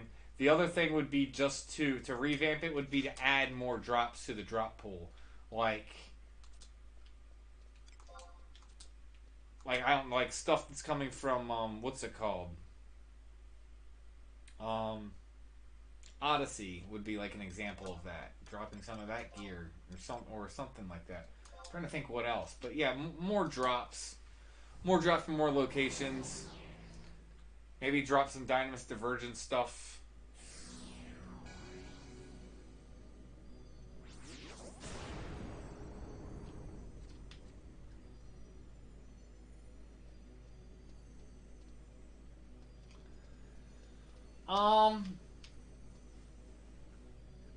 I mean, if they're saying they're going to revamp it, the way things have been going with Modern 11 is that they don't really nerf stuff too much anymore. So if you have vouchers and you're debating on burning them now to try to get Omen bodies, I might wait because they might increase the drop rate. So you might be more likely to get Omen bodies after the update. Because, like, think about it. They just, what was it, in November? I think it was November. They updated it so now you can get the boss scales that are used for upgrading, getting your artifact to +3. That was, they now just drop from Sweetwater mobs in Omen. So you don't now have to kill an Omen boss to be able to get a +3 drop, which was the case before. That, like, you had to. So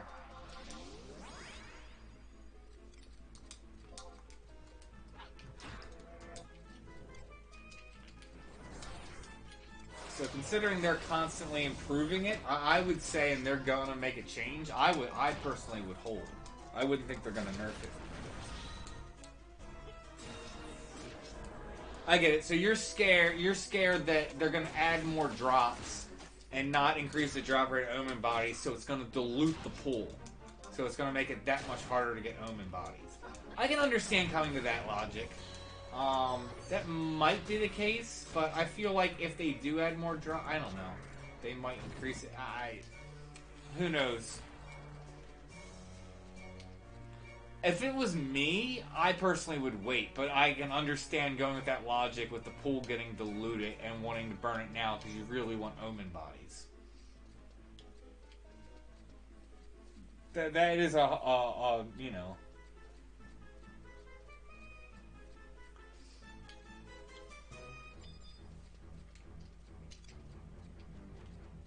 That is an understandable approach.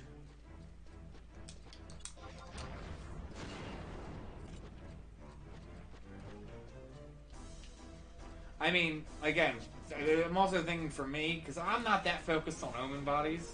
I mean, don't get me wrong, they're nice. I have a couple of them, but I don't have, like, the really good one. I don't, what is this? The Dagon? I don't have that one. Like, I don't have that. I have the mage. I think I have the 2 mage ones, is what I have.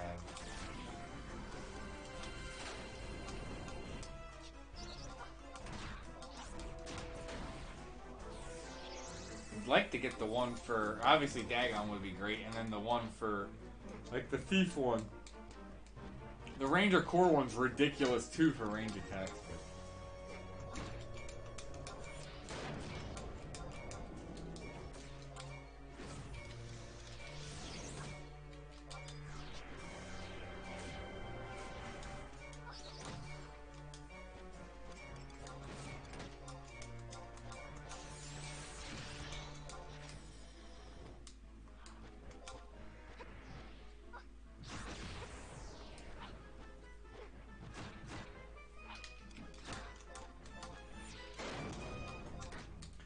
Like I said, the fact that I'm also, like, you know, trying to solo omen bosses, so if I really wanted to, but again, that's like it's like a 1 in 50 drop rate for every time an omen boss. It's pretty brutal for trying to go for bodies.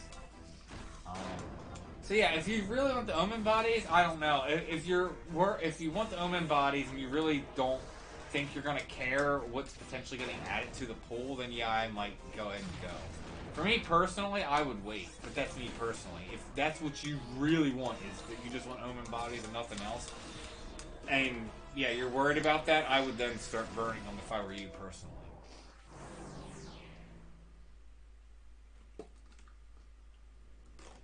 The question is, how are you going to approach it also? Like, are you trying to open as many chests as you can until you can get a loud thud, and then open the gold?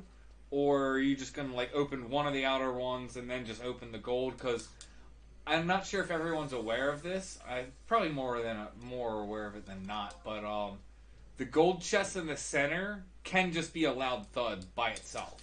Obviously, you're never going to get the message because you're just opening and ending it. But people have gone in and tested it. And I've seen screenshots of it. I've not personally done it. But just going in and opening the gold chest in the middle and nothing else. That way you're getting 100% win rate and you're getting whatever's in that gold chest. That can just give you an omen body just outright by itself. So,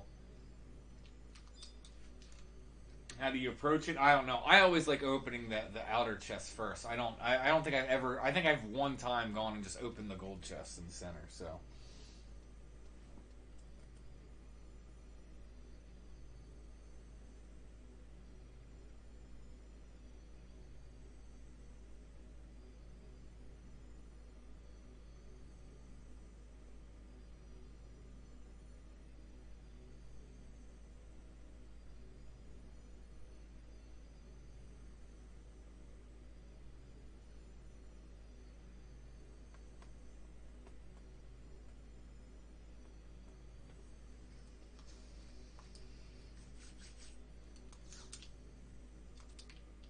Starting to get tired. I don't know how much more I can do.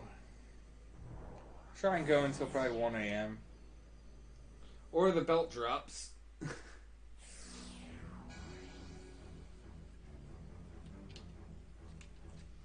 I'm starting to wonder, because I think I did just for giggles go through and clear every chamber on Caulifla, and I just remember drops just being kind of easier than how I've been experiencing on Newplayer. I'm curious if clearing all the chambers increases drop rates on gear. It's not like it's unheard of SC to do that because they want you to do all the content. But, and especially because by clearing it, you're getting a title. It's a title for each walk, so be curious if clearing each one does increase your chance of getting gear. Because there's just examples of that all throughout the game. In Abyssia, Estia, just by, you know, clearing NMs and stuff, you're getting, you know, Vorseals or Abyssites. While there is nothing that's showing up like that, it is still giving you a title that's something getting registered on the server. I wouldn't be surprised if it ties into your drop rates. I might have to do that. Even if I get the belt, maybe like I'll come back tomorrow, just go through and clear every chamber I haven't cleared, and then see if the drop rates increase. Interesting thought. Or it does nothing and I just waste time going and doing all these chambers for stupid stuff.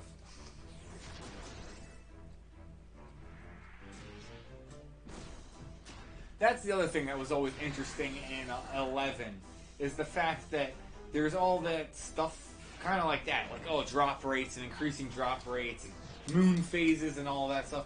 And the fact that, you know, SE kind of kept a tight lid on things for the most part and how it worked. Like, it wasn't until, I shouldn't say recently, but it wasn't until years and years later they explained how Treasure Hunter works. Because they wanted players to figure it out. But it's all funny, like, moon phages. I got a brew! I got a brew!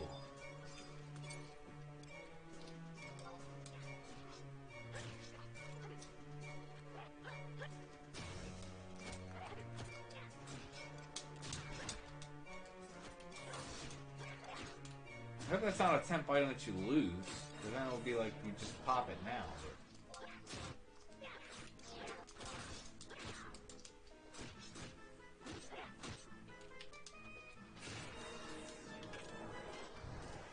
I guess we'll find out.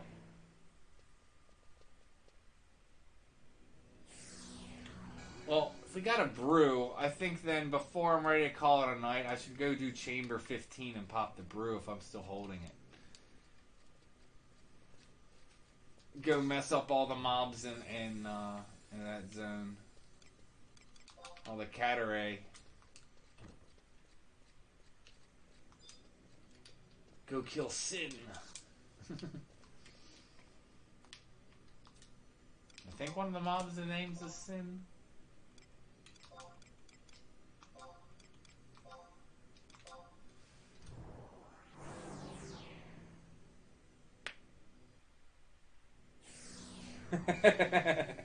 What moon phase is it? That's a good question. What moon phase is it? It's only waning. Waning crescent at 14%.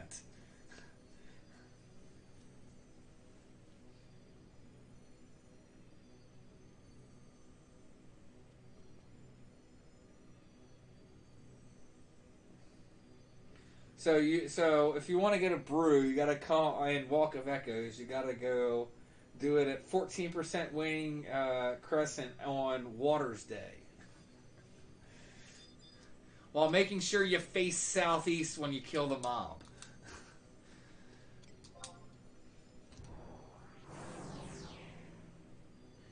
You gotta make sure you're facing southeast. I don't even know which direction was I facing.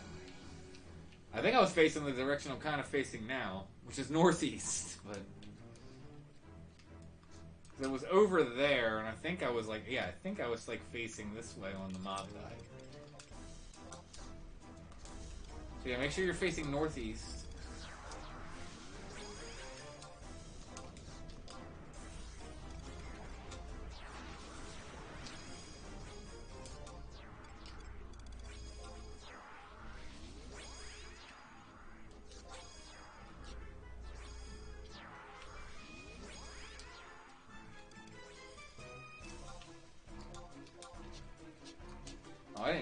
so... Oh, really? That's so lame!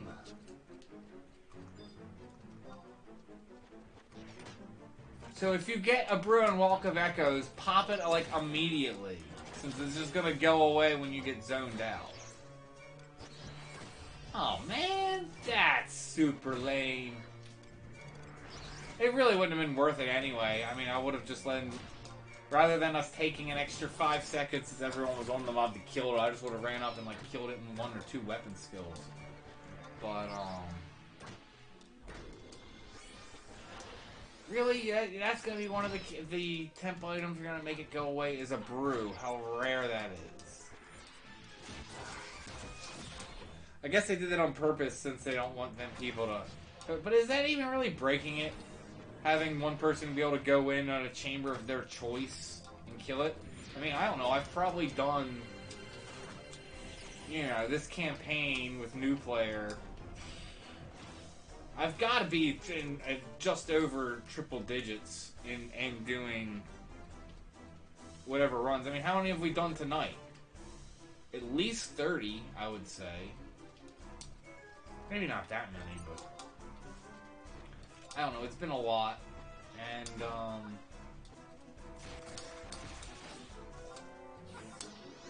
yeah, to take away a brew, because that's not the first time I've seen it. I know I've gotten a brew on other characters, but that's the first time new players seen it. The first time I've seen it since, you know, this campaign.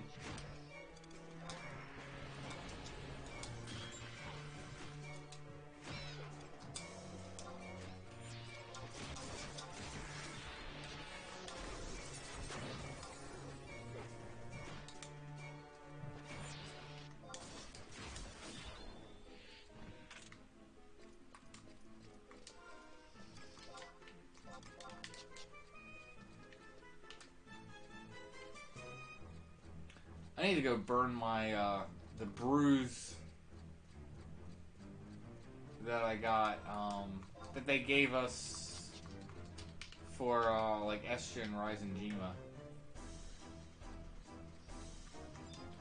Going back and forth whether I want to go do, use it on Kieran or Warden of Courage for kind of like fun to get the earring or the belt. Dual wield belt or the, like, Store TP, like, accuracy earring.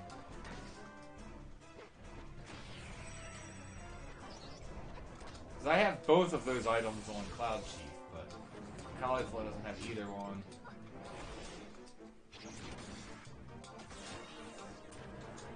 I'm almost feeling like I should do,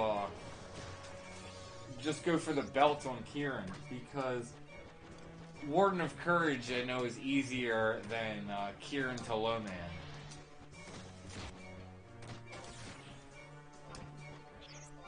Because I could just try and do Warden of Courage to Low Man. And if I get the belt on, you know, one out of the 2 brews, then I think that's what I might do now that I'm talking it out and thinking it out loud.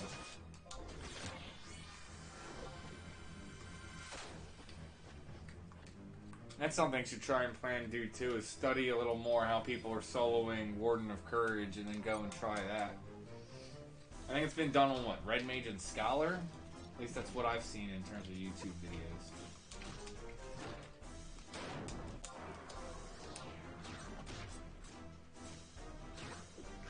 Yeah, store TP gear.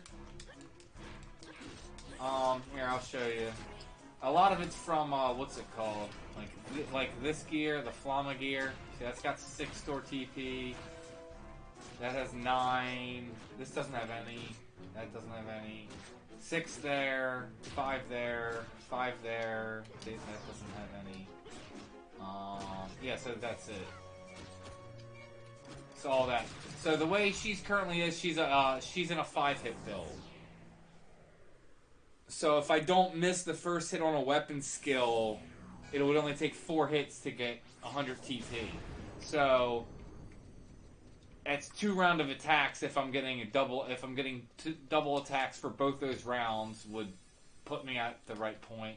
Or if I get a triple attack, then I'm pretty much guaranteed next hit, as long as all hits are hitting. And I'm not, whiffing at all. So, I know it's possible to get it down to a 4-hit build, which then would make it even that much more ridiculous. One double attack and, and then just swing and you got it. You get it.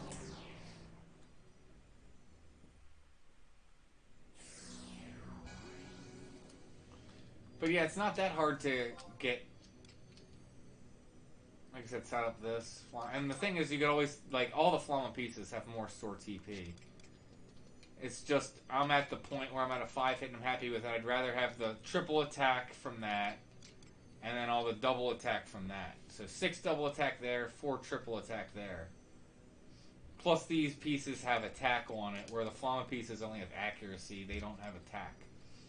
So, not that attack's as big of a deal when you're just TPing, but still, it's nice. Yeah, it's not that hard to get. It's just that's just ambuscade gear. Oh, I need to make like another video. They made it actually. I don't know when they made the change. I'm guessing November again because I was just gone. But before you could only get 5. I think it was.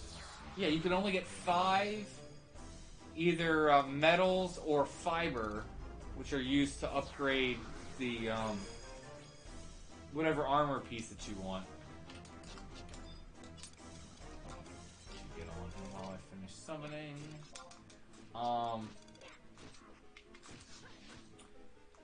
Yeah, before you could only get 5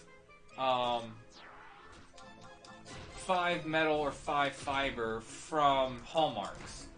So if you didn't have to cap, but if you got most of the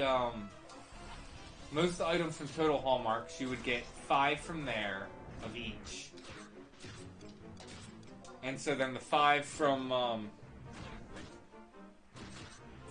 hallmarks and then the 5 from total hallmarks would give you 10 each.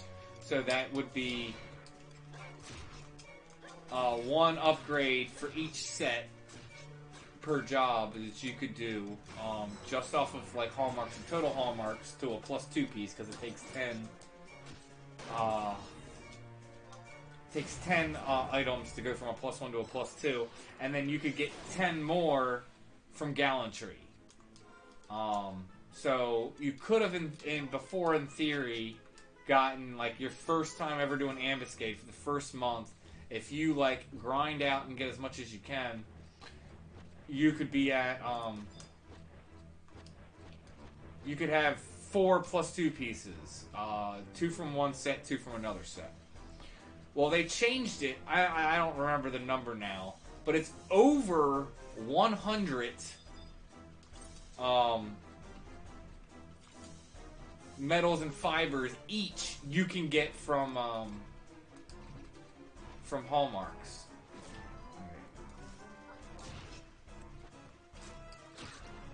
So now, and the other thing is, first off, hallmarks are so much easier to get than gallantry for multiple reasons. One, hallmarks, you're always getting static hallmarks just by clearing ambuscade. Obviously, you're getting more the higher difficulty, but it's a static amount. Gallantry, the amount of gallantry you get depends on how many player characters are in your party. So you need a full party of 6 to max out gallantry for whatever difficulty you're doing. Not to mention, even if you're at a full party of 6, you still don't even get as much gallantry as you get hallmarks. And from gallantry, it costs 1,000 gallantry to get a 1 metal or fiber, whereas it only costs 200 hallmarks to get a metal or fiber from hallmarks. So before you could only get 5, now you can get like 110? I don't know, we could go look before I end. I can go to Mara and look how much it is, because I haven't done Ambuscade yet on Newplayer. I was planning on after I got the belt. Like, I was trying to grind this out to get the belt. And, once I had all the drops I was going to get, I was then going to start forming Ambuscade parties to start working on getting the gear that I need to get for Newplayer for testing. And yeah, when I saw, I was like, wait, you can get like over 100 of those. So you could easily, I don't think you could upgrade all the sets to +2. I did the math, but you could upgrade like more than half the sets to +2, whereas like I said before, you could only get two pieces per set upgraded. So it's absolutely absurd. You can get all your gear upgraded so much easier now in Ambuscade.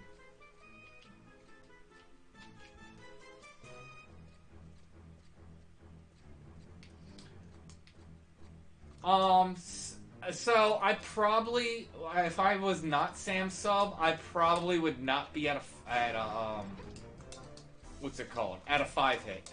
Because you're gonna get store TP from Sam, you know, as a job trait for subbing Sam. I couldn't, you probably could if I were to swap out the Solvin pieces, these two pieces, for the other Flama pieces, along with the other store TP I have. If I wasn't subbing Sam, I probably could do that and hit, you know, still get them the 5-hit. I don't know, obviously I need to do testing. I don't know how much store TP you get from, could actually figure that out really fast. Here. How much store TP does Sam have at level 49? FFXI Sam. Job traits, let's find out. Store TP... So I was only getting store TP 2, which is what? So 15.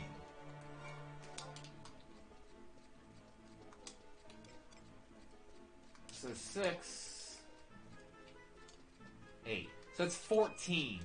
I am getting a little more, so that might actually be enough. I don't know, or I might have to dig out one store TP. But a thing that would be really easy to do would be to, instead of using this, slap Brutal on. Bam. Done.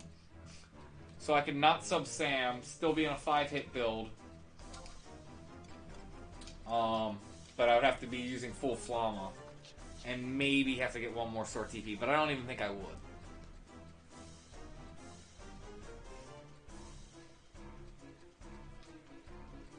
But, if I'm at capped haste, yeah, I can pretty much consistently self-skill chain. I'm able to consistently self-skill chain on her more often than not.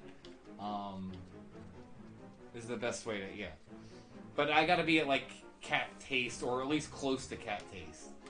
Pretty much, the other thing is that you wouldn't have, which would, make it a little bit more of a problem, is you're not getting the haste from Hasso by not subbing Sam.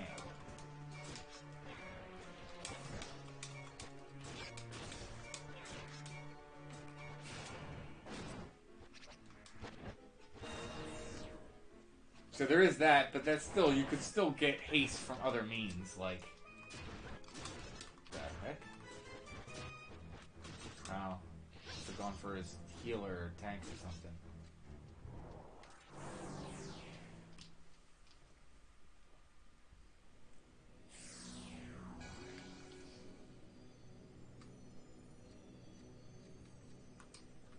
So that would be something else to factor in. So you know, like you want to make sure you're getting as much haste as possible. But I mean, I'm not. Feet again. I think I already have them. Yeah, bam. So we're getting drops. We're just not getting the freaking belt, man. Yeah, pretty much any job is able to self-skill chain nowadays. There's the biggest thing is really capping haste.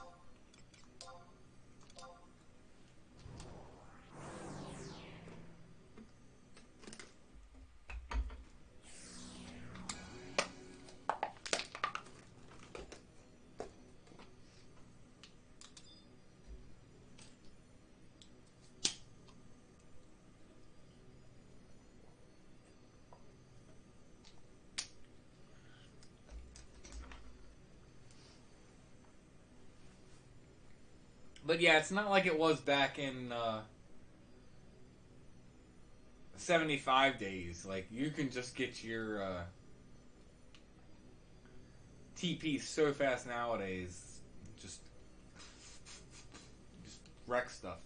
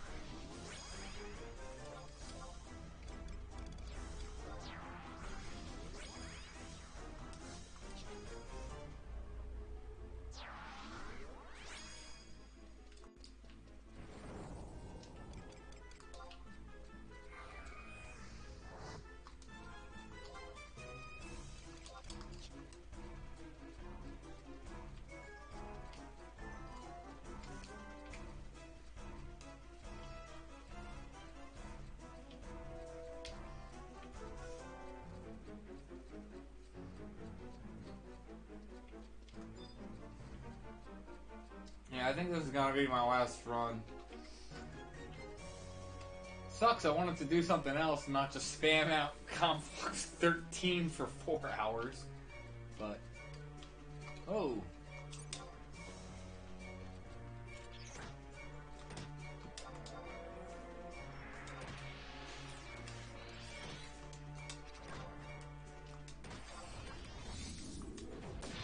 Let's pull this back. Hopefully the other bird won't come over and link with us.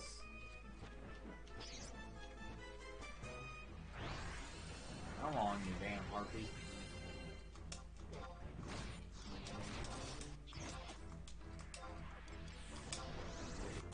Ah!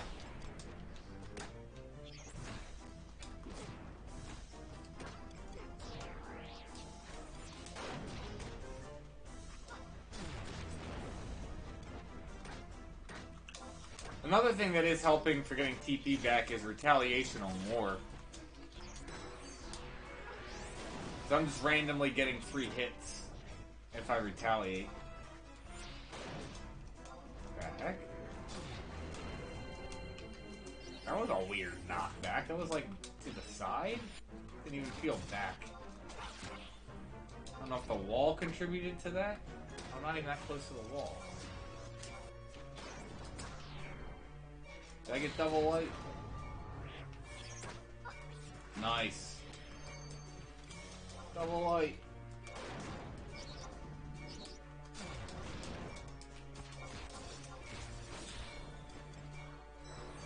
Another double light. Boom.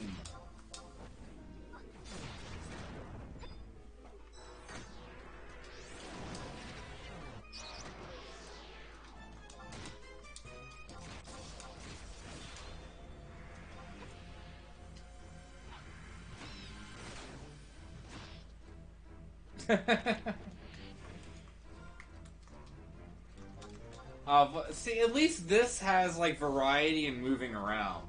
I remember when I like spent an entire campaign. I think that was when I was working on my Yukon. That I spent an entire campaign spamming out Void Watch, and by the time I was done, I was like brain dead. I'm like, dude, I'm done with this. Like, just give me my Great Axe.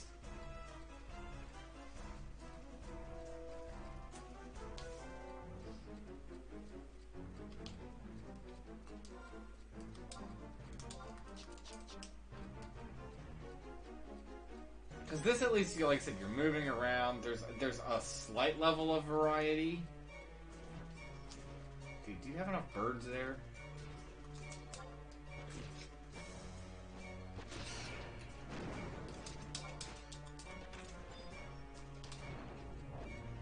I'm gonna fell cleave them for you, but...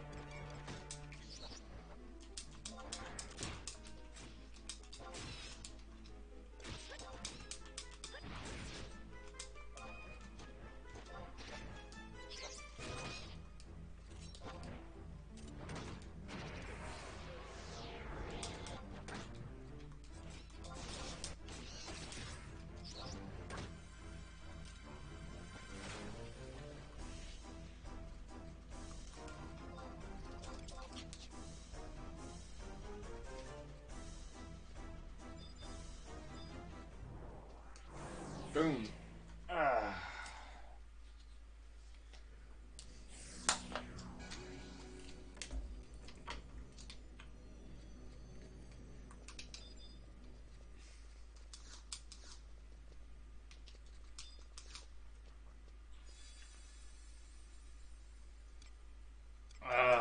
Guess I'm gonna be back here tomorrow.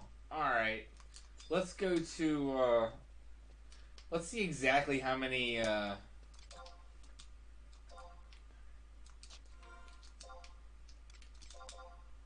metals and fibers.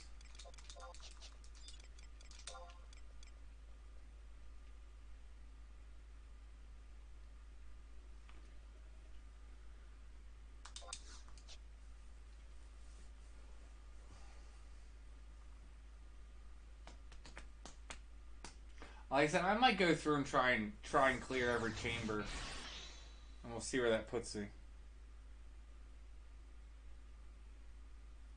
Nope, nothing from Walk of Echoes is rare exclusive to my knowledge. They're all the items though are rare. They're not exclusive though. So yeah, they sell for good money.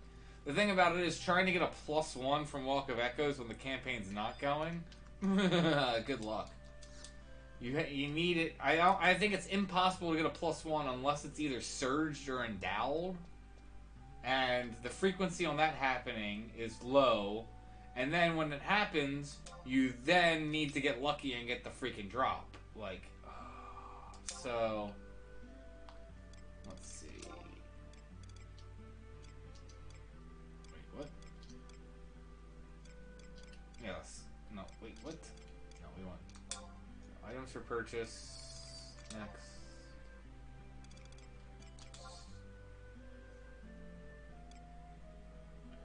Yeah, so this category right here, you could only get 5 a month before. Let's see how many it says you can get now. 125. I'm not even sure how much of an increase that is. Hold on. It'll be 20. It's a 25 times increase on how many metals and plates you can get from before. I mean, that's 12, like I said, before you could do half of a +2 upgrade. Now you can do 12.5 upgrades per month off of the metals and fibers. And the fact that it's only 200 hallmarks per metal or fiber, it was easy. I remember when I saw that when I was upgrading her gear, I was like, what? I'm like, you're kidding me. Like, that's a joke to get that leveled up. Oh, wait, while we're here, let's NPC all this stuff.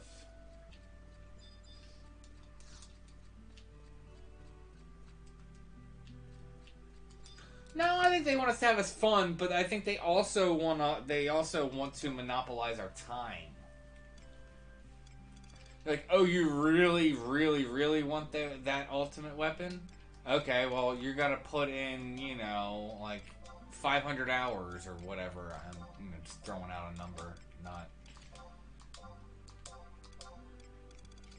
No, I think SE really does want us to have fun, but I also think they want us. They want to monopolize our time.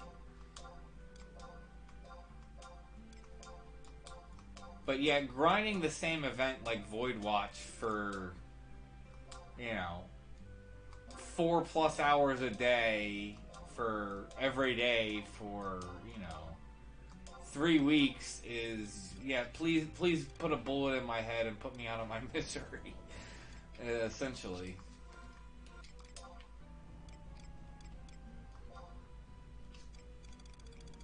That's another thing. That's why I didn't even mention that and all the different reasons why I think Void Watch is so good to do for new and returning players. Especially for new players if you're going. Or if you're going. New players if you're starting coming to the game is all of these spells just from doing from the little bit of Void Watch and the Walk of Echoes, and just farming stuff. I've been getting all these spells, and so that's just free spells I don't have to spend money on. I know I have more.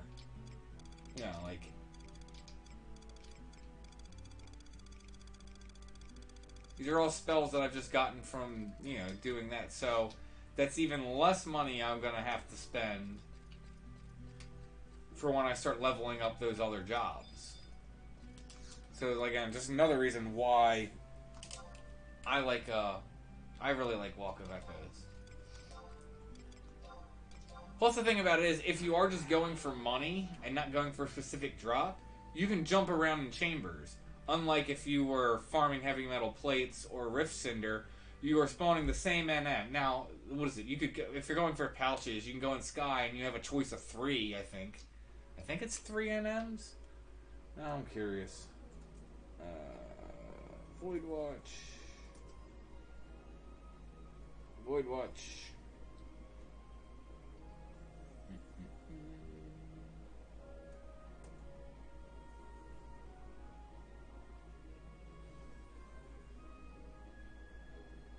Nope. Not that one. Where's...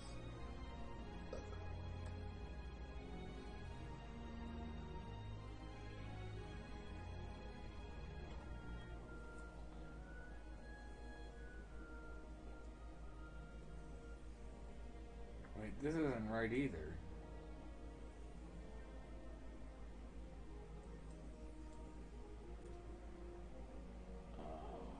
Where's... I guess it's Zillert's, because I was looking at Juno 2.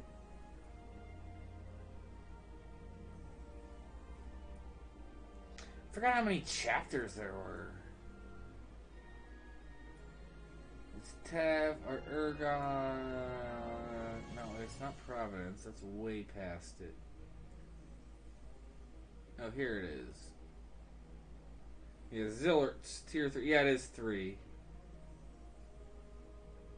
So, I guess it's Alo. That's the Harpy, yeah. That's the one that spawns just out in open sky. Quillen, we already covered that. That's in the shrine. And then in the Ve Luganu Palace, there's Uptala? That's like the Ravana type. Well, it's not even, was it? The family's Naraka? I don't know. I call it like Nirvana, the one, the really tall undead with like 4 arms and swords. Yeah, so all of those drop heavy metal plates. So you could switch between the 3 of those for heavy metal plates, but at least Void Watch, you have a little more variety. Yeah, you got it. Anyway.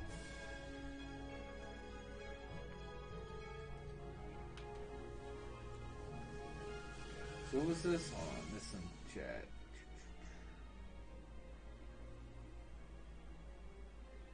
How much longer is it going to be? I believe it goes to the 31st. I can double check for you. It's like the 30th or the 31st when the campaign ends. Actually, hold on. It might be right here.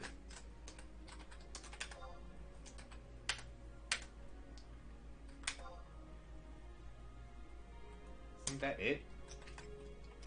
Really?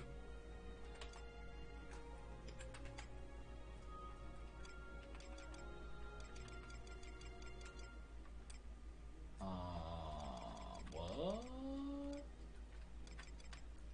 I thought it was like system message. There's no S. Okay, anyway. Can't remember what the command is to pull up the message when you first log in. I thought it was sys message, but like system message. But anyway, I'll just pull it up this way.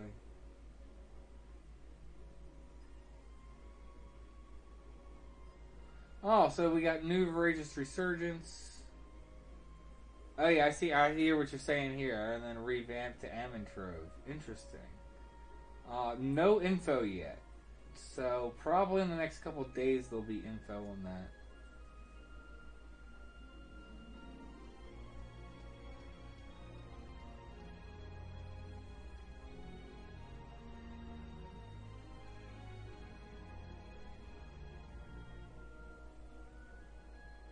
It's login campaigns. Where's... Really?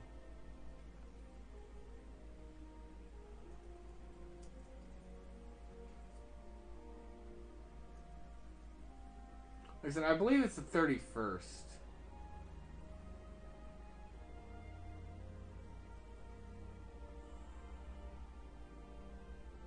What's your priority digest? Login campaigns. March update. Now past topics. Let's see.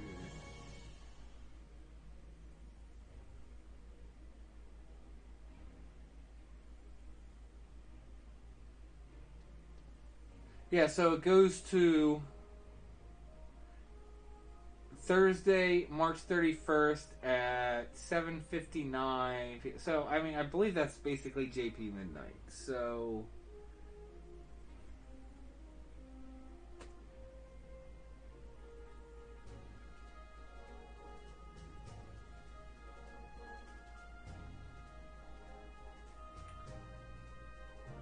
yeah, so basically Thursday at 11 a.m. East is when the campaign ends, on the 31st. So, literally like a week. It was a week from 11 a.m. today is what you have. So you have, you have 6 days and 10 hours until the campaign ends.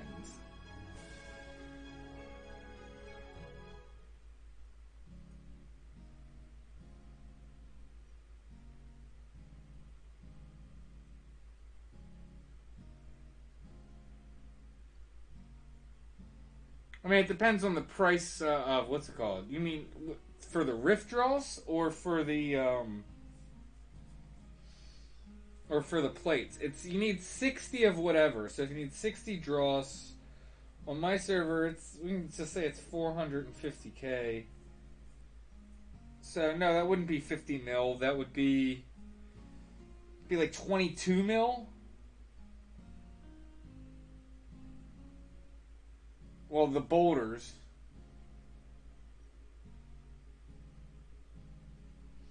I mean, I don't know. Listen, boulders, all that. Like, here. Look how much the boulders are going for on this server. Hold on. Before I forget.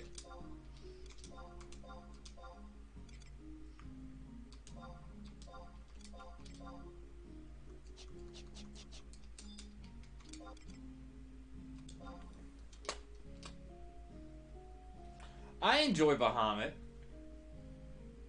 I enjoy it because I feel it's for me personally, it's the right amount of people.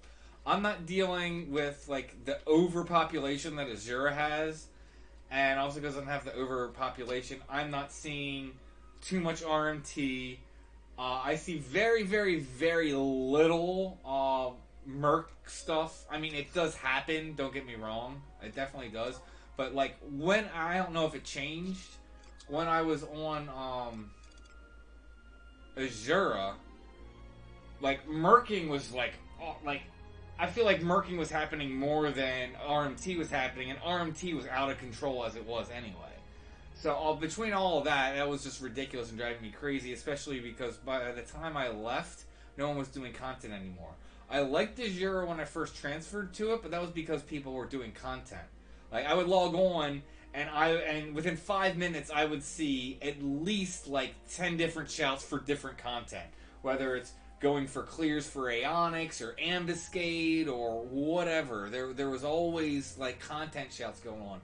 By the time my server transferred to Bahamut, you didn't see any content shouts unless it was just Ambuscade, and even then, you were still seeing, mercenaries for Ambuscade. People just basically being like, oh, 2 million for a VD run for Ambuscade or something like that. I'm like, what were we looking up? We were looking up, how much is your Riftborn boulders? So 200k a stack. So you need what? 100 stacks? So 20 mil to finish that stage just for Riftborn boulders.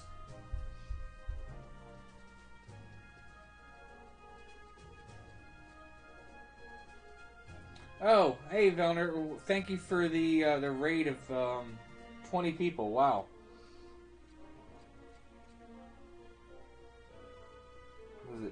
Which, hello, welcome to the stream. Hey Leo Shield, welcome to the stream. Was it? Oh, thank you. You're here now. Sadly, what is this? I'm about to actually, what is it? Was about to actually get ready and call it a night. I'm happy to talk for a couple of minutes, but, was it we might raid someone else. Let me see, is there anyone else that we can raid? Do some, Ballistia? I've actually never done, Ballistia. I was always focusing on leveling. It was something that I always wanted to check out, and I probably would have been more likely to check it out if there was, like, 75, but it was always, like, cap stuff, and it was like, I don't feel like digging out, you know, whatever, like, level 30 gear or level 50 gear for it, so. This is not a private server. This is retail. This is, Bahamut. Here. This is retail, and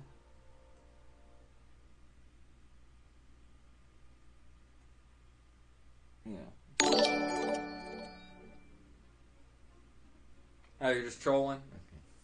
Hey, I get that question sometimes, though. They're like, is this private or is this retail? Or the last, what private server is it? I'm like, no.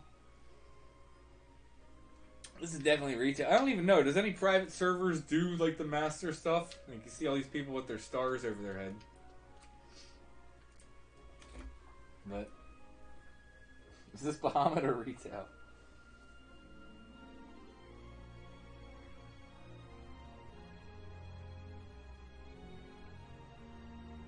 What does? The private servers?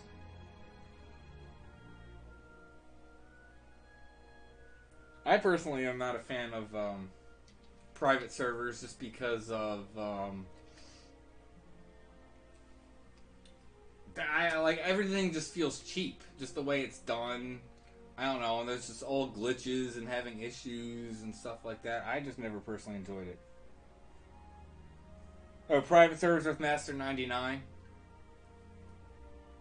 Yeah, I've never seen that. Like most of the private servers, I mean, I played on a private server briefly that did go to like 99. And they had some interesting Abyssia stuff, but it was just weird. Yeah, there's just a lot of really weird servers. So, I don't know. Now I feel like we have so many people here now. Let's go back out. We'll do a couple more runs. Wasn't expecting to get raided.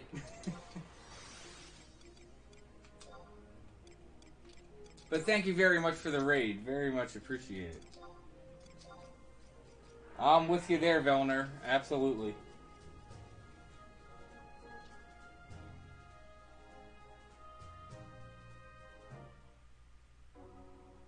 Oh, they exist. I want to check out at some point, and I mean, I'm not gonna stay on it, because I always said that, like, so my whole thought was, like, I don't have time to invest in, private servers, or not private servers. I don't have time to invest into, like, Classic 11. Everything was so time-consuming with Old School 11, I could not do it anymore. There's no way I could manage that and do that in my life. I said, I'd be willing to do it if I somehow, like, a hyperbolic time chamber did exist where I could go in, you know, spend a year in there playing, like, Classic Retail 11, come out and a day passes outside. Yeah, then I could maybe advocate for doing it. But yeah.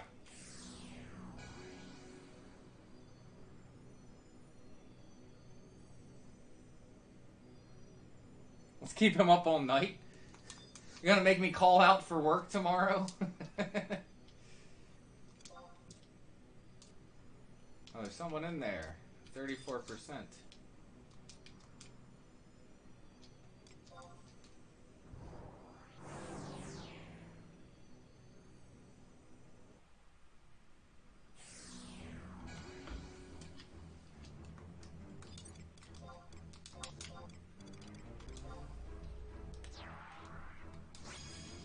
And maybe you guys will be good luck and we'll actually get the freaking belt.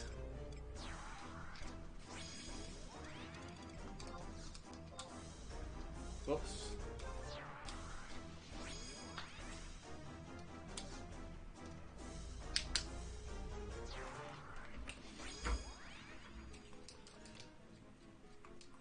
Actually, you know what? If you guys are willing to stick around, I can always call out of work if worst come to work. I actually call out when I'm technically on call.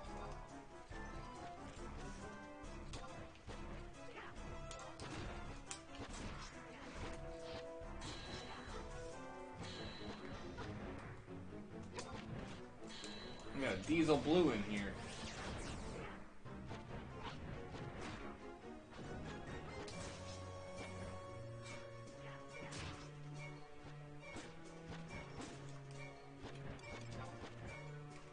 Can I stop being paralyzed? Is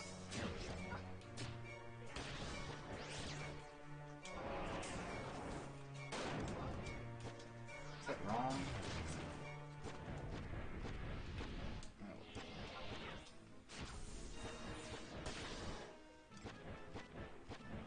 Expiation spam.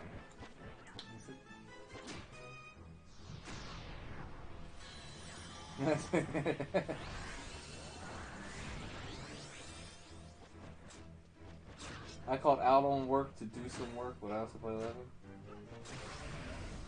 No, this is Walk of Echoes.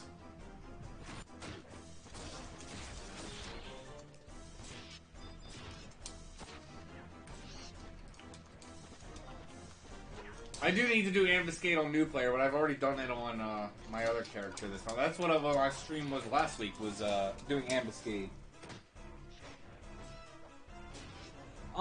It's worth doing, but Walk of Echoes was an event that was released at the time that Abyssea was released.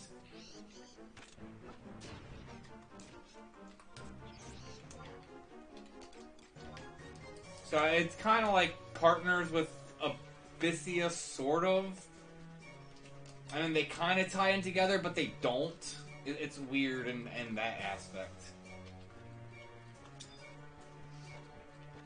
But basically it has just like these 15 different chambers. You basically just need to go in and kill whatever boss in the chamber to clear. And then you get, you'll get XP, you'll get CP,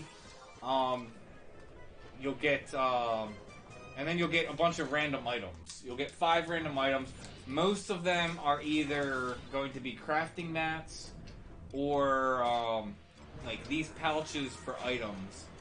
And these pouches are used to upgrade Magian weapons. But the main reason for them isn't really for the weapons. It's so that way you can get Empyrean weapon skills. So by going and doing them, you can unlock... like, Yuko's Fury is one that's tied to, well, is it the Empyrean weapon? But once you have unlocked it, you can use it with any weapon.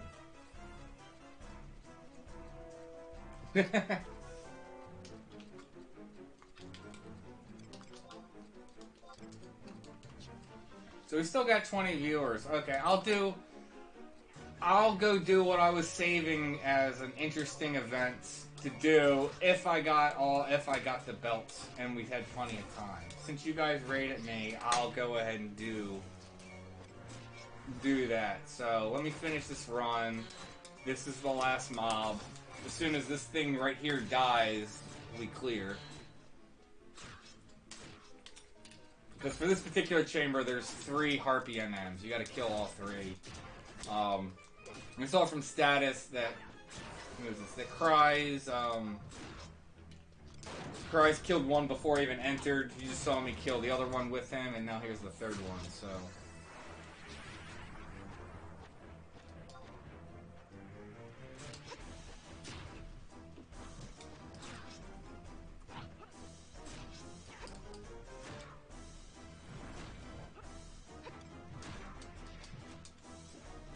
Hi, Red. Welcome to the stream. So... Alright, I'll just log her out here after I get the chest.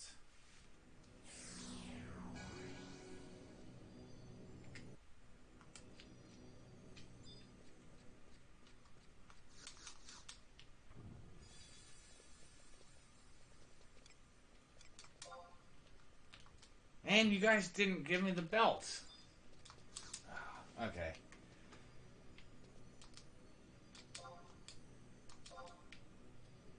Alright, give me 1 second. While I'm switching characters, I'm going to go to the bathroom real quick too, so... Give me like literally 1 minute and I'll be right back.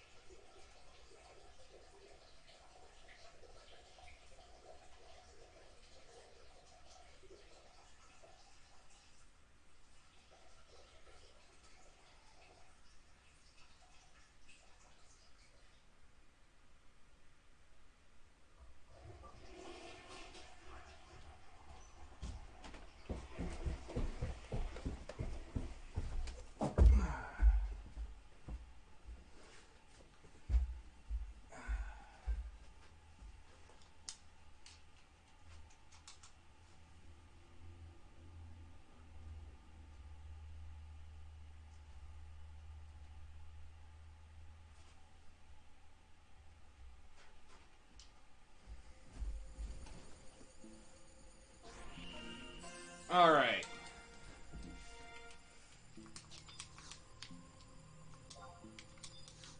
Nice. No, wait, not that I expected one.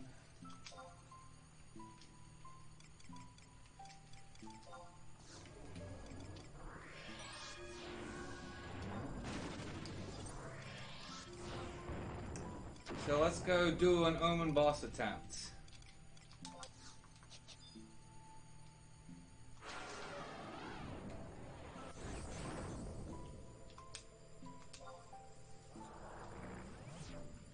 And we're not doing Jin or Kin, so...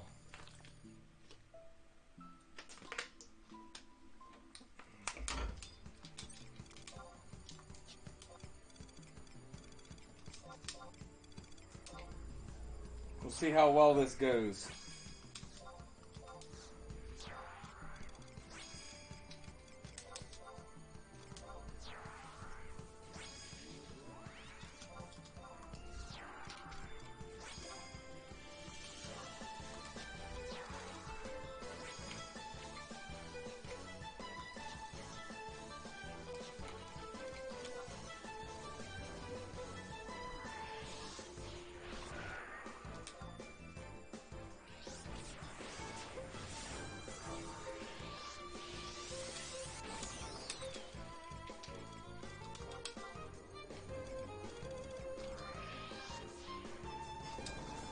Kill basically all the sweet water. That's all good. I already put my movement speed gear on. Here we go.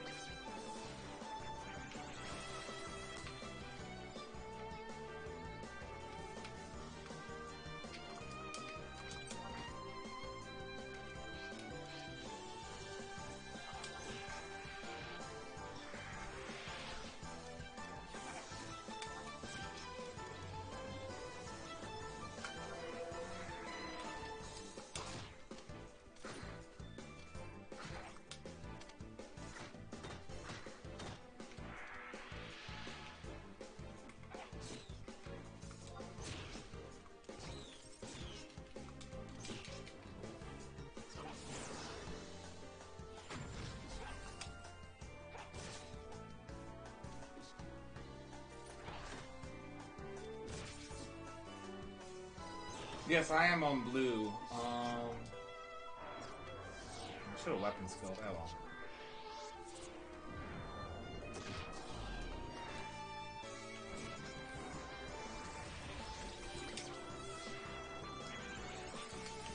save it for the next room.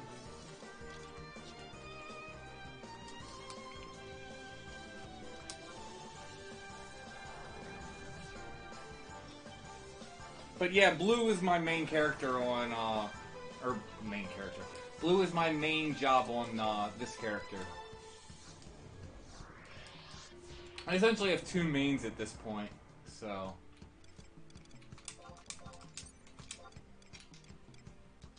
I have Cloud Chief and Cauliflower. I didn't even see. 9? Okay. 9 Sweet Waters.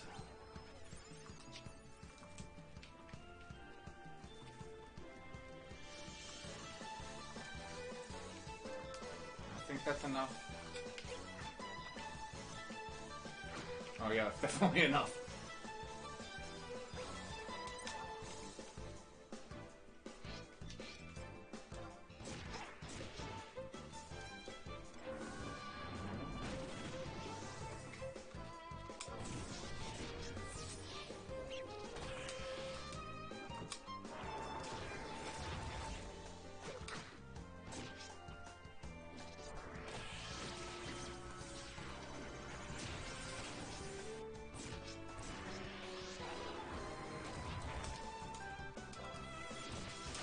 Yeah, Blue is really strong. It's funny because I didn't really ever like Blue before. I was like, it's just got kind of too much going on, and it's like swords kind of hit weak and everything. But then, you know, I asked when I was like, you know, had Cauliflower and started like leveling her up. I was like, what job do you guys want me to do? And everyone voted for Blue, and I was like, I'm gonna take whatever job you guys voted for, and you know, level it up to top end. Blue ended up winning out the vote, so it's like, alright, here we go. And I've had a blast with it. It's a fantastic job. It's a lot of work. Absolutely a lot of work to get Blue up and running to, like, a top-end level, but it is ridiculous. Nice.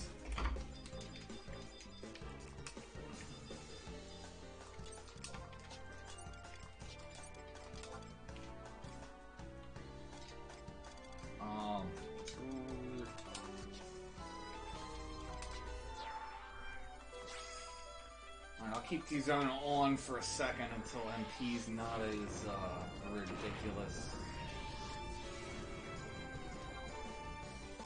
Alright.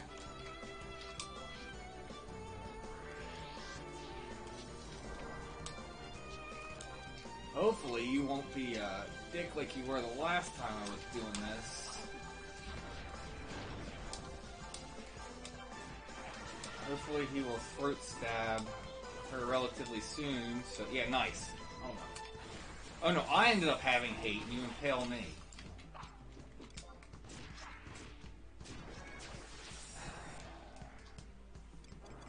Cause I want the Elven to lose hate so I can pull it away from the trust, so view sync isn't hitting, well, view sync will hit everyone.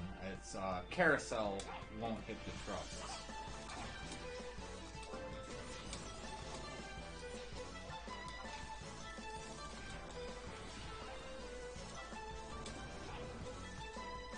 MP's enough.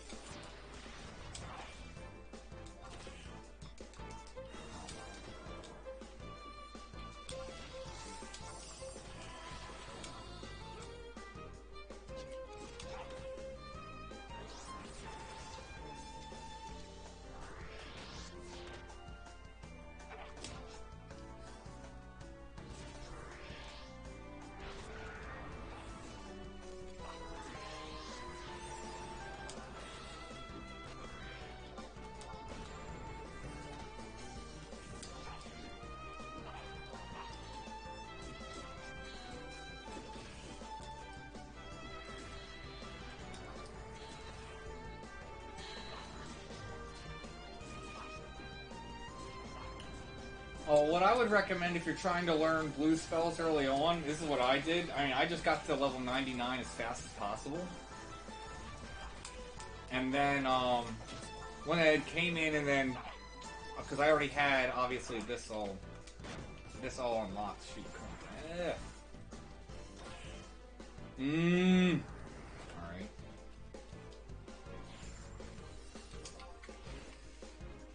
Don't touch it when it's mighty striking.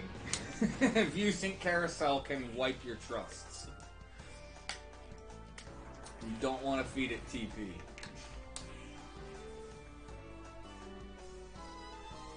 But, no, so what I did is once I had it 99, came in and started doing Omen. Just farming cards, and just quickly got the hands to +2. Once they were at +2, nice. Good, now come over here. Yes, perfect. And Mighty Strikes is off.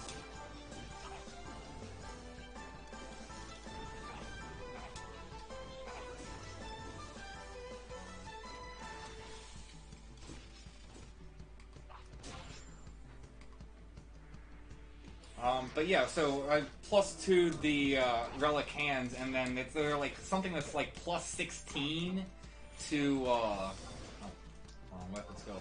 It's like +16 to learning blue magic, and it made it so much easier. Like I did pick up a few spells at low levels, especially like bludgeon, and a couple other ones just to like spam as I was leveling to try and keep my skill up, or keep my skill as high as possible without, you know, having to put in a ton of work.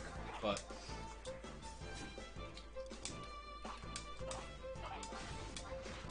that was you know, very helpful to help learn all the spells, having the AF hands to +2.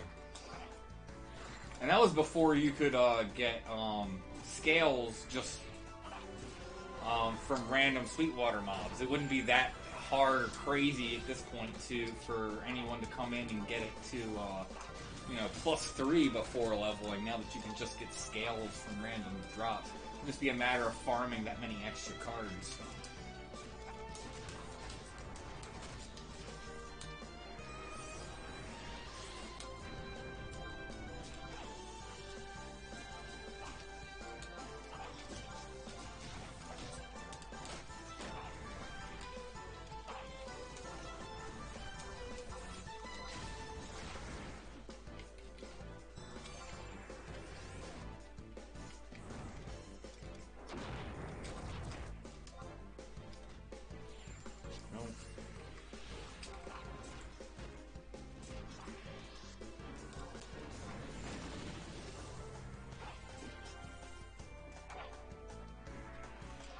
Is Mimic.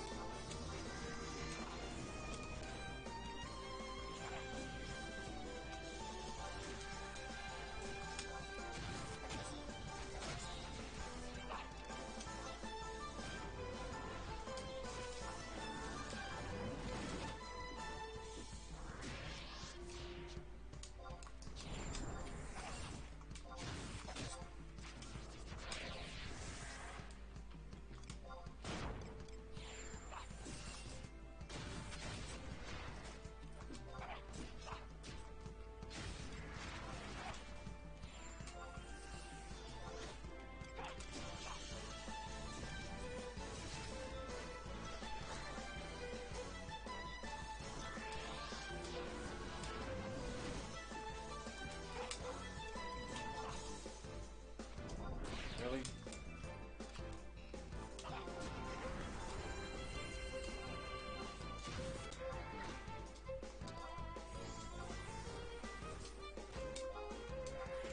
Is it Mighty Guard? Yeah. Wait a second.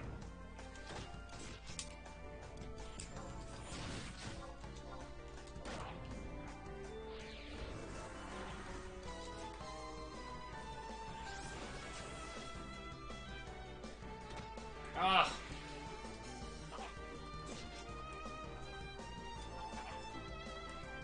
Come on, toss me an ether.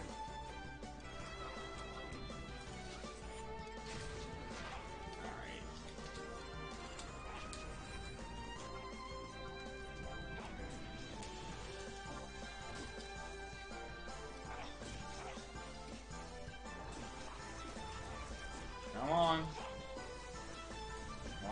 getting MP.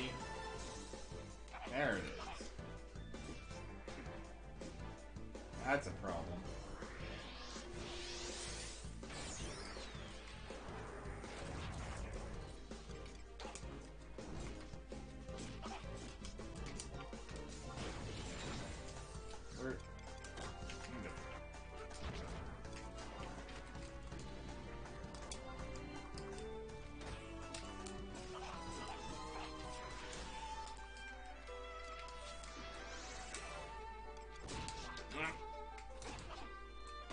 So pro tip when you're fighting this thing, if it happens to be in range of your trust and it does use sync, stop feeding it TP. Because if you keep feeding it TP when it does carousel, it's just that much harder and you're more likely to lose your trusts.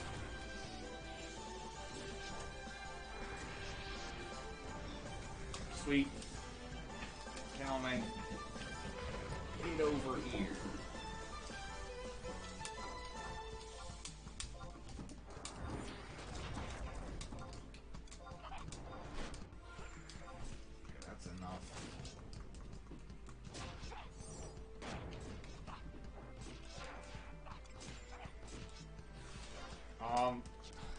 Really? Now the Elven's trolling me.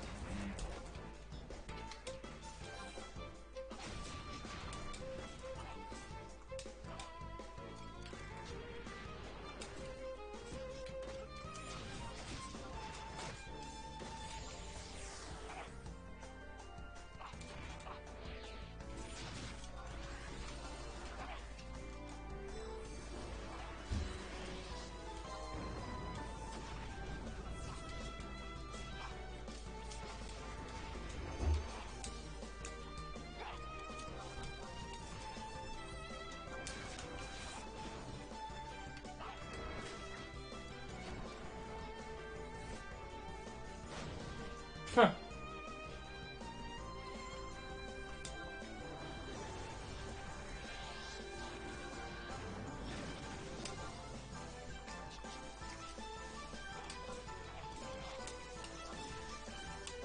Perfect.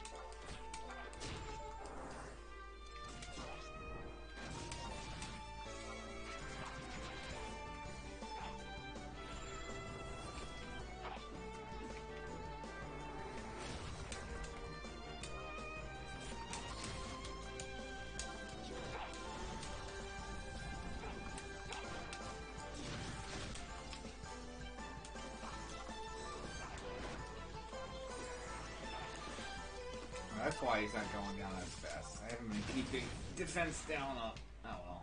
He's almost dead.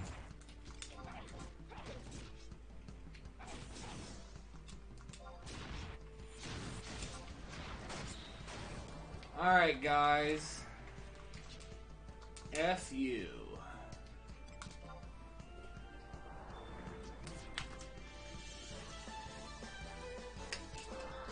Oh, Mombrix is absolutely ridiculous. He is absolutely fantastic.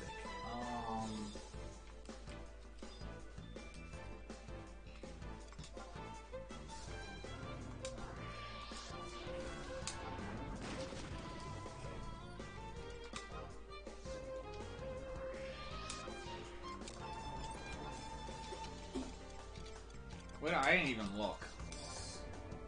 23 Sweetwater. Okay. Let's do it this way then.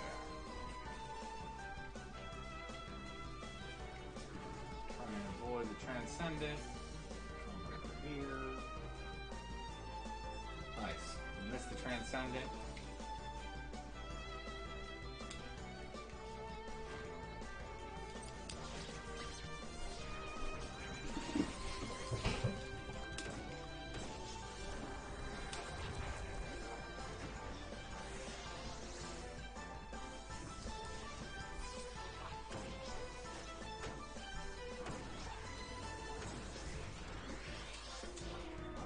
Yeah, I'd like to try Pup at some point.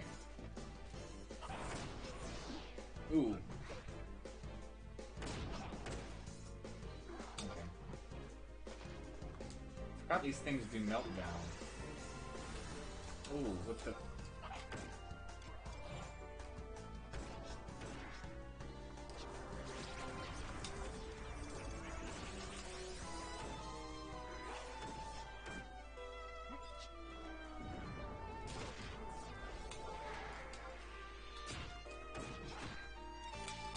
Sad part of it, that's it for AoEing. Now it's all undead. I could respec spells, but I don't think it's going to be worth it.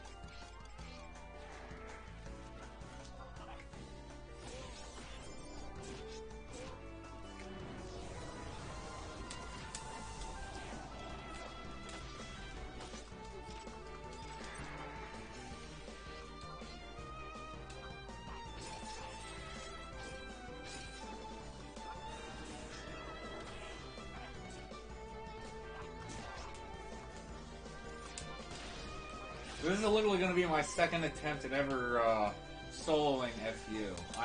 My first attempt, I had him down to like 8%, and actually kind of Mombrick screwed me, because right before he did whatever move he does to absorb the buffs, he had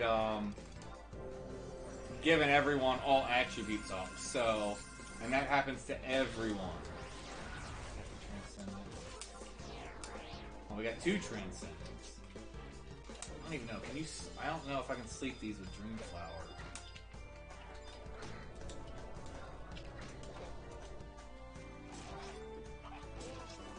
Let's see what happens.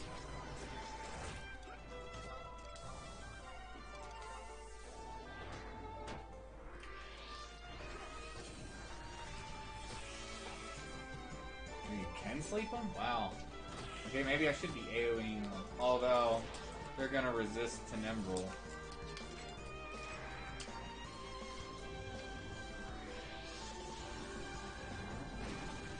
So how many was it? It was 20... So we took out all the ghosts.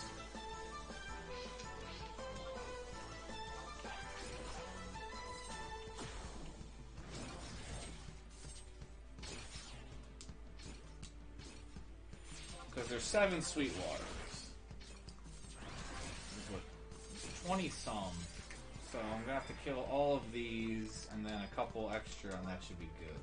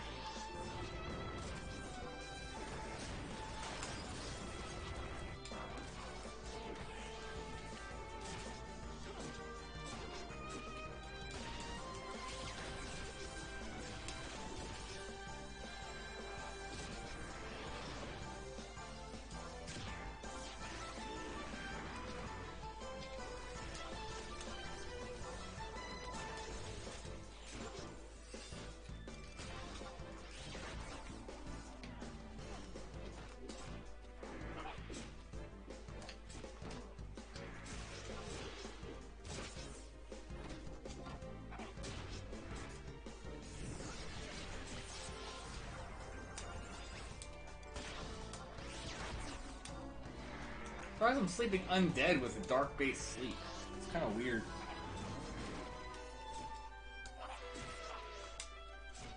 I don't know if it's somehow different in Omen, or because you shouldn't be able to typically do that, or if it's Dream Flower special.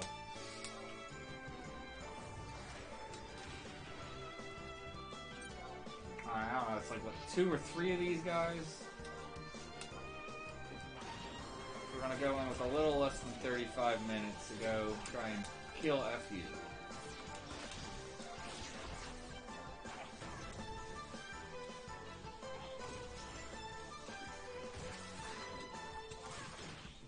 Oh, jeez.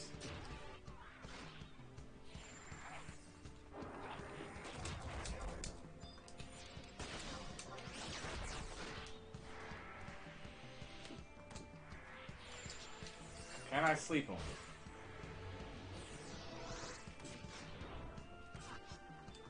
Can't sleep skeletons.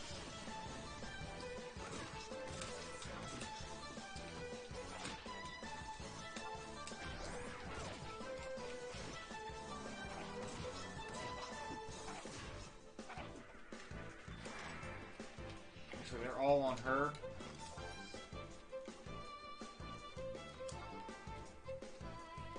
That's fine.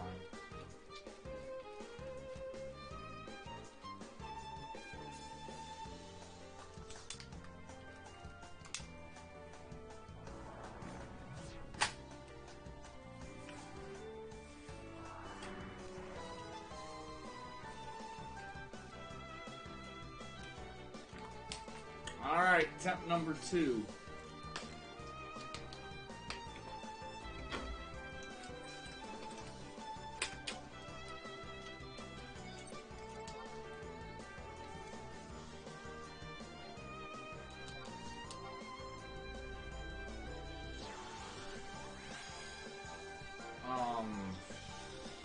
Shoot, that's not what I wanted to do. I don't want to wait. Oh.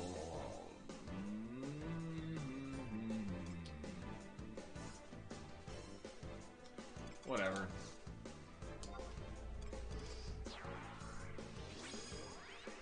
We'll make it work.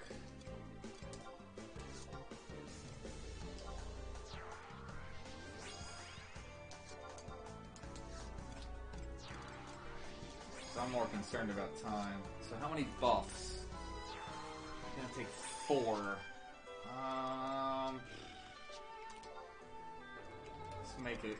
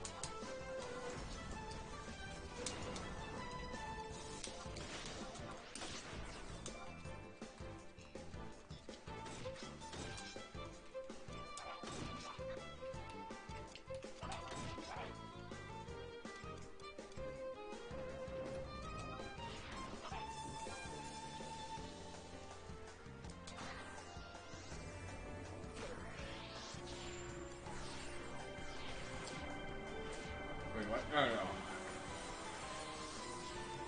In the wrong set. There we go.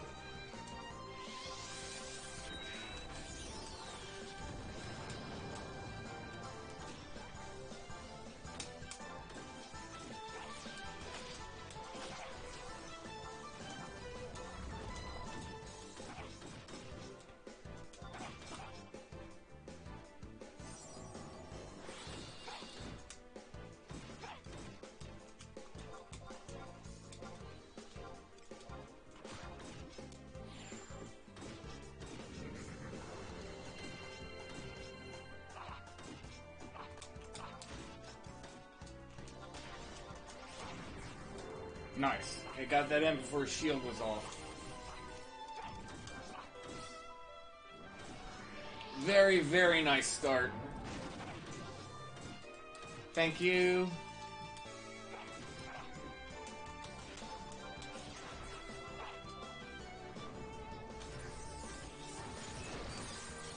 This new set's working out really good. I had to completely change gear sets to make this work, because this guy's evasion is absurd. And yeah, the accuracy set I set up is working out fantastically. Getting close to the second absorb.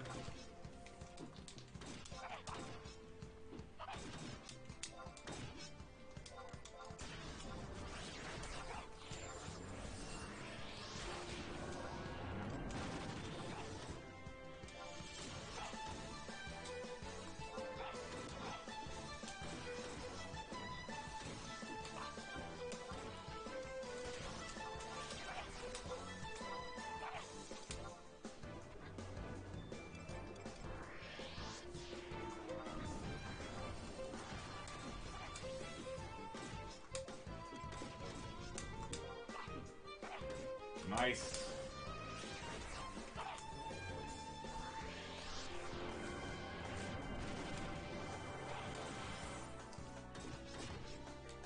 Alright. Probably next weapon skill is gonna kick it off.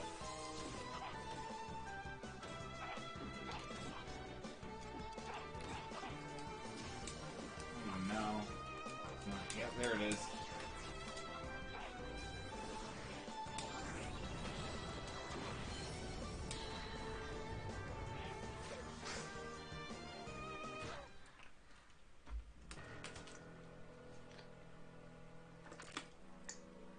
Should've gotten the blink up first.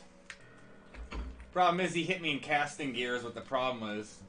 Tried getting haste up first. I should have just put blink up first, even though that would have killed me on, what's it called? Put blink up and then worry about it. Let's see if we can recover.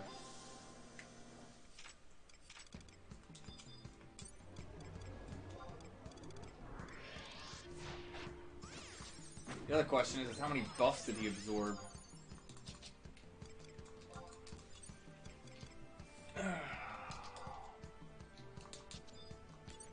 And he didn't even have diet on.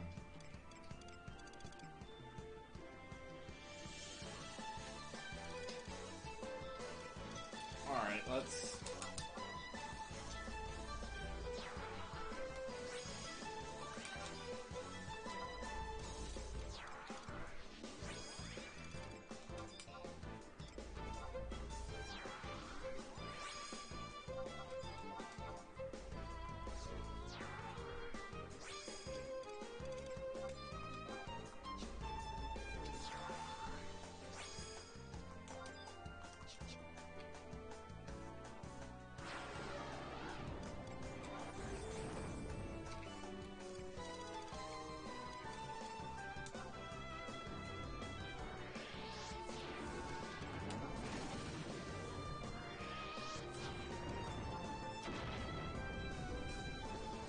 when we get close, I'll put up a couple more buffs.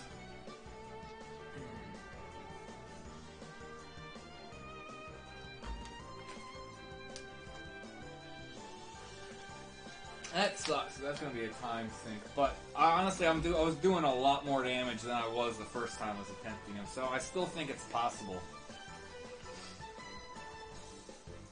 Now, let me see. How many buffs did he get? A lot.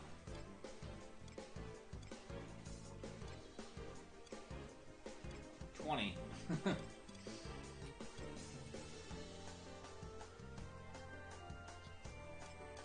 The thing is, so looking at that, so it would have been 750 and about 500. So yeah, if I would have been in my damage taking gear, I would have been fine from those two hits. Yeah, well, that would only been like 1200 damage, 1250. The problem is I was in my, my Oculation casting set, so that's why he just destroyed me.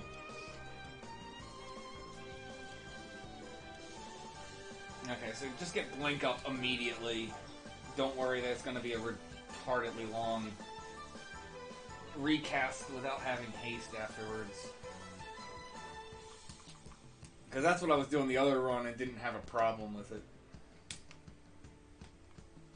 I mean, it's a learning process. Like, it would be... what would be impressive is the fact that if I kill him within the first 5 attempts, soloing it. Just because it's a huge learning process on just little stuff that makes such a big difference. Because honestly, fighting these things, it really is like 3 or 4 little things will make the difference to get you over the finish line on these guys. And once you know those tricks, and then you just streamline it, it makes it a joke. Like Jin and Kin, at this point I can, you know, I could go do a Jin and Kin run and I'm gonna win 95% of the time. Now, again, like when I first started doing it, I was having like, you know, a loss. Even when I got a win here or there, I was still having like a loss rate of probably like 60-70%. So it's a learning process. But yeah, every time he did it before, I immediately put a blink. That time I was like, but then I'm like sitting at, you know, he would then strip shadows down. Although at that point I'm going to have other buffs. I'll have Phalanx at that point, Pro and Shell. So I think it's worth it to get Blink up, even though I'm not going to be able to get Blink up for a very long time after that. But by then I'll have other defensive spells from my trusts to be able to, you know, take hits staying in DT gear the whole time. At least until I can get it back up and start damaging them. Alright, we need to get ready and go.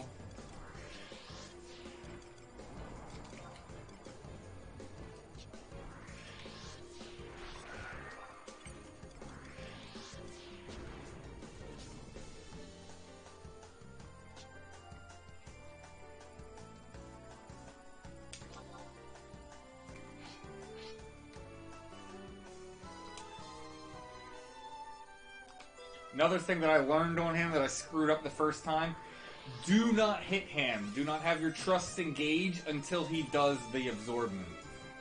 Because your trust will get buffs up before it goes off, and then he's absorbing more. So again, like I said, that was something I learned the first time doing it. So again, it's all finesse stuff.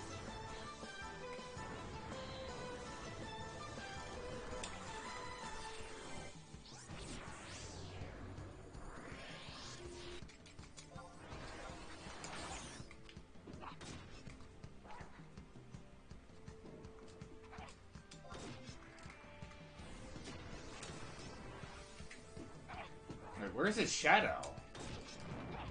Or not his shadow, his shield.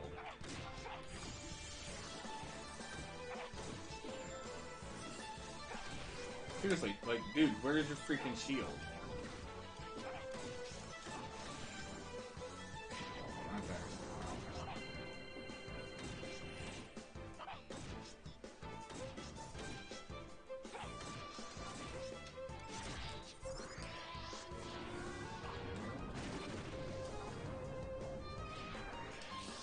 No!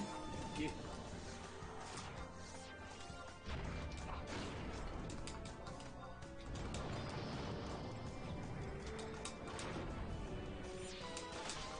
I guess it doesn't have the animation going, but yeah, he's taking...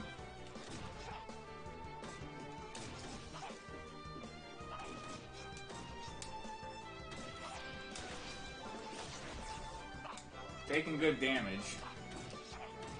That tells me his shield is up. Because basically what happens is he absorbs your buffs. He doesn't actually gain the physical buffs himself, but the more he absorbs, the more damage he'll do, but the more damage he takes also.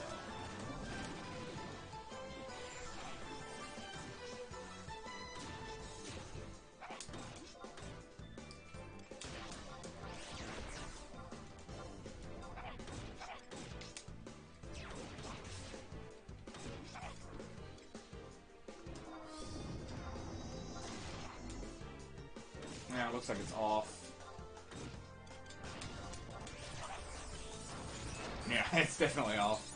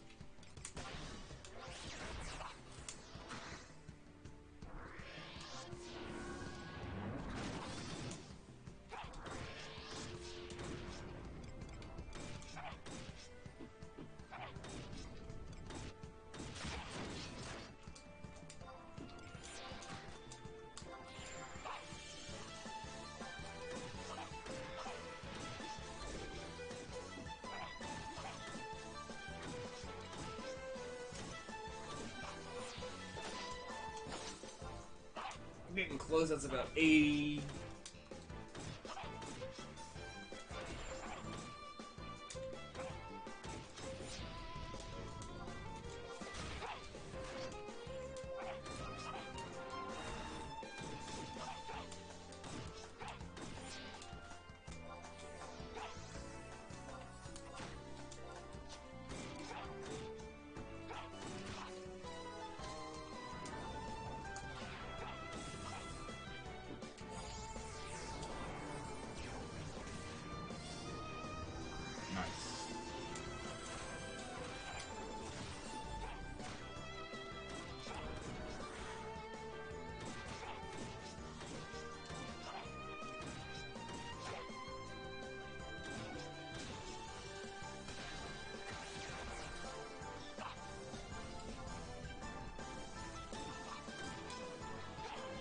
Nice resist on that crap.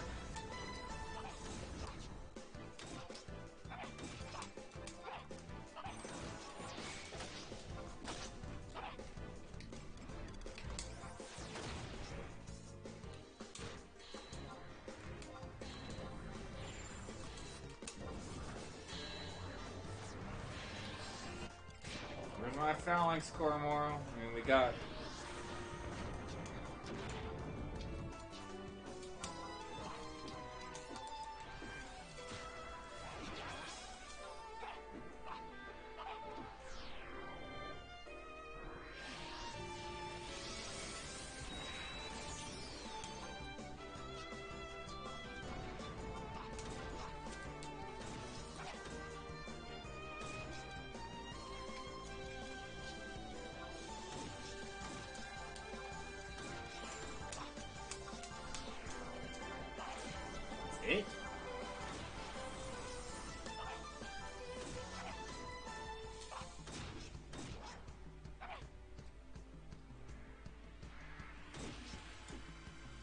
Whoops.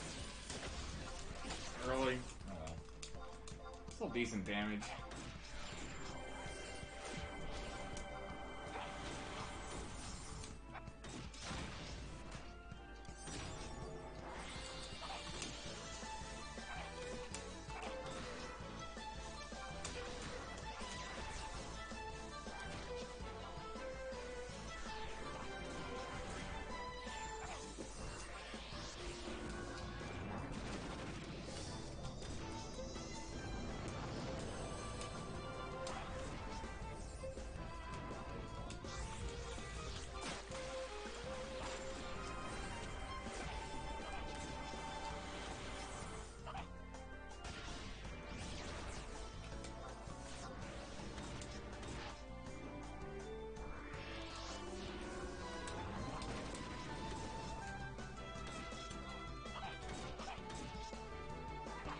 Shield's off, he's back to normal.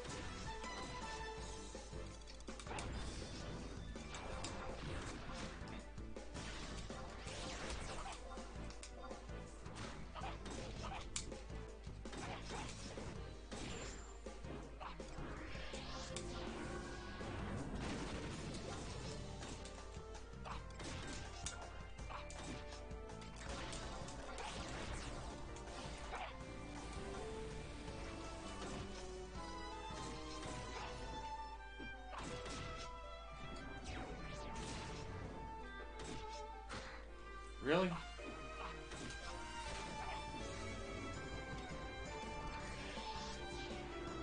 So I know I still have most of my shadows. She broke through that?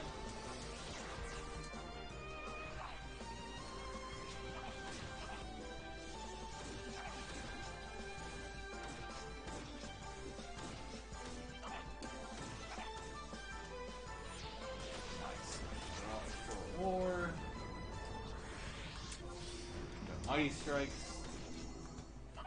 Definitely switch to DT gear.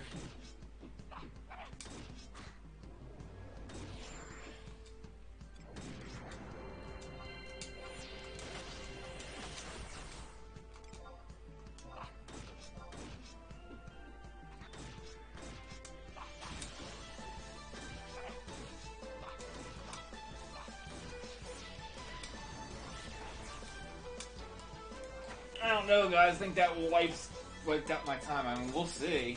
I'm not giving up, but we're gonna have to get some really good damage numbers when he does some absorbs. I'm close to 50. He's about to do it a second time.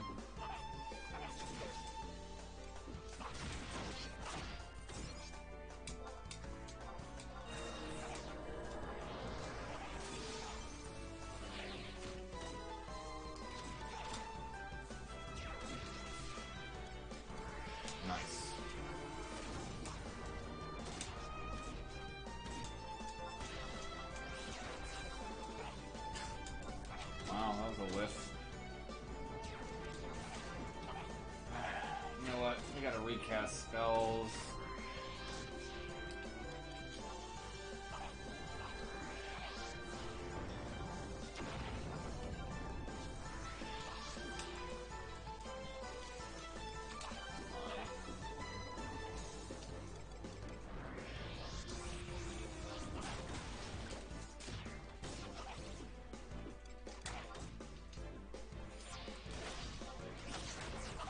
Really?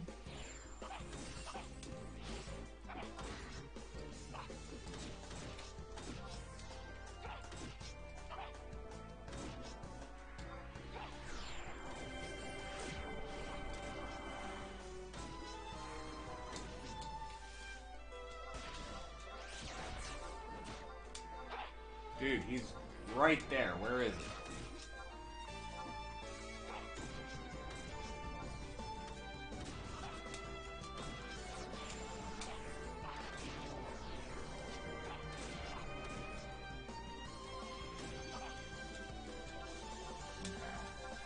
Likely now, but no.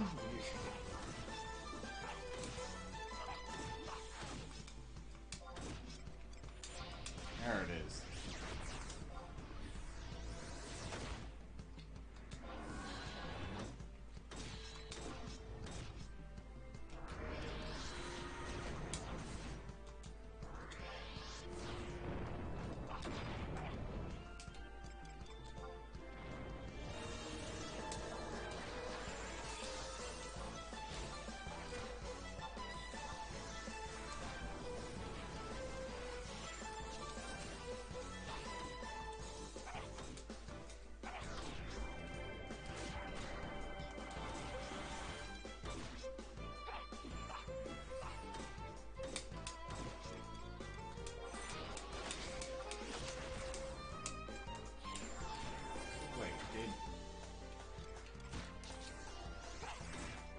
Where did my berserk go? What the heck?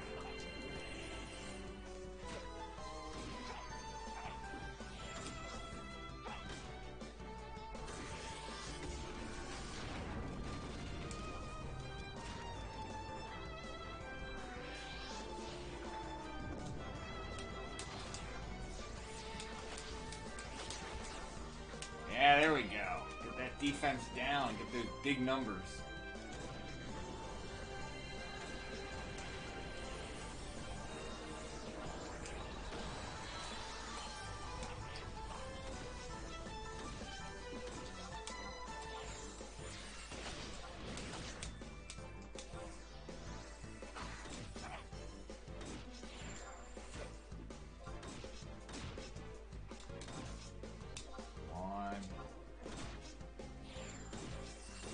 intimidate it. Let's go for damage.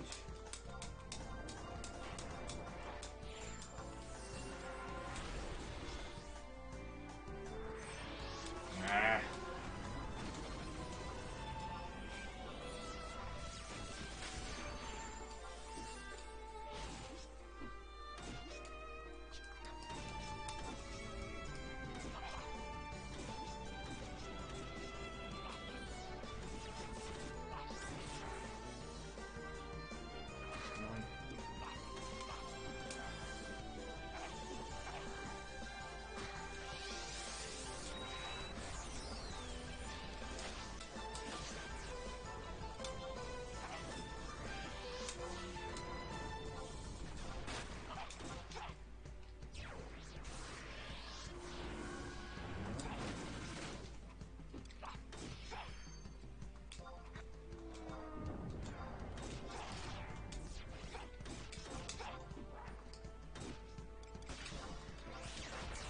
Yeah, we probably would have had it if I would have known, okay, after he absorbs the buff, get shadows up.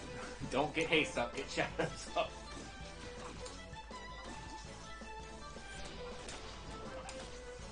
It's been pretty stable other than that.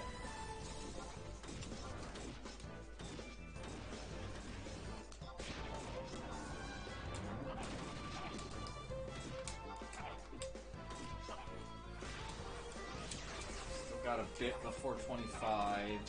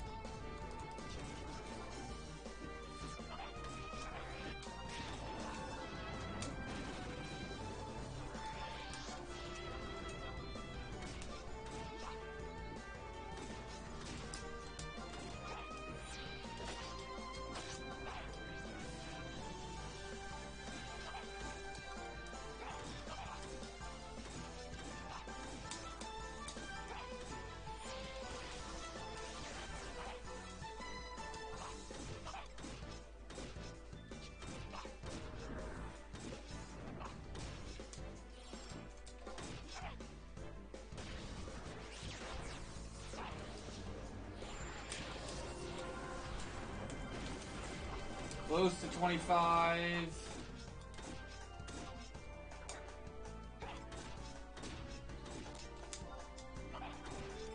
Yeah, like 2 or 3 more weapon skills, so should get us there. Well, not if they're all like that last one.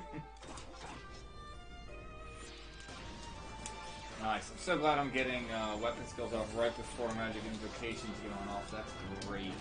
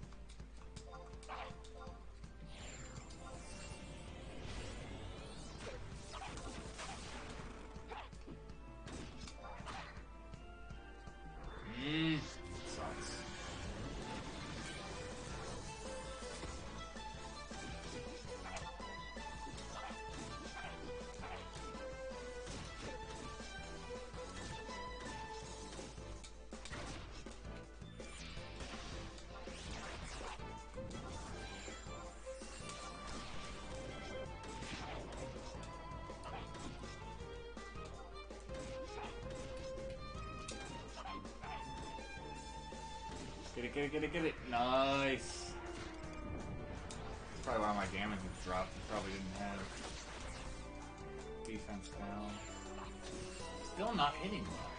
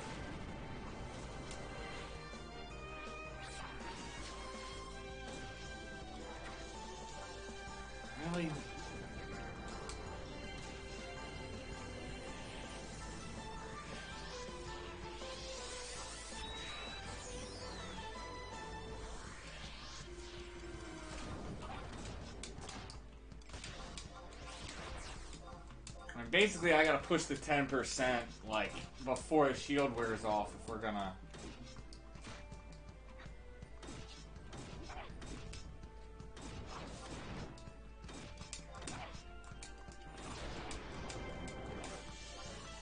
Which is possible.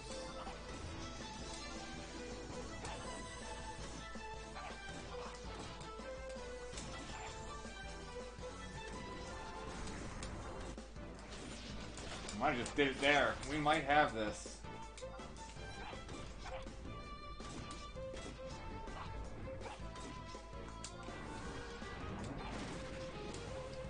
What did you give me? Was that a haste 1 or haste 2?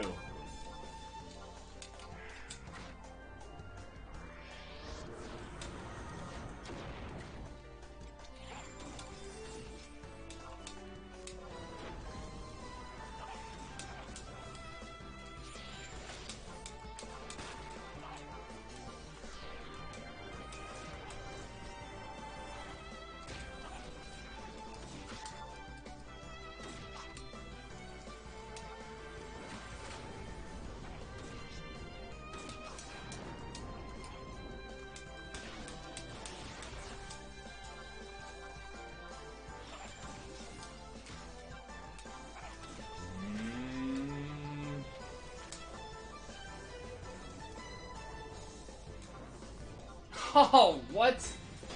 So I wasn't in my DT gear trying to get that.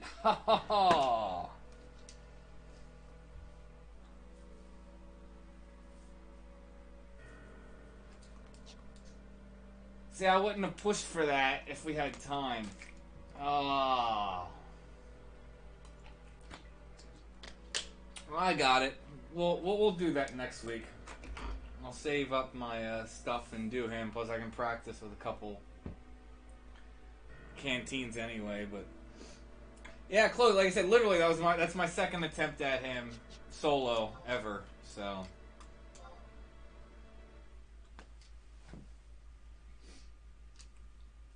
it's good to know that I can probably take him pretty solidly with like 25 to 30 minutes, which isn't that hard to get to an Omen boss with that much time. Obviously, more is better. Best I've ever gotten is like 45 minutes. But yeah. Alright, guys, it's what? Like 2 a.m.? 2:30. Yeah, I definitely gotta go to sleep and get ready for work. But, yeah. Thank you guys for, coming in. I appreciate the raid. Let me see if there's anyone that we can raid. Give me a second.